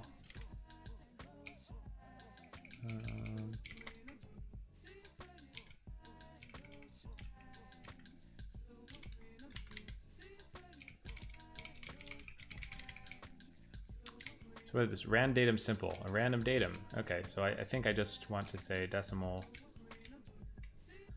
dot new of rng dot int 63n 0.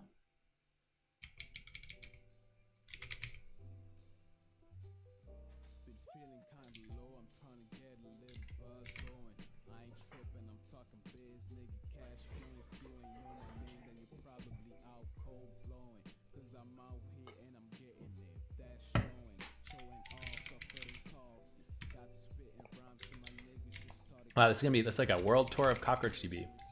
We're just getting to edit all of the source code files. So this is the histogram implementation that the optimizer uses to keep track of the sort of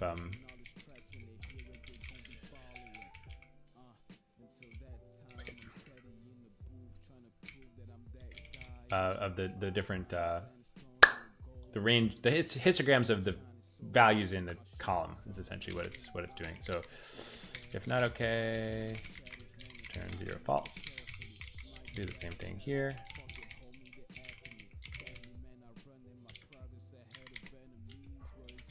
Not sure why, but your syntax color makes you thirsty for matcha tea, BRB. What's up, Nikon? Nice to see you.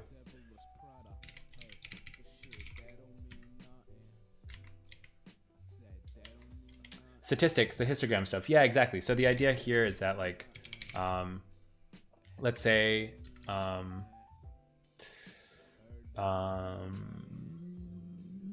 I had a table, you know, I don't exactly completely know how this stuff works all that well, to be honest, but say insert into a select star from select GD from generate series. Okay. So I think there's a way to force statistics, which I always forget, on table A. Is that how it works?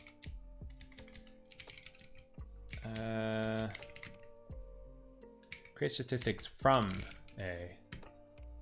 Nope.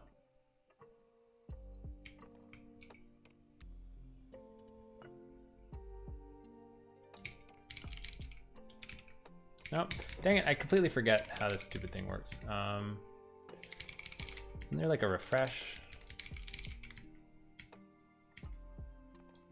That's materialized views.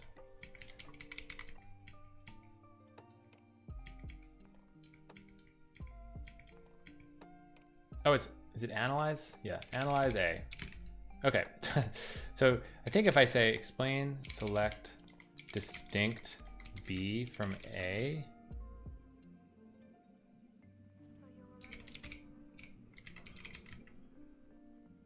Computers hooked into over 1,000 data banks throughout the world.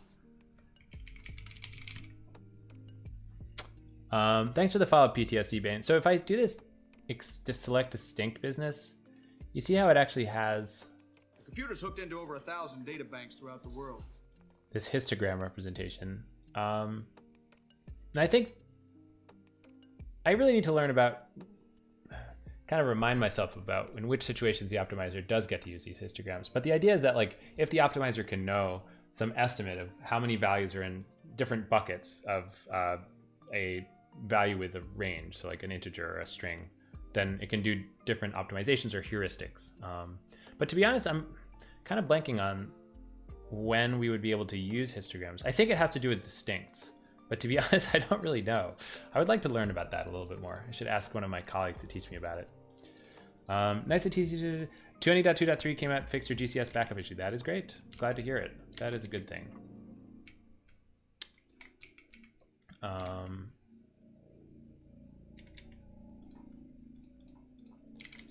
So, big decimal context.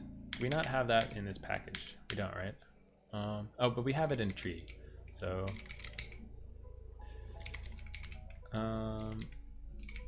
this is going to be decimal.new.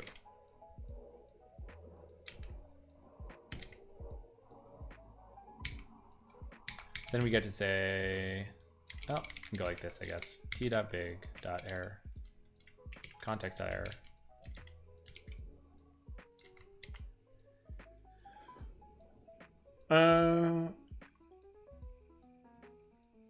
Ubuntu 20.04 LTS, baby.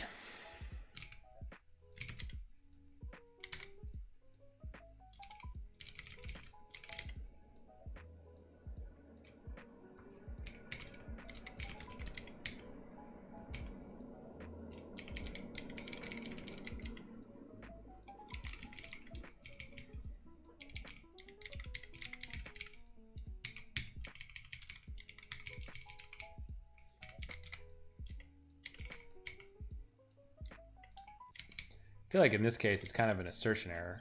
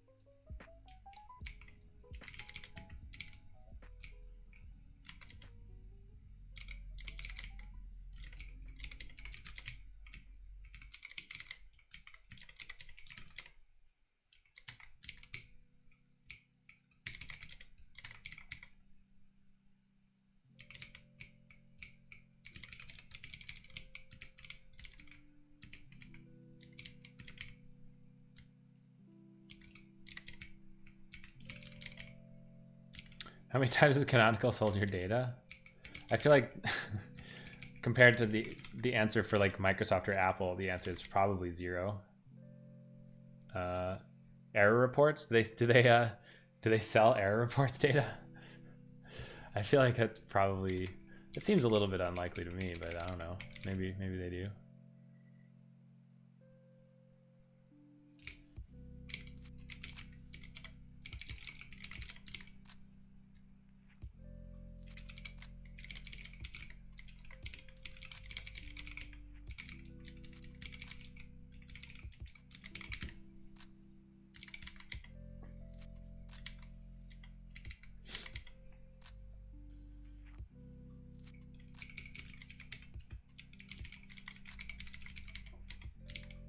Turn off the telemetry payload in Microsoft easily.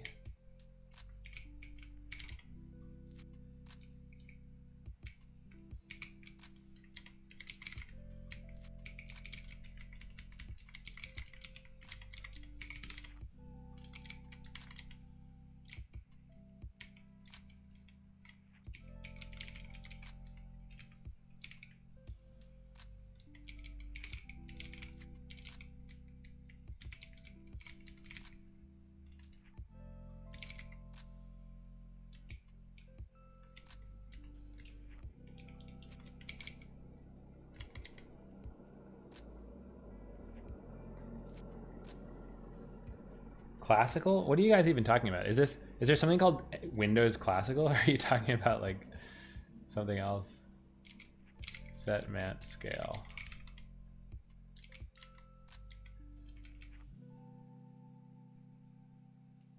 Is there really something called Windows Classical? Is that for real? Never heard of that. That's pretty hilarious.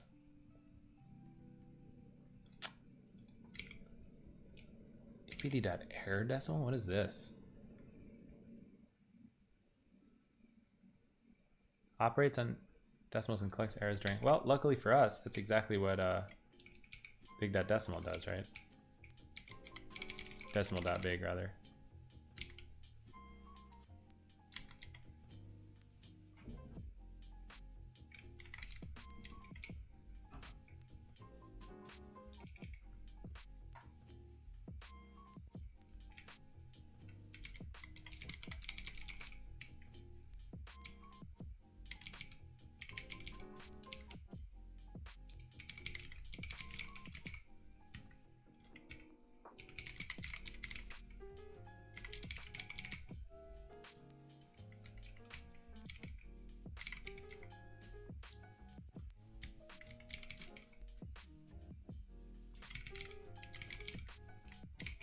Where did this medium context thing come from? What was that? Intermediate context, it's called. It's funny. Intermediate context. It's like a pretty precise thing, but not that precise. Intermediate context is equal to big decimal context. And then down here, we're gonna say big intermediate context. Big intermediate context, it's so bad. Dot precision equals decimal, big decimal context, dot precision plus 5. All right, whatever. Just gonna leave that alone.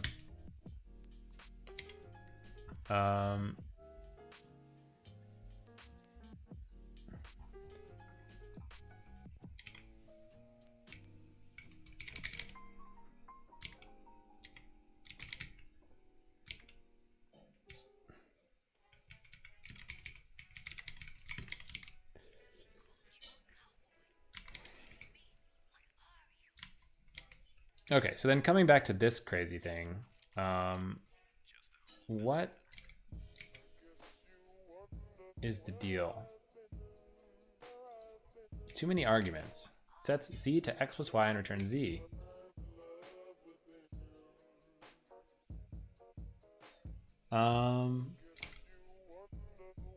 I guess, I think what,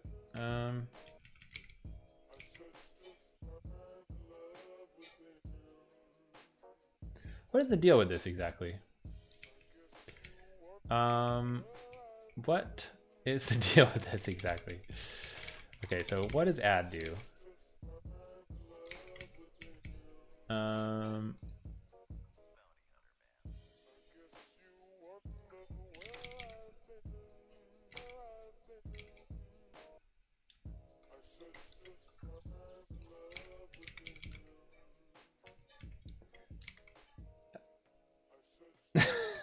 Just gonna swap the whole decimal library out? Well, that's the plan. It's you can never say that I'm not ambitious, right?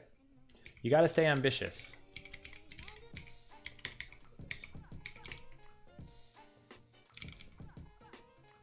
I don't understand what this is about. How come this thing takes 3 arguments? There's something called an error decimal. What is that? An error decimal.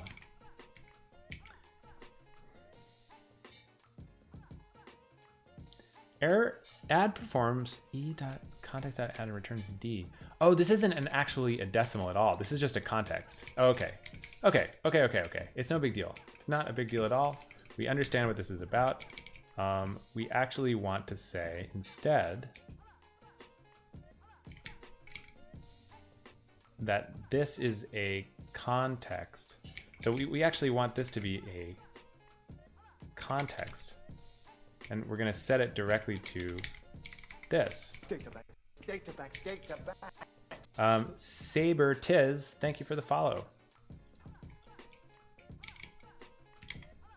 This is no problem. This is all good. This is all good.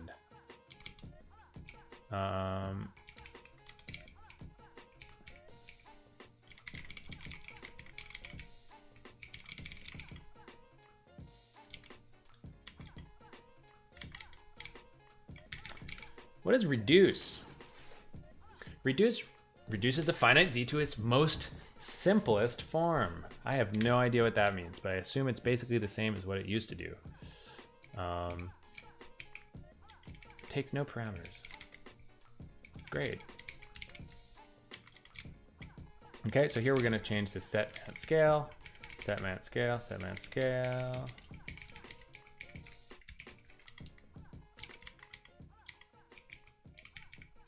Set mat scale. Okay, so then we're back to, oh, this is exactly the same problems that we had before. So,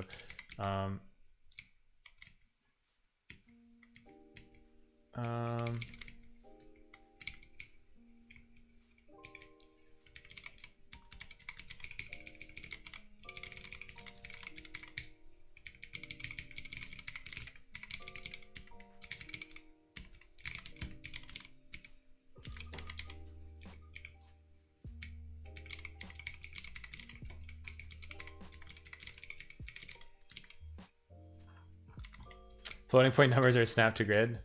Yep. It's trouble. It can really be trouble if you need more power.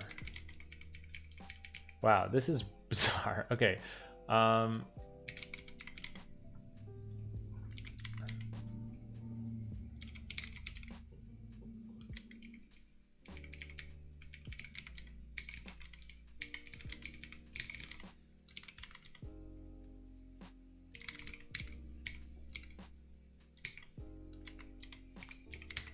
Okay, so then we got, gotta make a couple little changes here.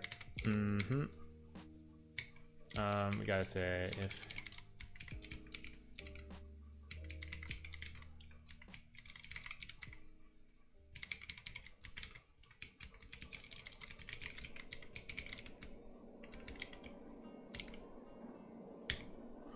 how can you find out my idea vim config? That is one that I haven't figured out how to share. Chanhu, I've gotten this question a couple times, and the truth is that I don't actually know what I've done to it, if anything. Yeah, it's pretty confusing. Like, I think the main things that I've configured in idea vim have to do with this dialog over here, where you can wait, where you can, where is that? It's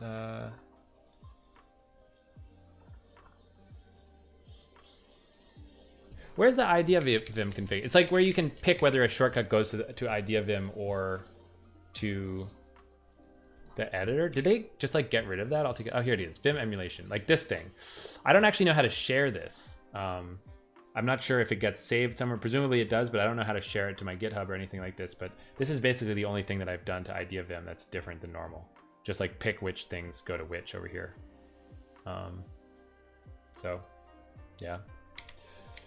I should probably clean that up. I just don't exactly know how, to be honest.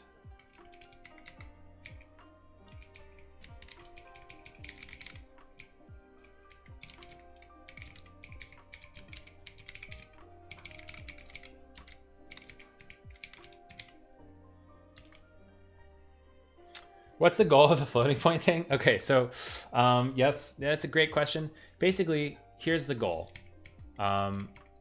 Over here, we have our old decimal library called APD decimal. Where does it live? I'll show you on the internet instead. APD decimal. So APD decimal, 2016. My former colleague Matt wrote this library to be a GDA compliant decimal library for Go. This didn't exist at the time. GDA is the general decimal arithmetic specification, and you have to have it right to implement a SQL database with arbitrary precision decimals. So that was important. We wrote this.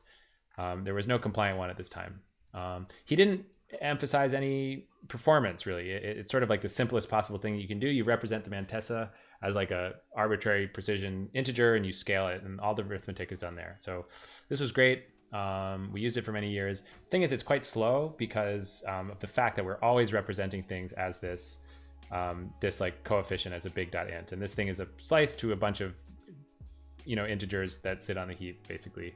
The data bank's And that's too how we do the big. calculations. I have to Thing narrow is, down a the lot of the search. time, decimals are much do that? smaller By than you really guessing. need, than you really want, than like arbitrary precision is what I'm saying. A lot of the time, these decimals are like quite small, and in those cases, you can store them in an int64 if you want, by packing them together. And that's exactly what this new library does, ericlagergren decimal. Ericlagergren decimal, what it does is it stores two things. It has a compact field, which is the in the case where it's small, you can use this compact field. That's many cases. And in the non-small cases, you use a big int, which is the slower thing that uses a big slice of integers. Point is, ericlagergren decimal used to exist too, but it wasn't compliant. Then he made it compliant. He looked at Matt's work and he said, I'm going to copy all the test cases from Matt's code, make sure that it's compliant. He made it compliant. Now it's compliant and fast, which is truly the dream. So we want to switch to a fast and compliant library. The only reason that we care about this, by the way, is that on benchmarks with these decimals, the benchmarks can get kind of slow. And so people have kind of complained, like, why is the decimal implementation so slow? And so my goal is to try to make it, faster by using this compact field. There's some good benchmarks of it, by the way. There's some good benchmarks of it. Let's see, ericlagergren decimal. I think he's got some benchmarks right in the front that compares it to APD. And you can see, let's see, Go decimal performance comparison.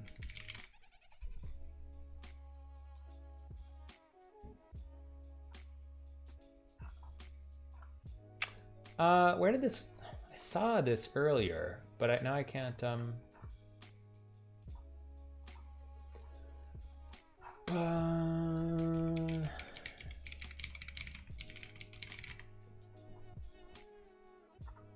is here.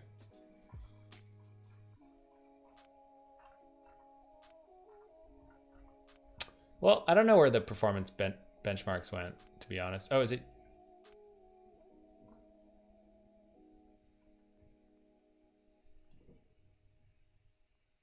Yeah, so over here you have some benchmark comparisons. You can see that for 9 digits, whatever this benchmark is, it's at 0.0477, whereas Cockroach APD is, basically 10 times as slow. So we're excited to make things like 10 times faster, basically. That's kind of the goal here. What's up, Work? Hey, thank you for that follow, by the way.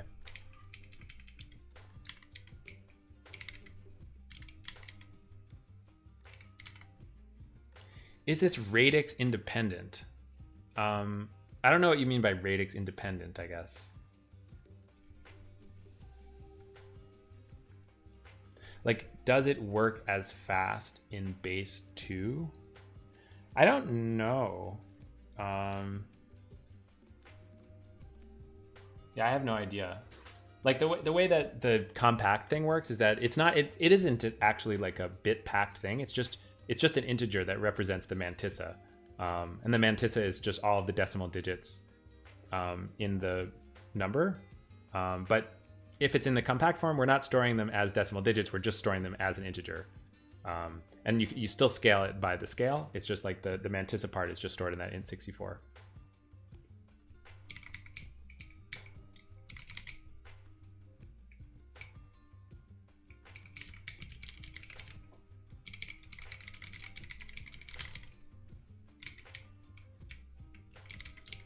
What's up, Milo Bailey?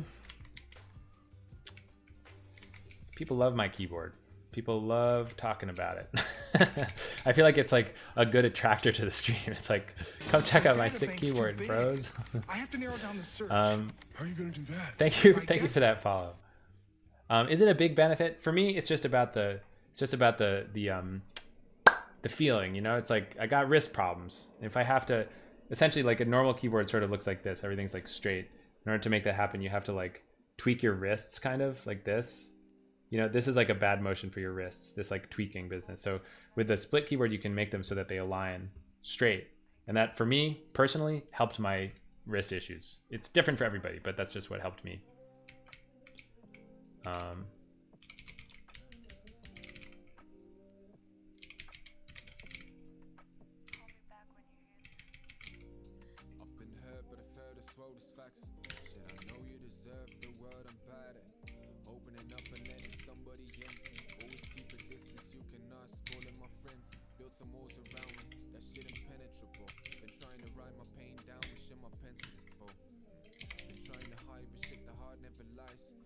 make sure the Hennessy cool. What if things were different? What if I listened though? We were more resilient, but I guess I burned those bridges. Wait a minute, takes two to tango. Never knew how fast it can go. All these drinks made me ramble. Fuck what it looked like. Tupac and Suge Knight. Guess it can be wrong even when it looked right. Even if we took time, we might not have made it. Guess I knew that already, but it's still different to say it. No, it's proud of my behavior. I don't always like myself, not necessarily a failure. I just think that time will tell. I don't think I found myself. I'm on a never-ending journey. Apologize to those I've wronged and forgive the ones who hurt me. If you ask what's on my mind, I can never decide. Million voices, I don't know, so it's better to hide. Love is better than spite, but it seems whenever I try, I end up in pain or causing it. Just sever the ties.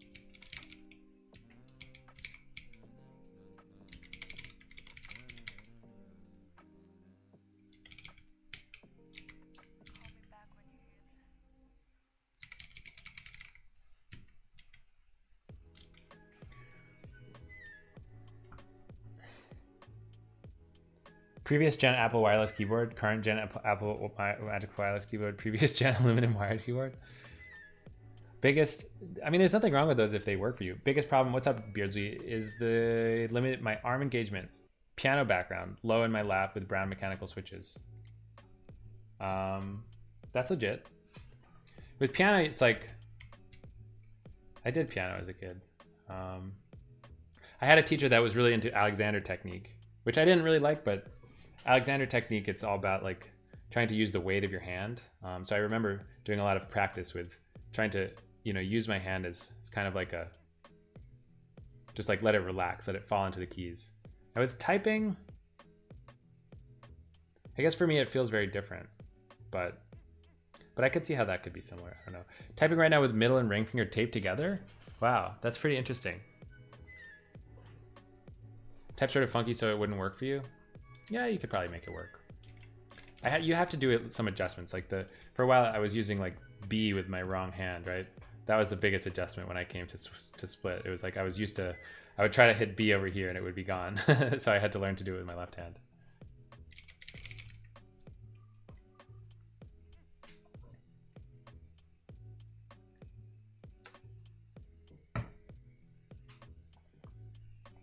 Oh no, I'm sorry to hear that. I hope the mountain bike ride was epic though. Was it a good crash? Did you capture on GoPro? Type differently depending on what you're writing.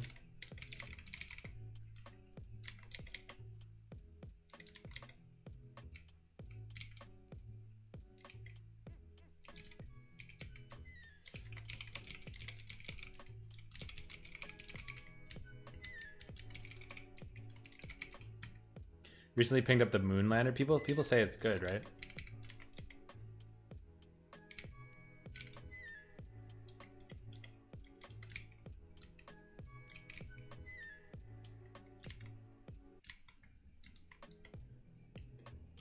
Sometimes my hands will cross over the GH type stuff faster. Mountain bike from a standstill. Introduce wrist problems. Failed to get onto a wall ride? That sounds advanced, dude. I don't know.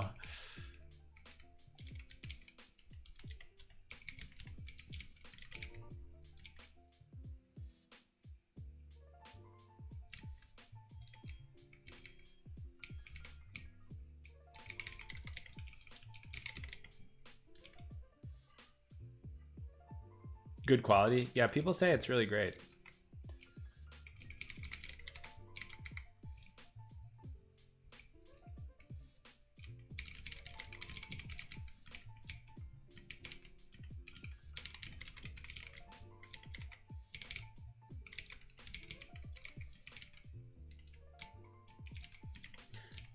Steered into a wall and fell over. Okay, well, if you put it like that, that does sound not that cool.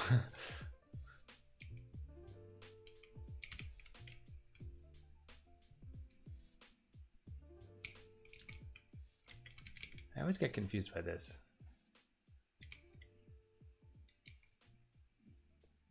Set Z to the number equal in value. Oh, I see. I have to say dd.set of x, and then I can say dd.big like this, I think.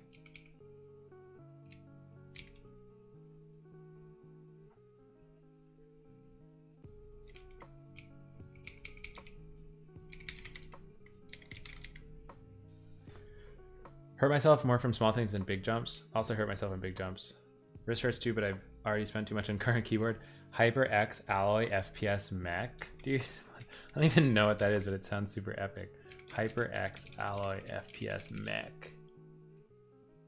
Oh my god, it's a gaming dude. Gaming.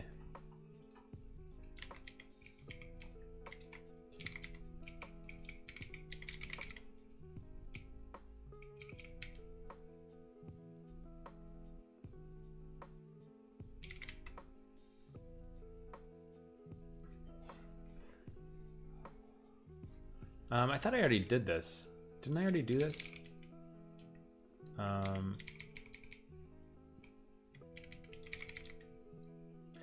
Gaming linear switches.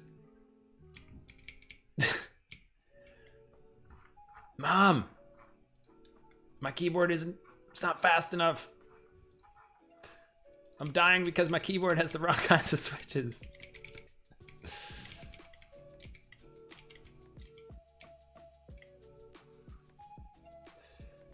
All right, so we basically just quotient and then floor it. All right, well, that seems fine.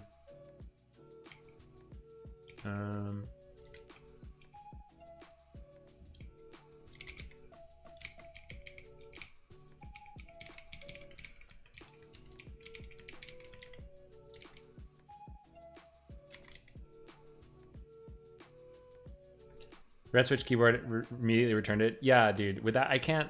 Without the bumps, it seems impossible. I agree with that. Okay, so here we're exponentiating stuff.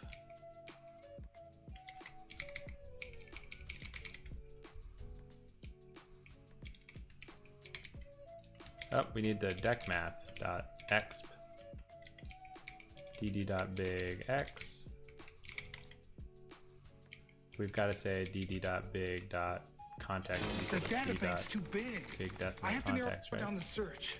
How are you gonna do that? By guessing. DX Booth, thank you for that follow.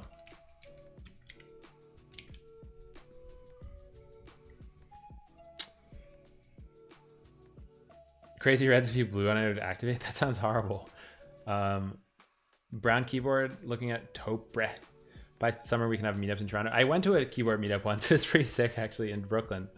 That was a lot of fun. I felt like it was like it was like more nerdy than I even know what to do with, but it was awesome.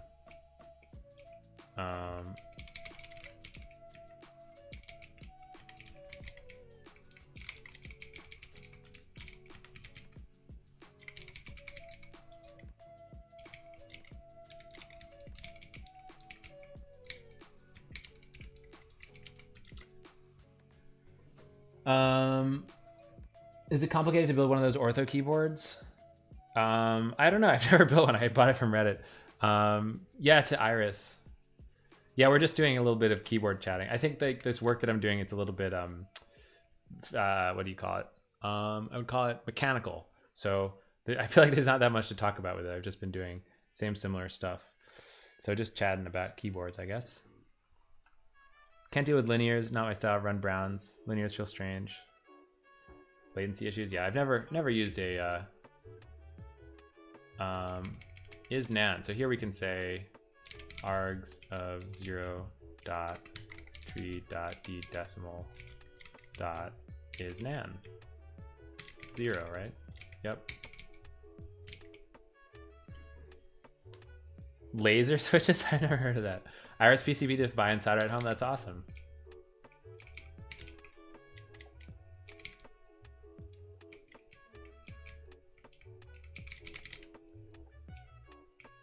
So here I guess we need to say what, like,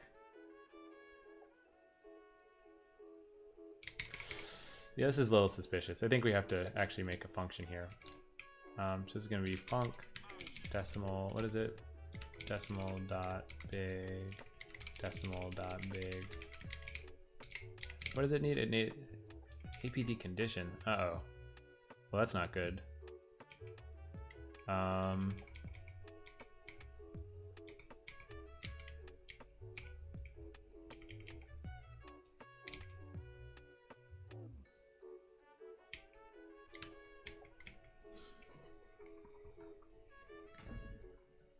And sorry to start working on it. Do you have a shape of it so far? Yeah, I've been using this for like years at this point.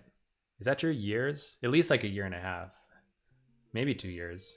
But yeah, it's definitely my favorite keyboard shape that I've had. So definitely, I feel like I don't want to ever use a non-iris at this point.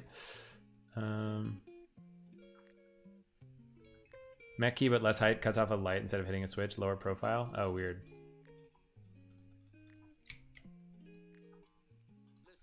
So I think for this, I probably just want like, let's see. Why, I don't understand why are there multiple? Oh, log 10 versus log n. That's so dumb. Okay, so wait, let's see here. The actual thing that we're gonna use is big or math deck math dot log. We have log and we have log 10, right? And so this just is okay, so we're just gonna adjust the way that this works a little bit. Big deck or deck math dot log, right? And then down here we're gonna do deck math dot log 10, and then over here we're gonna change this to say returns decimal dot big. Then over here, whoops. Oh gosh, what have I done? Over here, I think we just basically say dd.context is equal to tree.big decimal context, do our log, return dd.big.context.error. Okay. Sounds to be the big problem. Once you go ergo, you can never go back. Still have to game on your own keyboard. I mean, you're not gonna forget how to do a regular keyboard DX. I do that all the time. Switch back and forth. It's totally fine. It's just like for my sort of quote unquote daily driver or whatever. Like I think I want to keep the split full compatible with Postgres. Not totally full, no. For example, we don't support the C plugins and stuff like that, or PLPG SQL, but kind of for standard SQL, yeah, it's compatible. Razor add port 30% faster because it's 1.5 millimeter in actuation height. Dang. Okay, so boy, this is gonna take a bunch of effort, won't it? So we're gonna say top dot context.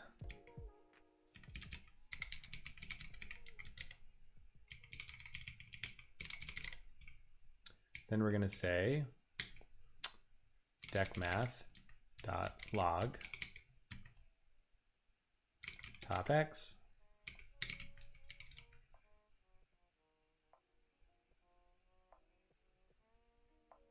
I mean, isn't it the case that we don't actually have to early return errors here because of the way that the traps work and stuff? Like we keep the context, so we could just check the error at the end. I feel like that actually would work fine, but I guess for now, since we're not trying to go too crazy, let's just keep things exactly the same. So we'll say if error is equal to top dot context dot error, error is not equal to nil, return nil error.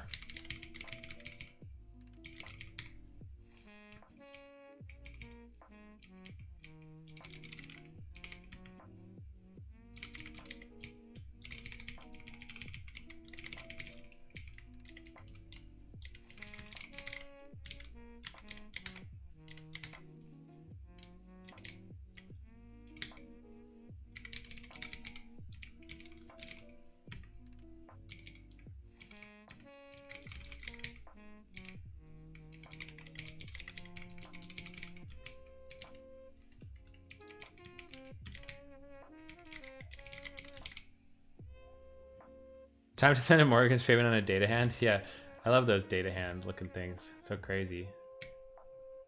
Okay, so remainder, eh? So here it's the same idea. big high precision. And then we get to return dd.context.error. Okay. Okay, so here we don't have an error anymore. So that's cool.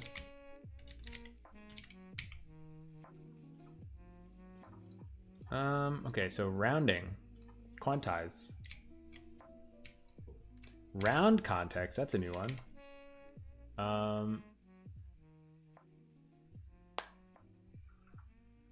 Half even versus half up. Oh, actually, doesn't that mean? Wait a minute. Half up, rounds up if the digits are greater than or equal to. Oh, well, that's a mistake. I think, okay, so basically what this is about is you're allowed to change your rounding behavior. I think the way that 2 nearest even works, so what we're doing in round context is that if you're at 0.5 exactly, it'll go closer to the even side. So if it's odd on the bottom, it'll go top. If it's odd on the top, it'll go bottom. But it looks like normally we're supposed to be using half up, so that's going up if it's 0.5. And I think I've set it to the wrong value here for the standard context, whatever.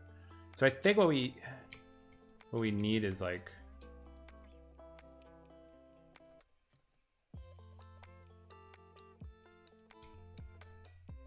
two nearest away.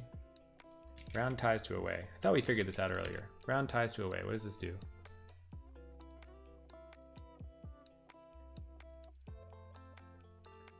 Bankers rounding.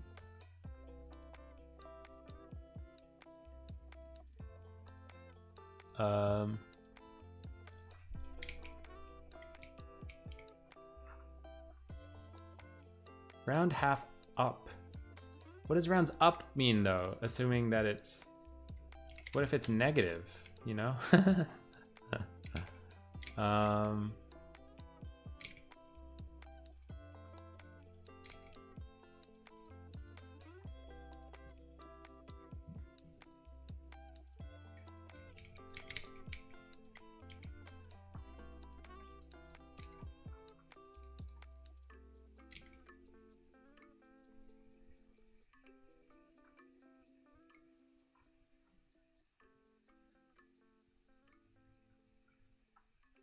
I'm guessing this means away from 0. I think up means away from 0 would be my guess.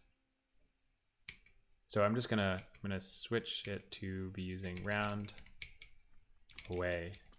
Round. Oh, not this guy. I want to be changing decimal dot away from 0.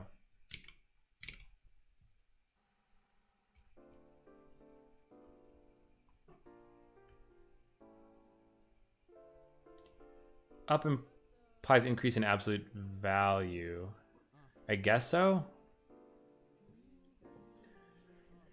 What is 2 nearest away though? Oh man, this totally sucks that I don't understand this stuff. Round to nearest ties away from 0. That's what I want. Round to nearest ties away from 0. So so I think it's 2 nearest away. So not away from 0, 2 nearest away. Okay, great. So then we just need to invent our round context here. So for round context, big round context is equal to big decimal context. Then we're gonna say big round context dot rounding is equal to decimal dot 2 nearest even. And then the end. Okay, great. So we've got our new weird context thing, which like whatever. Then we've got to say d dot context is equal to tree dot big round context. Then we say d dot quantize, right? No, we've got to first say d dot set x. Then we say d dot quantize minus scale, right?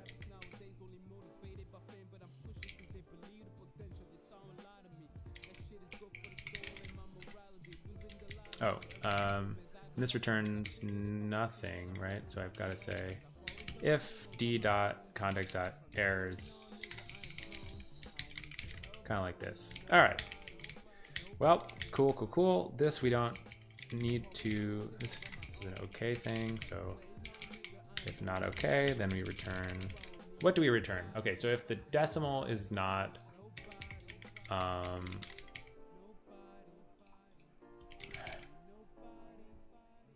the decimal is not castable. Oh, that's kind of an assertion error because we've already casted it to a float over here. So not okay, we'll say return new assertion, or assertion failed, F, unable to reconvert decimal to float.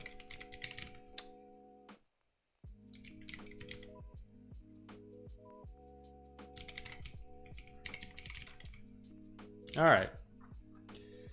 Okay.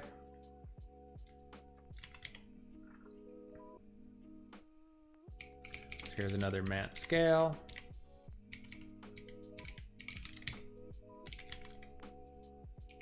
Mod F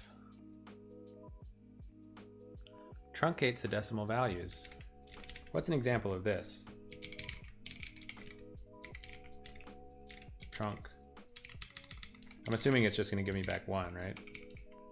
And if it's 999, it's going to give me back 1 too. Yeah. All right. So with this one, we got to say, is there a truncate? Probably not. How do we truncate stuff? I guess we could just say, we could say round to int, but we could set the, and what does it do in negative, right?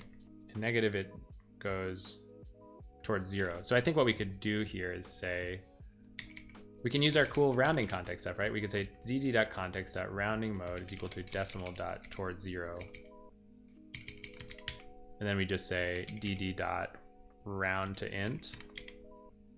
And then we return dd. That's actually kind of cool. I like that. Simpler than what we had before. So here's ceiling. Smallest integer not smaller than value. Smallest integer. And presumably this goes.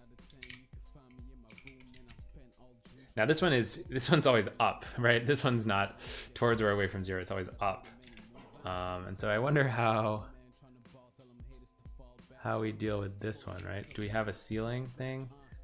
Decmath.ceiling? We do have that. All right, that's nice. Set z to the least integer value.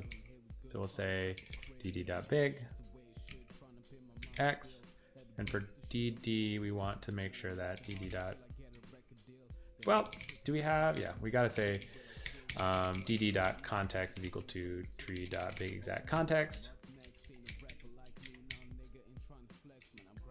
Yep, indeed.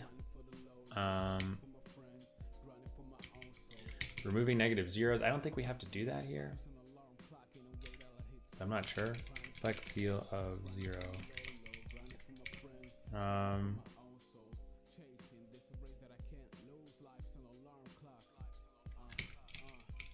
Hard to get is negative 0. Computers hooked into over 1,000 data banks throughout the world. Thanks for the follow. And Gosal.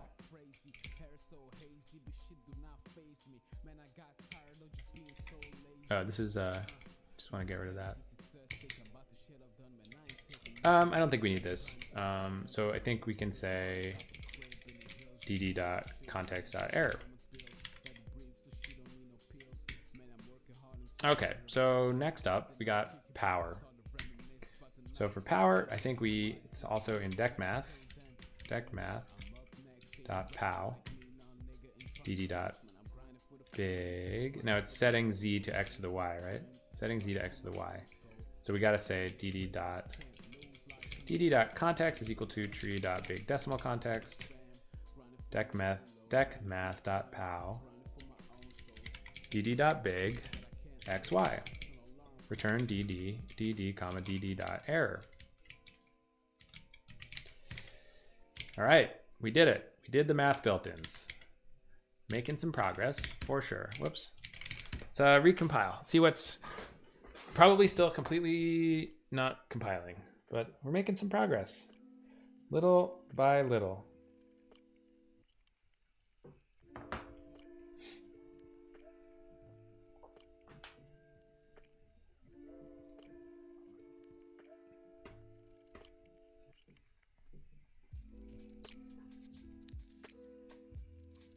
All right, we got our few more built-ins files to look at. Geo built-ins and window frame built-ins. Geo built-ins. Now this is new stuff. This is about our geospatial functionality. I hear it's pretty cool. Wait. This is not what I was expecting to see. I think this is some other ancillary issue, but if I go to 45.99,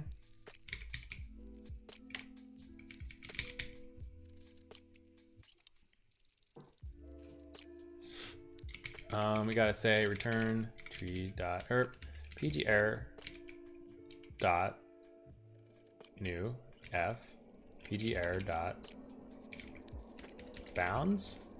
What is it called again?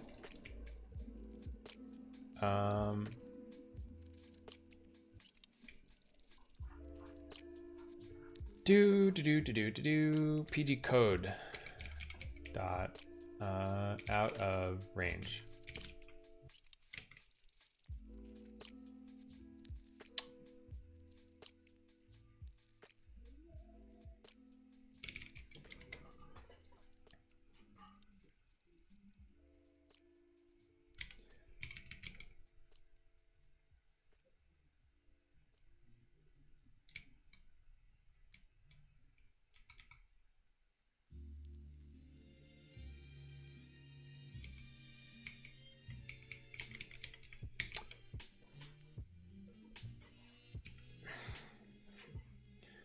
Well, I don't really know what to say. Value s out of float 64 range.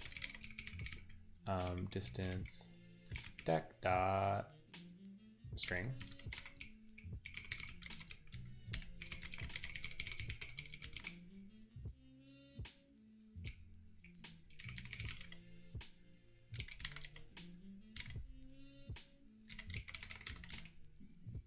I think that was hooked into over 1,000. I think that was actually it for the geo built-ins. I don't know what else went wrong there. That was kind of weird. Yo, Nocturnal Shake, thanks for the follow. Window frame built-ins. We're getting there. We're getting there. We're real close. I think we're going to run into all sorts of other problems soon, but I think if we can get through these built-in functions, that's going to be like a pretty big accomplishment. Okay, so here we've got to say tree.big decimal context quotient.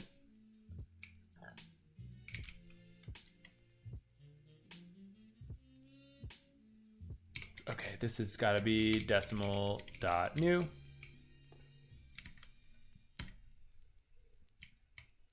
This has got to be set mat scale. We can say decimal dot new, like so.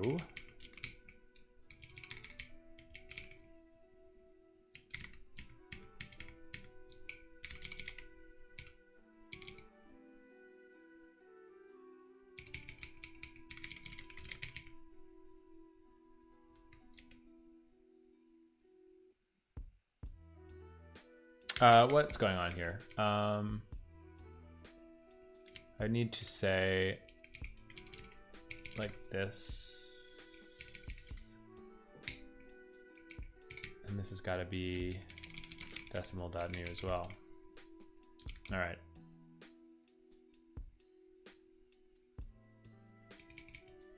And then I've got to say, make sure to say return average.context.error. Gotta say that. Make sure that we return any trapped errors that we might have gotten. That's that. Okay, so let's see. What's gonna happen next? What's gonna happen next when we try to rebuild? I think we fixed those built-in files. Now we're into a vastly exciting new world. Okay, we're doing good. We're doing good. So we've left the the built-ins and tree packages are all about the sort of datum representation inside of CockroachDB, aka the how do we represent one of these cells in memory. Exec for PB, this is about how we do distributed SQL, so how we send data between nodes in the distributed cluster of Cockroach. So this is like a whole new world, and I don't know what it's gonna be like, but it should be kind of fun. So is negative returns true if this thing is negative. We're gonna say o dot sign bit like this. Well, that was easy. Logical props builder. This thing is like something to do with what the optimizer does.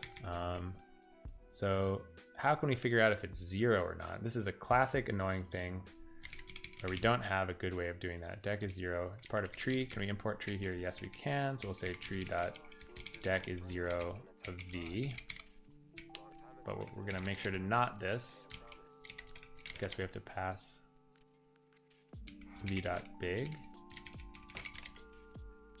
Yep. All right. Well, that was easy. On to the next packages.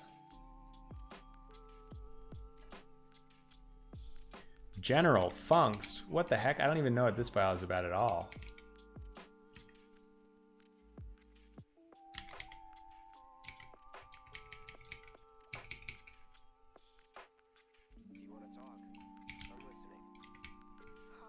The data bank's too big. I have to narrow down Bleeze the Brood search. TV, thank you for the How are you follow. gonna do that? By guessing.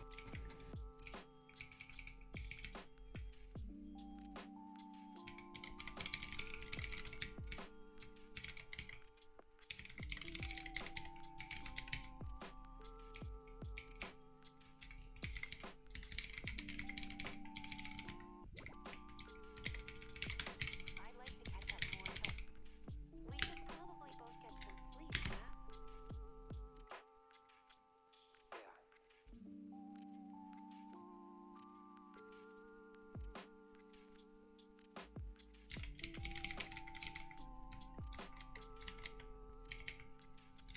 So we've moved on to test files, which I think is pretty encouraging too. Because it means that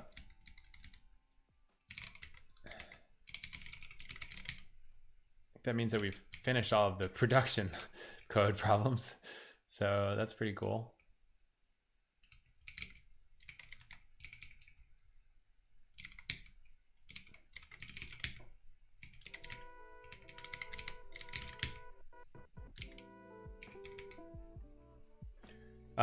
What's up, Tactical Hot Sauce? What programming language? It's Go. Is it hard to learn?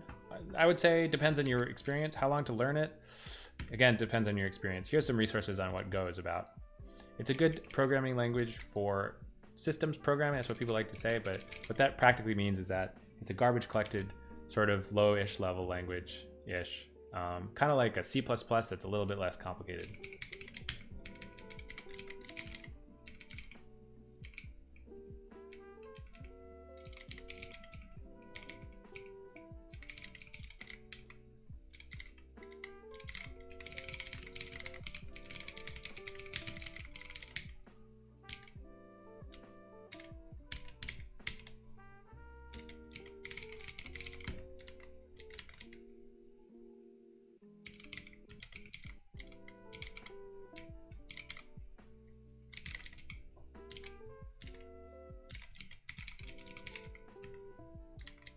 The data bank's too big. I have to narrow down the search. How are you gonna do that? By guessing. Thanks for the follow. Chronic Z.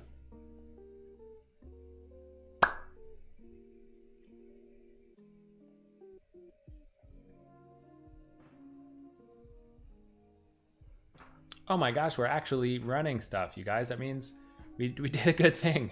It only took a few hours, but we managed to make this crazy patch compile. Excitingly though, most of the tests are failing, so that's great.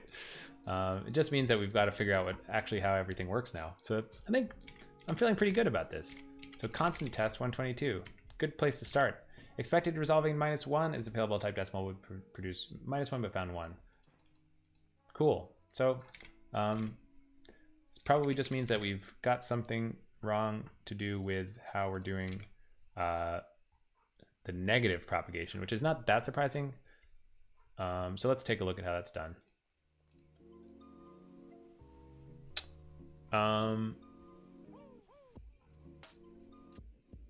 Aha, well, it has to do with this. Is this an area to keep still? Necessary to keep still? If not, 0. Oh, no, this is something a little bit different. I do remember getting rid of something. Let's see. So resolve as type implements a constant interface. This is what this function does is it takes a quote unquote numeric constant, which is just like a parsed number from SQL, and turns it into either a decimal or an integer or a float, depending on what is requested. And so I guess whatever's going wrong here is, well, We're just not quite doing the right thing. So where can we see whether something's negative or not? This is some rat val stuff, which we can ignore. Otherwise, we just do set string.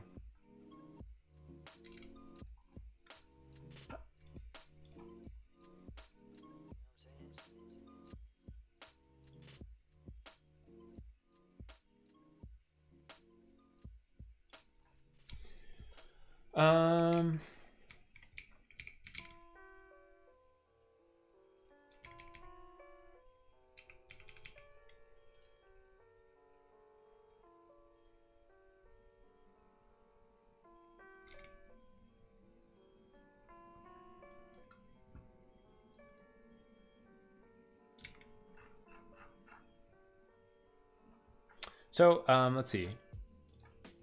Test.stir, right? So here's our neg. And what do we do with neg here? New numval. Keep it as neg. So then we get c.exactString. C.exactString is producing this negative thing, I think.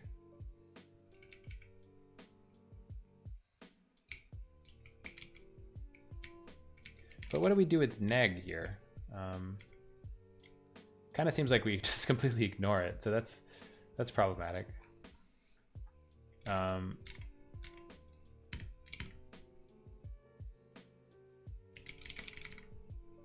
let's just diff this one. Git diff package SQL sem tree constant.go. Well, it looks like if it's not 0, oh yeah, okay, this is totally the problem. We just have to actually do this logic here. So I think what we could do is just maybe get rid of this conditional. That's what I was confused about, not the negativifying. We just want to say if expr.negative, then we just say dd.neg dd, something like this basically. dd.big. Yeah. So we can say to do Jordan, is this necessary? Like, should we, well, you know, we could just probably keep this exact thing, right?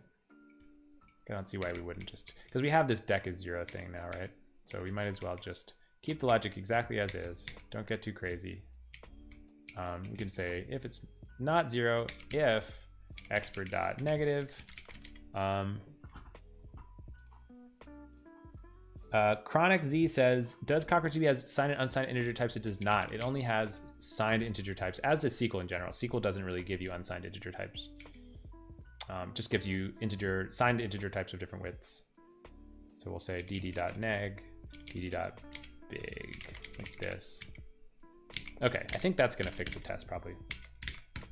You can add constraints to ensure. Yes, that is definitely true. You can certainly add constraints, but it's not like a native data type. I don't know why. Well, I mean, I guess you could probably think of some good reasons why you'd want that stuff. I don't know what they would be, but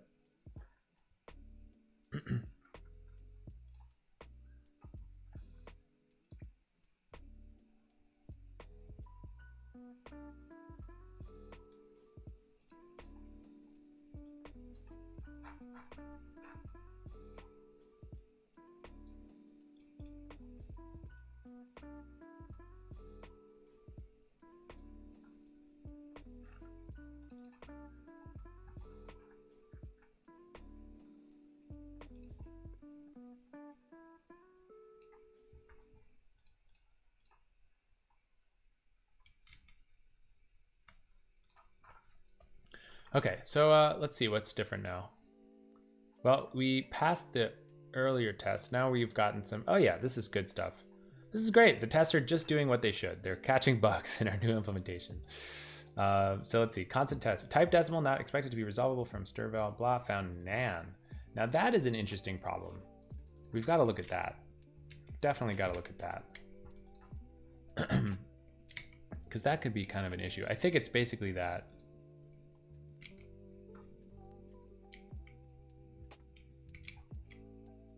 Yeah, so this is before, this is right in the beginning. We're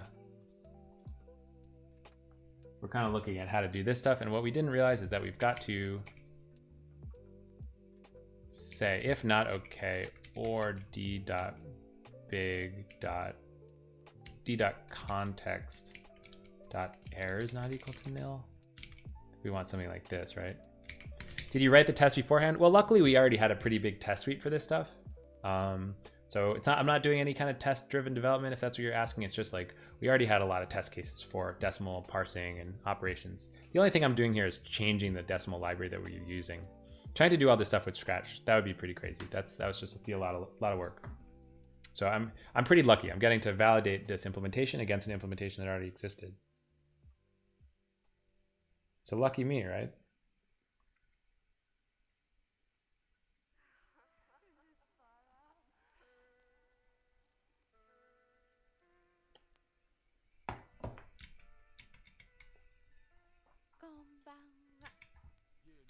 Okay, so, well, we still have the same problem. What is the branch of computer science that deals with numerical representation, like floats, integers, etc.? That's a good question. I guess I don't really know what branch of computer science that would be. Not expected to be resolvable. What does that mean?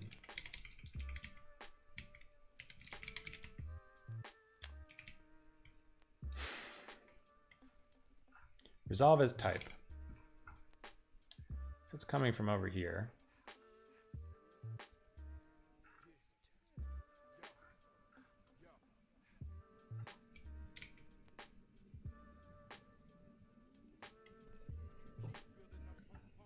Is it math.big to decimal.big or something else? Is it mostly for performance? So we're actually switching from another decimal library called apd.decimal. And it is exactly for performance, yeah. So APD decimal is something that one of my former colleagues actually wrote for Cockroach in particular, but it was 4 years ago. And in the intervening 4 years, there has sprung up a library that's just as correct, but also more efficient. So we're trying to switch to that one for performance reasons. But when he wrote this guy in 2016, there wasn't a correct GDA compliant decimal library for Go. So that's kind of why we needed, let's see, GDA decimal.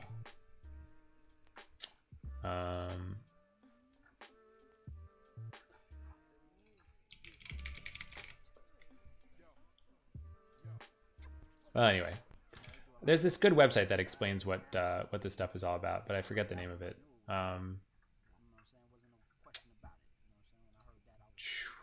Dang, I really want to remember. It's kind of funny, like the spec for this thing lives on this random, oh yeah, Speleotrove, right? Speleotrove, general decimal arithmetic. This thing, it's like old school website, but it's like, this is the like true spec for all of this like decimal stuff that is really like important, and yet it just lives on this like random non-HTTPS website. It's kind of funny, but anyway, this is kind of the spec that we're looking at.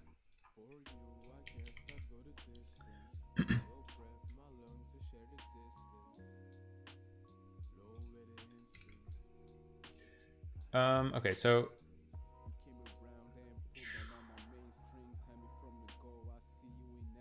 cast expert, I think that's the issue. I think what's going on is that the casts are getting invoked, and I think we're not properly, so we're looking at casting a string to a decimal, which I guess is probably down here. So here, right? Casting a string to a decimal, dd.setString. Yeah, I think. No, I mean, I was expecting this actually to work then. I guess we might need to use the debugger here. Figure out what's going wrong.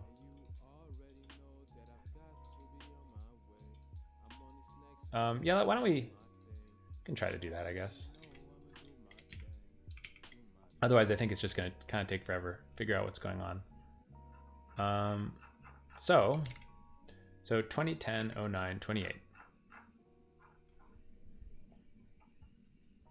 So how does this work exactly? It's saying that the test is just making sure that the ones that aren't included fail.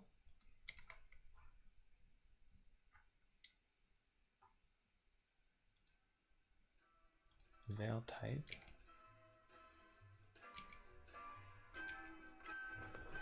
Oh, I see. So we're trying all of the types, even the ones that aren't specified, and we're making sure that... Well, guess what we could do here is just delete these first two test cases for now.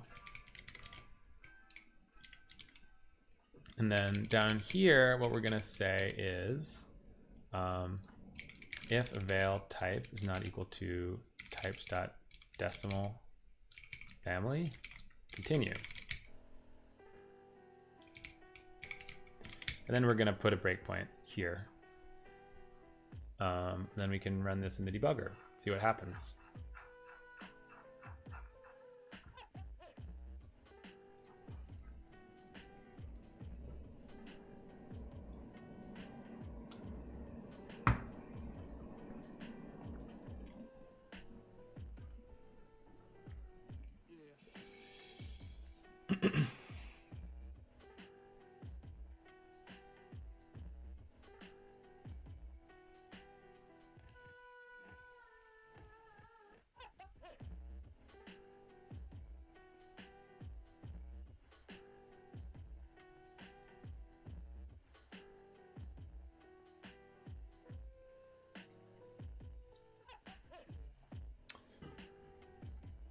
It's gonna take a bit to recompile this stuff because I've changed so much since I've run the debugger, but it'll go eventually. It's gonna be worth it.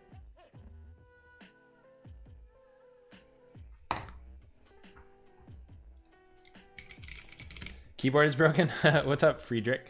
Hello. Thanks for stopping by the stream. Okay, so let's check out what actually happens inside of this function now. So resolve is type.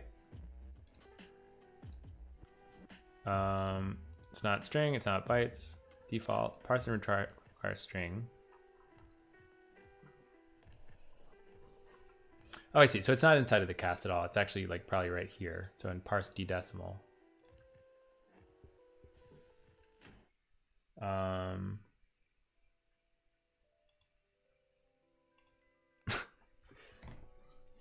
Did I just dox my own password?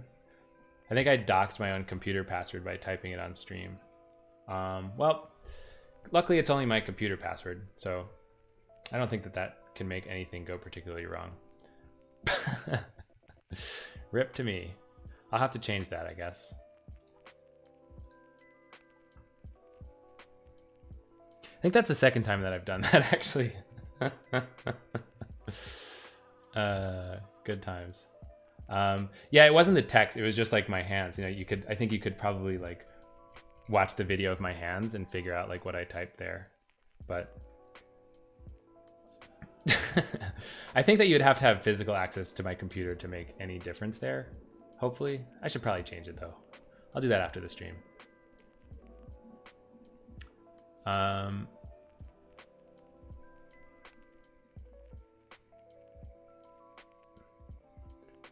So, right, what happens here? We say set string.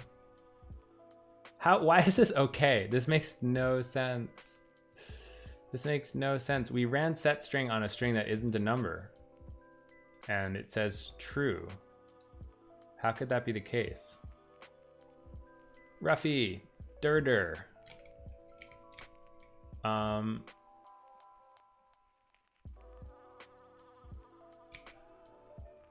This is like a kind of a problem, honestly.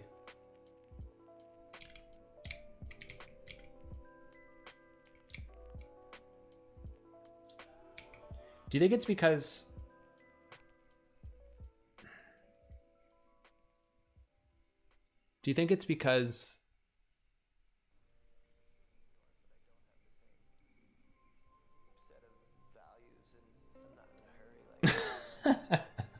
just got notified by my deep learning password harvesting video tool that you got a hit? Dang.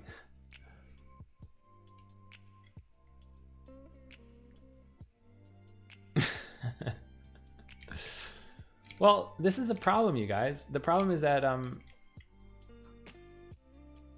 it allowed us to parse this like random non-value, and it said that it was okay. Why is that? If it's an error syntax, oh, but it tells us something. Conversion syntax. When a string is converted to a decimal and does not have a valid syntax. Okay, well that's cool. So then how come down here then?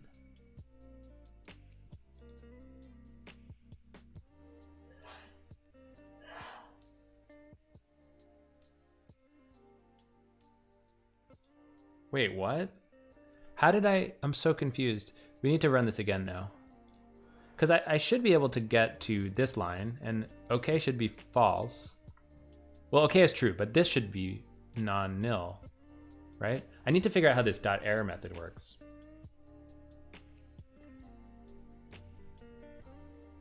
Oh, I think I know what the problem is, you guys. Here's the problem. This is actually kind of cool.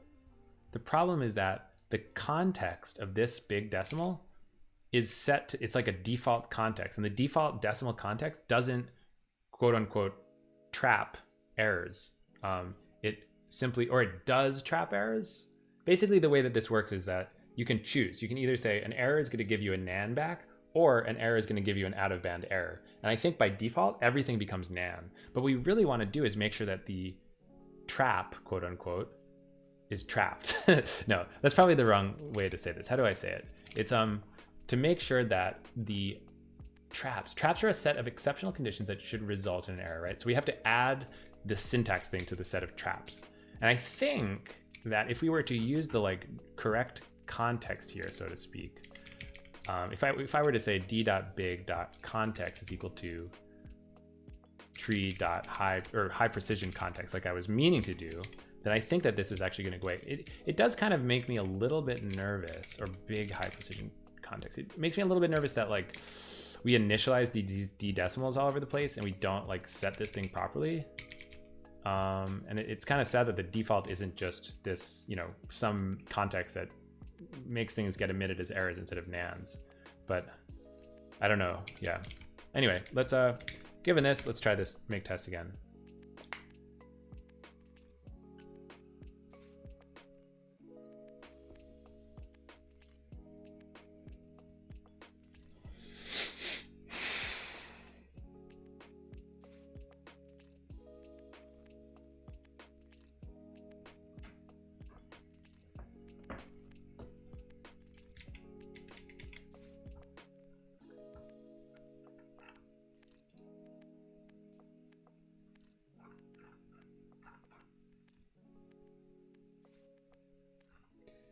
I should really get something that allows me to not have to type my password for computer stuff. Like if the fingerprint reader of my laptop worked, that would be a pretty good thing to use. Unfortunately, the fingerprint reader on my laptop does not work at all. Okay, expected 5 successfully. Oh, well, this is because I changed the test cases to not do anything good anymore. So let's fix that back. So back to our constant test. Let's just undo all this stuff. Let's also uncomment out these tests that we commented out.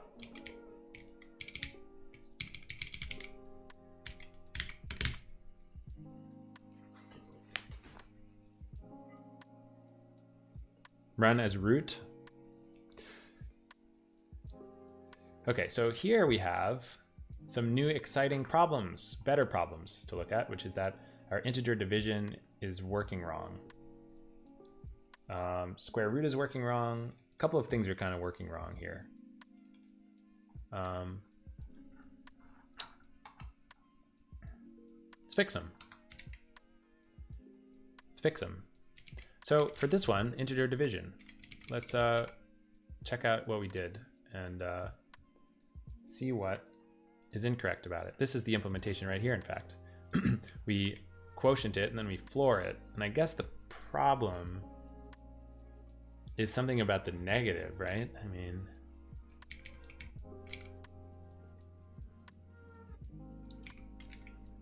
so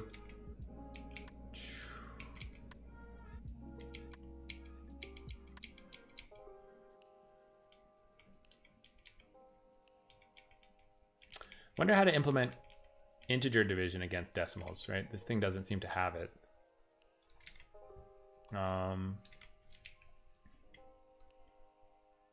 So I guess the algorithm that I'm using is not quite right. It probably depends. It's probably like floor if it's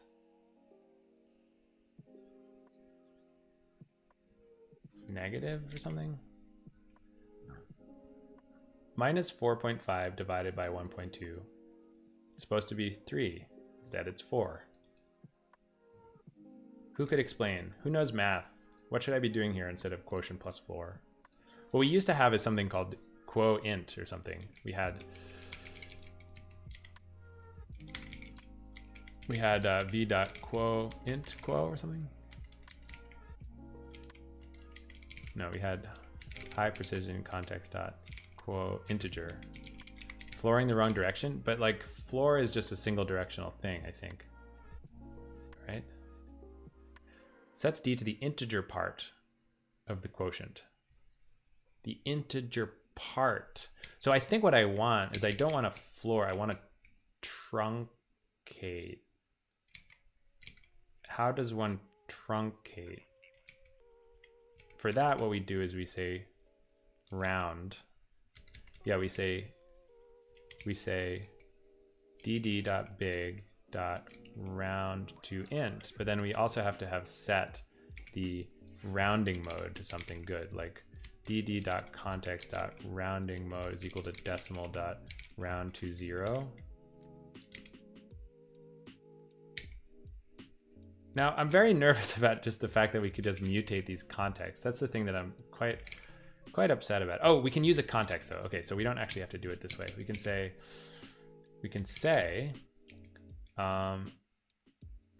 context is equal to big high precision context dot rounding mode is equal to decimal dot to 0. Then we can say context dot round to int of dd.big, right?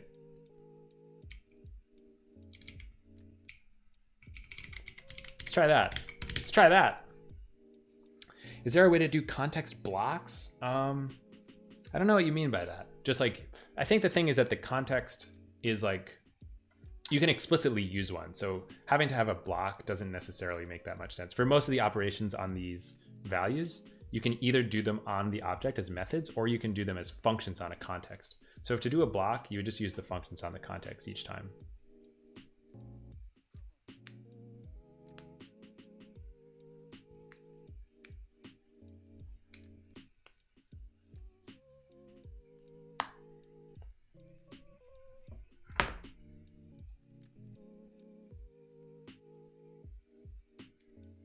Nice. Okay, we fixed that one test case. Great job.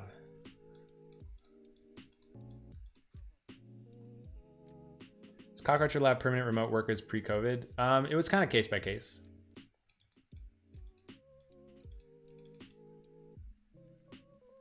This seems really messed up.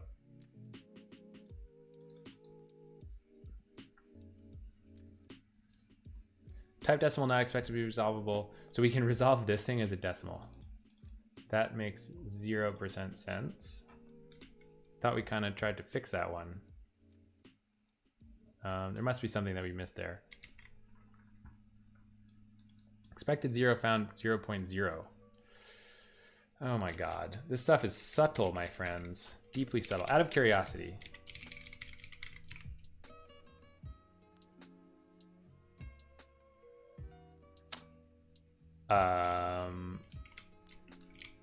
What does this even mean?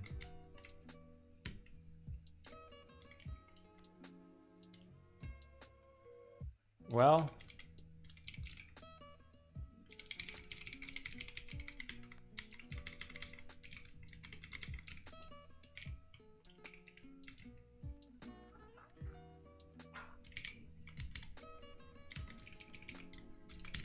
Computers hooked into over 1,000 data banks throughout the Jay-Z world. Coding Blocks, thank you for the follow.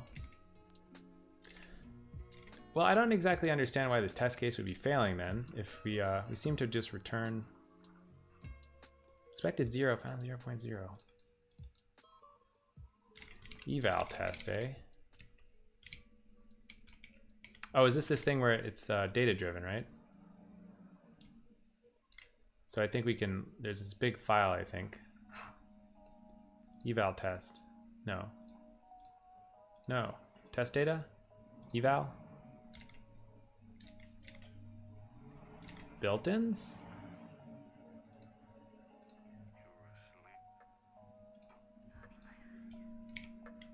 Square root of 1.0 times -1. Well, I don't understand this at all, unfortunately, because seemingly in the shell, if you run this, you get this number. Oh my gosh, it's some sort of horrible thing.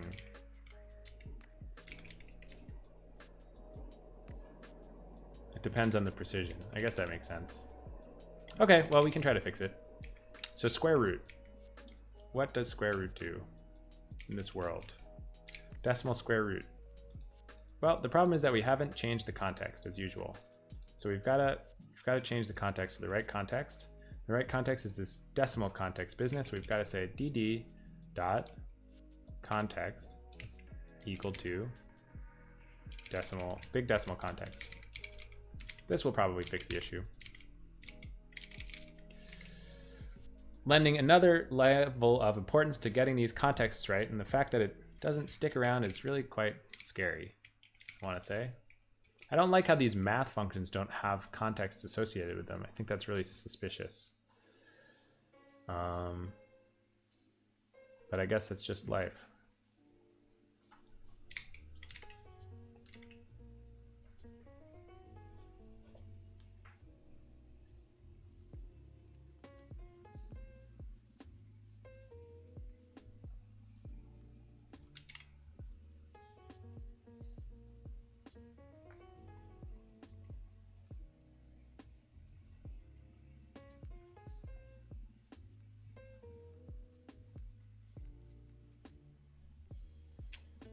Okay.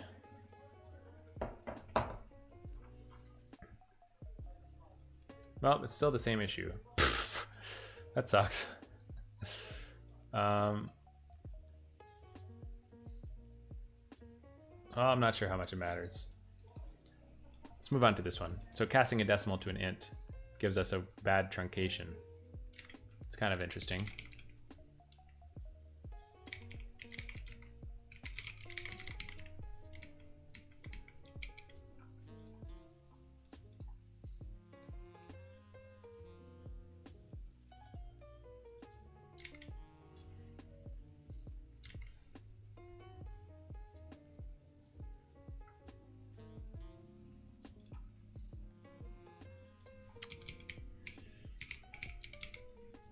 Just a little bug.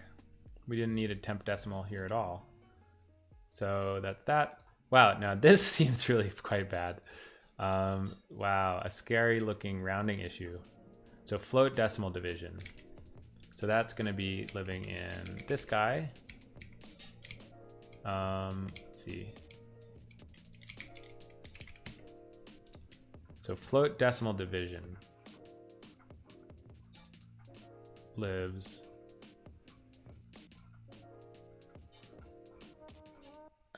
where's my float decimal division? Float. Float, float, float.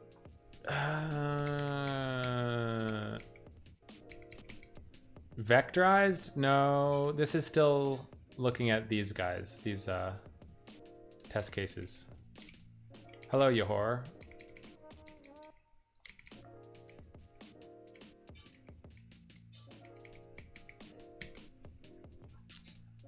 How come you work weekends? Well, this is Friday, first of all. And second of all, I would say that, you know, this is part of my passion, part of my enjoyment. Doing a little bit of streaming on Fridays. It's kind of makes me feel good. Are you sure that the old row engine is used for these tests? Well, I fixed one problem by changing this stuff. I think, didn't I? Maybe I fixed none of these problems by changing that behavior. That would be interesting. I'm pretty sure that these tests use several different engines, so to speak, but I'm not positive. It's a good question, though. It's a very good question. But it can't be using the vectorized engine because the vectorized engine has not compiled yet. I don't think that we've changed that stuff at all. And it would just never possibly, yeah. It can't be using the vectorized engine. I don't believe. I think that would be shocking.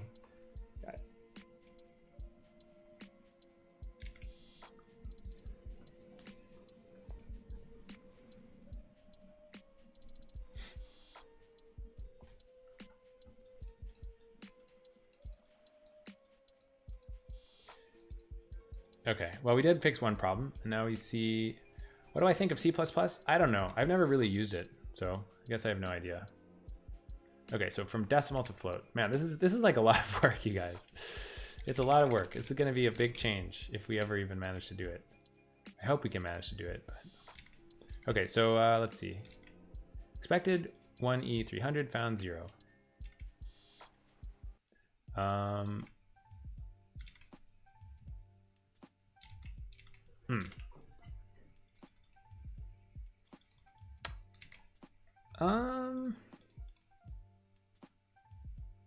So is this yet another case of traps working incorrectly? I think the answer might be yes.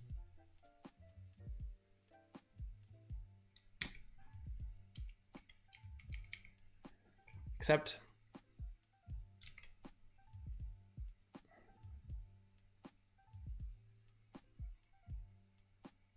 it's pretty bad that this is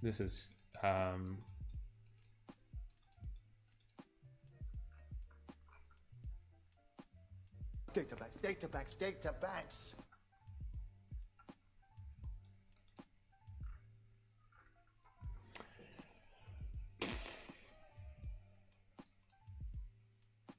this is pretty weird. This is pretty bad, I want to say. I don't understand that. So out of curiosity, is this a thing? I didn't think it was a thing. Oh, it is a thing.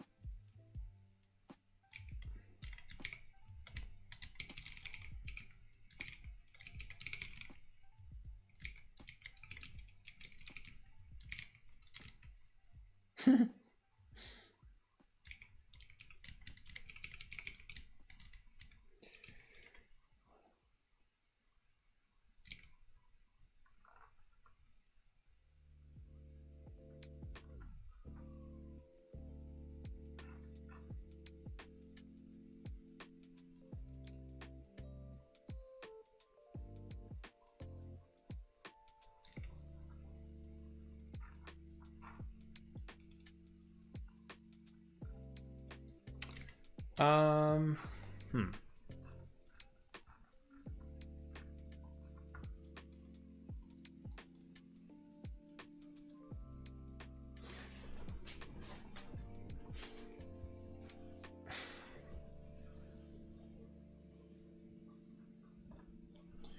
I guess we have to use the debugger again. Let's try that out. So let's break here, and we're gonna run this test eval business. It's called test eval.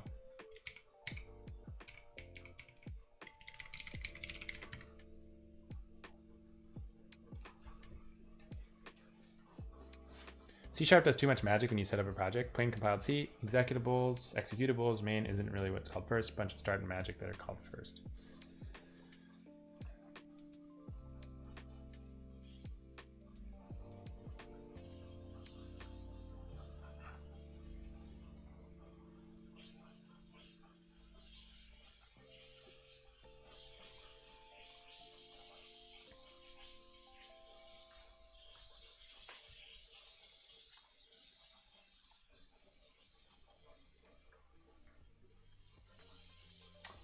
On the other hand, other languages generally put the stuff somewhere, mostly in the runtime.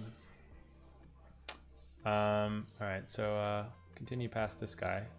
So here we are trying to cast a decimal, which is what? It's a, wait, what is the test case here? So this test case is working fine. This test case is working fine. Let's get to the broken test case.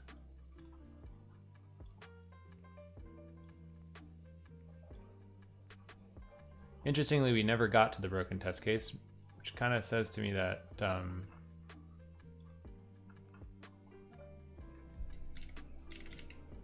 wait a minute. Please don't tell me that. Okay, no, it's still I think what we need to do is kind of break here somehow. It's kind of difficult. You have to figure out, how do I break at a particular spot in the data-driven test? I guess what we can do is say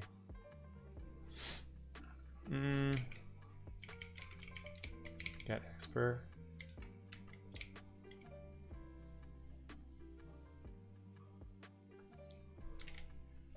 So this is the opt case.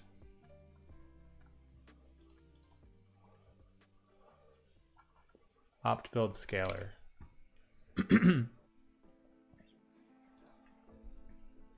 So I guess I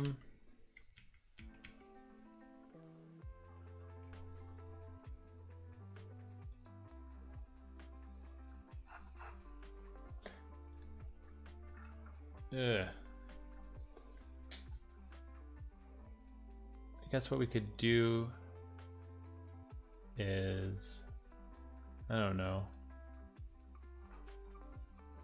I guess we could say if path not equal to cast or something. So if not, path dot ends with, or strings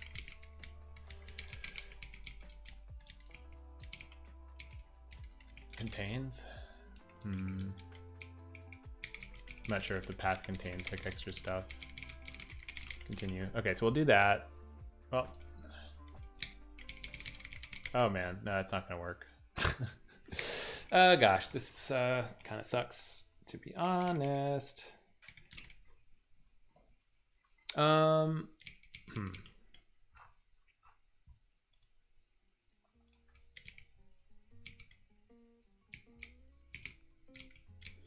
Just trying to figure out, how do I, like, I guess we could just read what build scalar does, maybe.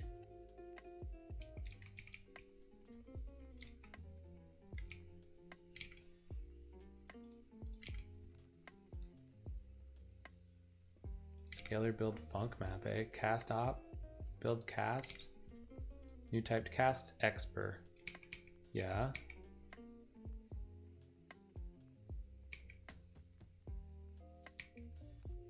Don't we have to eval this func though?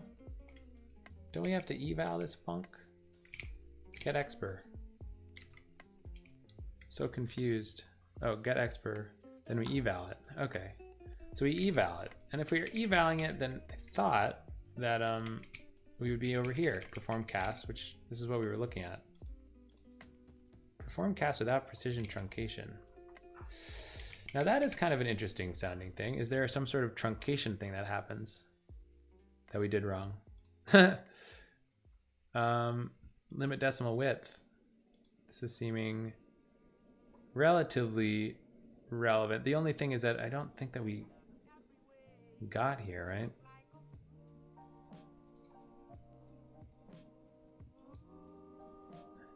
Should I just, let's just debug and see if we can break here. See if this helps.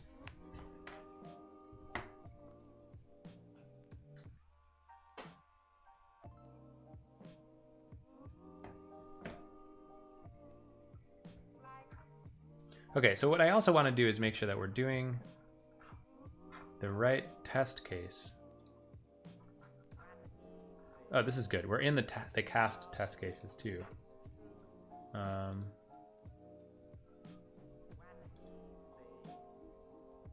No, but then we leave the cast test cases altogether. It's kind of weird.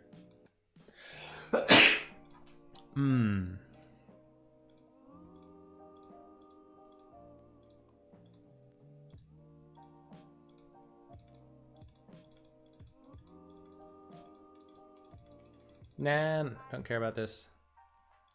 Built-ins cast. Again. I'm a bit confused.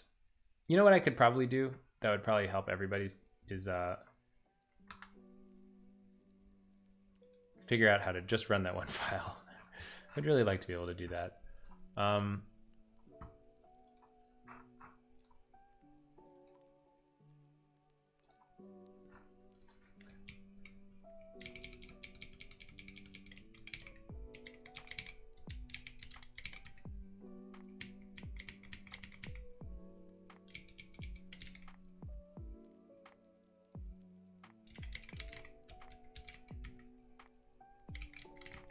Yeah, so this is our test case. Let's just get rid of all this stuff.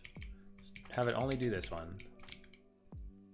And also, let's figure out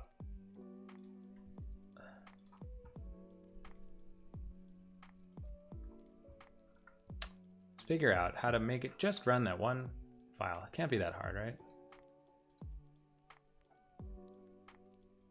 What does this do? Walk. It gives you back.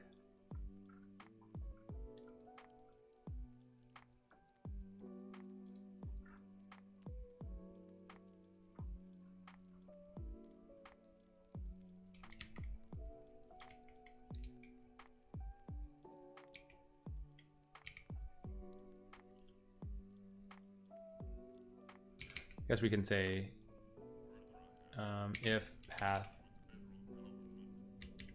not, yeah, this is what we should have done the whole time. And if not strings that contains path cast, then here we can continue. All right. So let's try this again. And then inside of opt, we'll break here. Okay, I think this should be better for us. Continue is not in a loop. I meant return.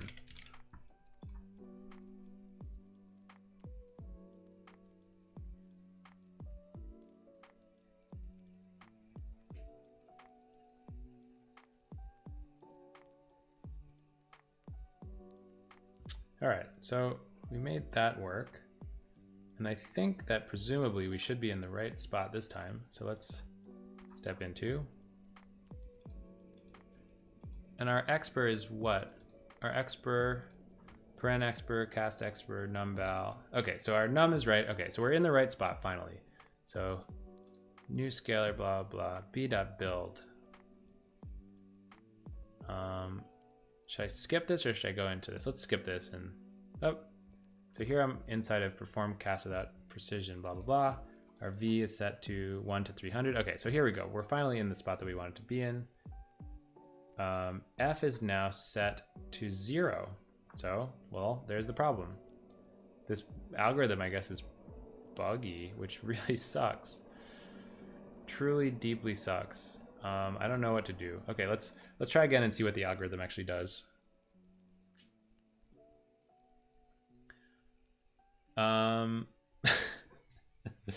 Could be trouble. Could be trouble. So we're gonna continue. Here we are. Let's go inside of this D float64 thing and see what it actually does here. So skip this. Is it compact? It's not compact. XC is equal to 0. False. If it's an int, it's not an int. What is X is int? I don't know what that does. It is an int. Okay, sure. So if XC, okay, is equal to int64, then, so let's, I guess this is just not going to work. That seems like what's going on here. Turns X as an int64, truncating towards 0.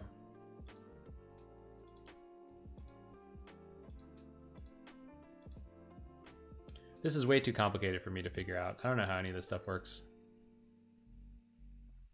Scale X. Oh, I see. So we failed the scale X, whatever that does. What is scale X? Scale X says adjusts X by scale. If scale is greater than 0, X is equal to X times 10 to the scale. Otherwise, blah, blah, blah. And it returns false if you can't.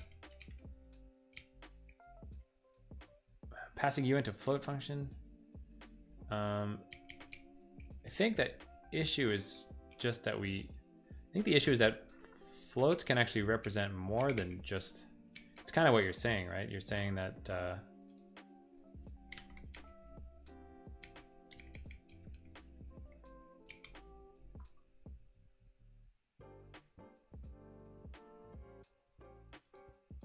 mean, essentially here, I think we need to fall through, right? So it's an int, but the int is really big. Like it isn't returns true if it can be represented as an integer, which is true, but it doesn't fit into an int64 or a uint64.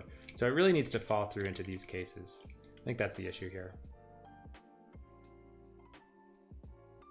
Right? Oh wait, no. It falls through. Okay, wait. Otherwise, OK is equal to xe is. So I think we have to continue. Hold on. Where are we? We're here. So this is false. This is false. OK is equal to xc is 1, less than max mantissa. Okay. Or, so OK is true then. So wait a minute. But we didn't set f. What the? I'm so confused. This is just buggy. It's buggy.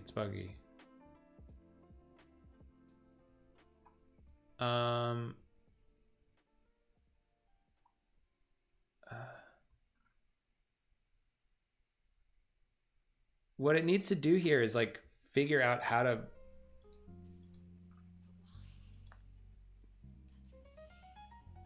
Wait, what? Convoluted but on purpose? This is deeply confusing.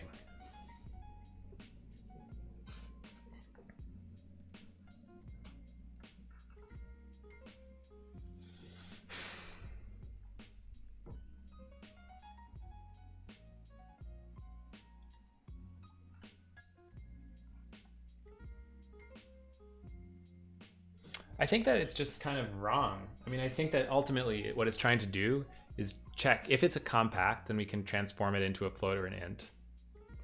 If it's not a compact, oh no, because it is compact in this case. Compact is about the mantissa. It's about the scale is just really big. So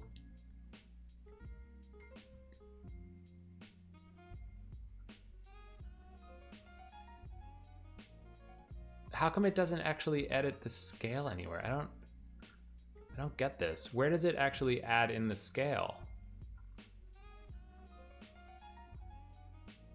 Wait, I'm so confused. Where does it edit the scale?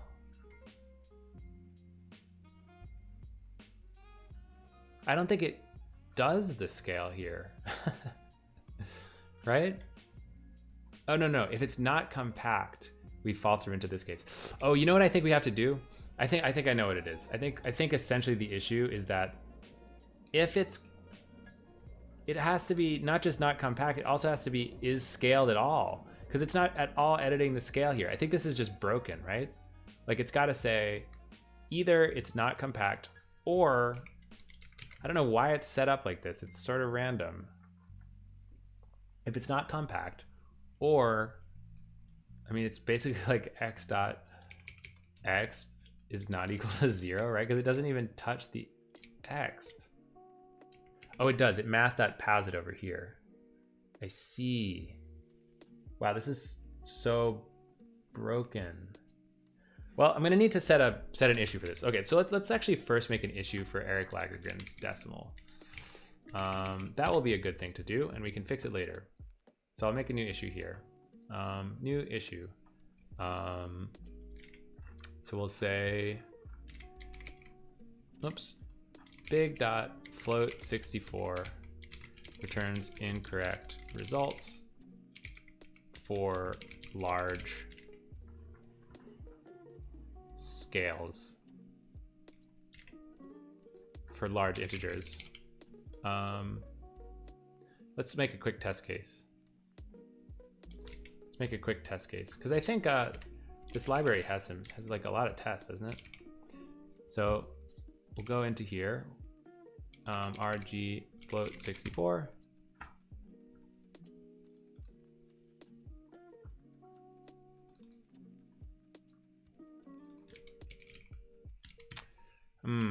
It's not particularly well tested. I'm a little sad about that.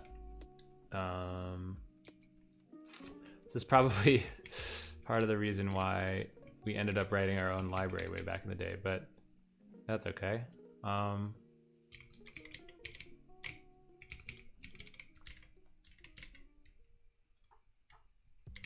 Okay, so we're gonna say new.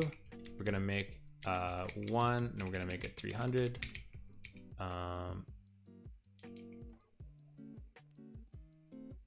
So if not okay, expected true got false, and if f is not equal to float 64 of 1e. Yeah, how do you represent that in Go exactly? Playground Go. Format.println float 64 of 1. Format.println float 64 of 1 e300. Is this a thing that you can do? Yeah. Everybody knows that relational Chachi. databases don't scale because they Thank you use so much for joins, that tier 1 gift sub joins, and write to disk. to Koros.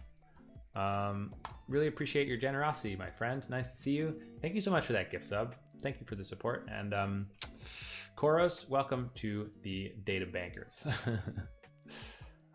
But yeah, really appreciate that, man. It's really generous of you. Happy holidays to you too, my friend.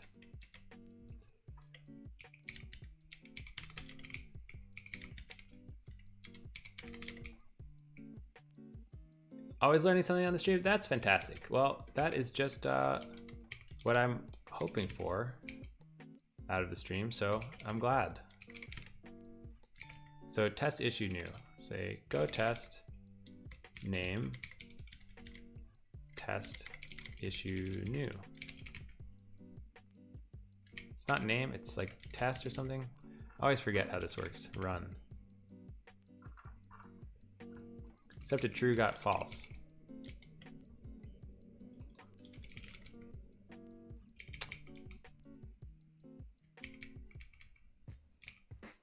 Yeah, test name.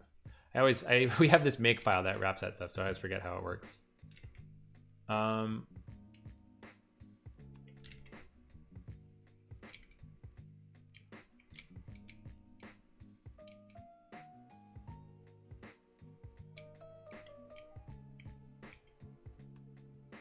Do I have a different version? No, it seems to be the same.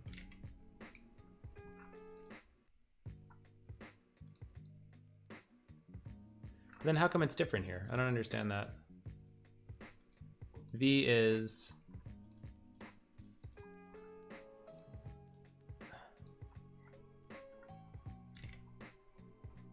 Oh, I see the problem. This needs to be negative 300. Wait, I don't know why that would make a difference.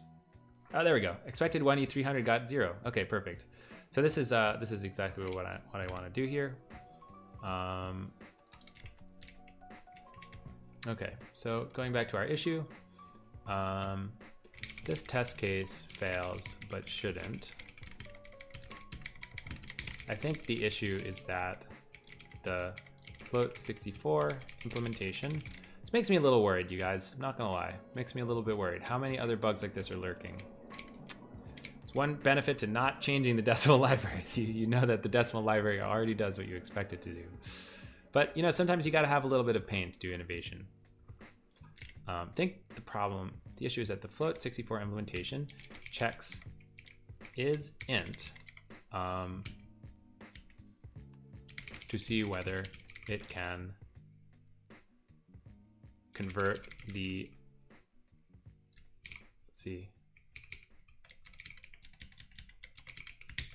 convert the decimal into a uint 64 or a uint 64. Are you using this guy's library in your code base? Well, not yet, but the idea was that maybe we would.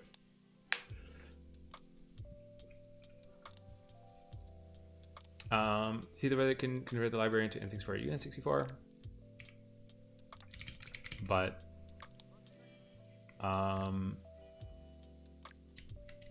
and then unconditionally attempts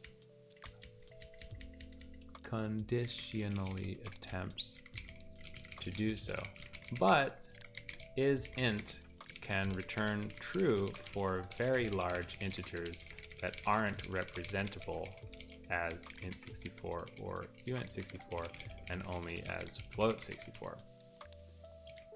So we end up incorrectly returning 0 in this case.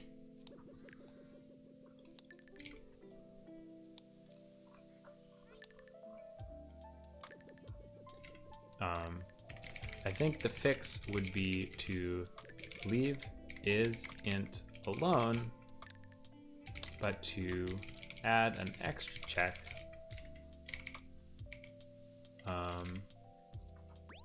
in float64 for the case where the value is too large to fit into an int64 or uint64, and instead fall back to the float parsing case.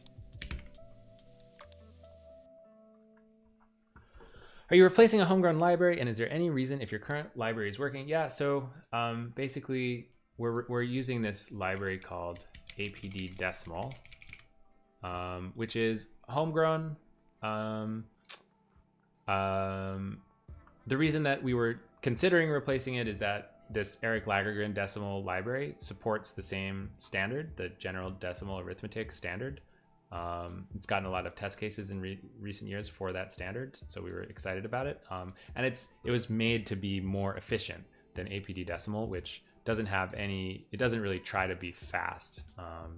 It uses this, basically with arbitrary precision decimals, you want to store the mantissa, which is like the digits in the decimal, as a arbitrarily sized slice of integers, and then scale it. And so that's what apd-decimal does. It always uses this mantissa as a byte slice. But you can have an optimization where you stick the mantissa into an int64 for small cases, which are common. Like most of the time when you have a decimal, you can fit it inside of an int64 plus a scale. So the ericlagergren decimal library is built with that in mind. I don't really think that it would be a good idea to extend apd-decimal with that extra stuff because it would take a lot of effort, and I was sort of hoping that we could switch to this other library that's gotten a lot of test cases from apd-decimal in the last 4 years. So that's kind of the idea here. But yeah, there's issues. I mean, all software has issues though, so it's not too bad of a thing. That being said, I think that I'm just about ready to wrap up at this point. We've had a lot of fun. I think we've made some good progress. We've found some issues.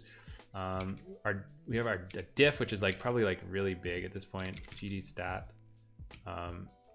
That's not that bad actually. Like a couple hundred lines added and almost 2,000 deleted. Too big. But I think it's just about time for me to wrap it up. So I think we're probably gonna go ahead and find someone to raid. Let's see who is around on the old science and technology channel.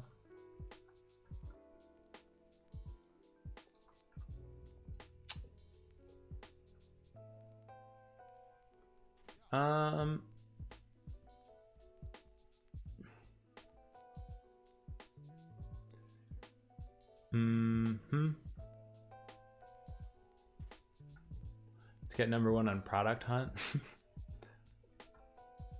Python Twitch bot. DEF CON online meetup.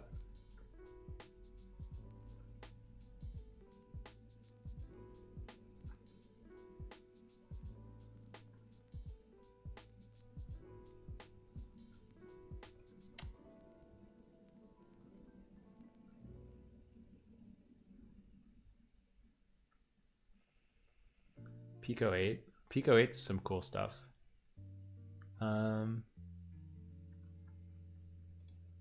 Android programming. Oh my gosh, he uses some sort of horrible font. I'm afraid we cannot be rating him because of the font choice.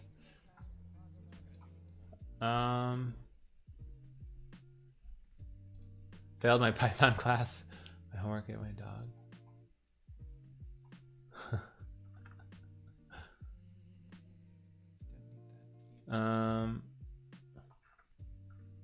Who should we raid? Who should we raid? I really just would prefer putting ggplots. So this is one thing that R does right.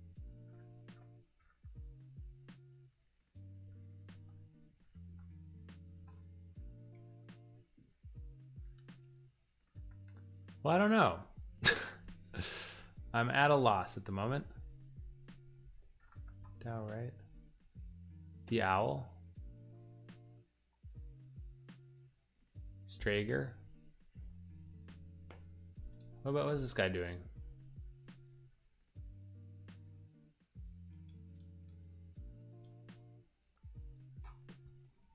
This is some kind of like hacking stream. I never liked those ones really. I don't think so.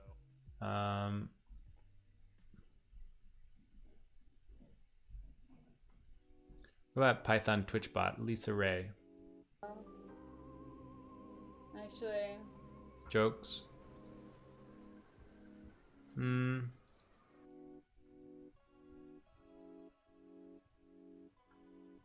Barn owls. I don't know, you guys. Sometimes it's hard to pick somebody. I was gonna raid this guy just for fun. I don't know, whatever. It's Tall Guy Jenks.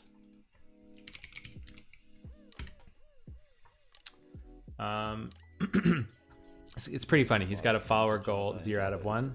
I think it should be fun. So say hello. But anyway, you guys, thanks so much for hanging out with me. It was pretty fun. We did a lot of good stuff today. Maybe I'll stream again this weekend, maybe not. But in any case, I'll see you either this weekend or next week. Until then, thanks for all the hanging out. Thanks for all the fun. And see you next time. Bye. Python uses white space for code blocks. Yeah. Python is similar to C.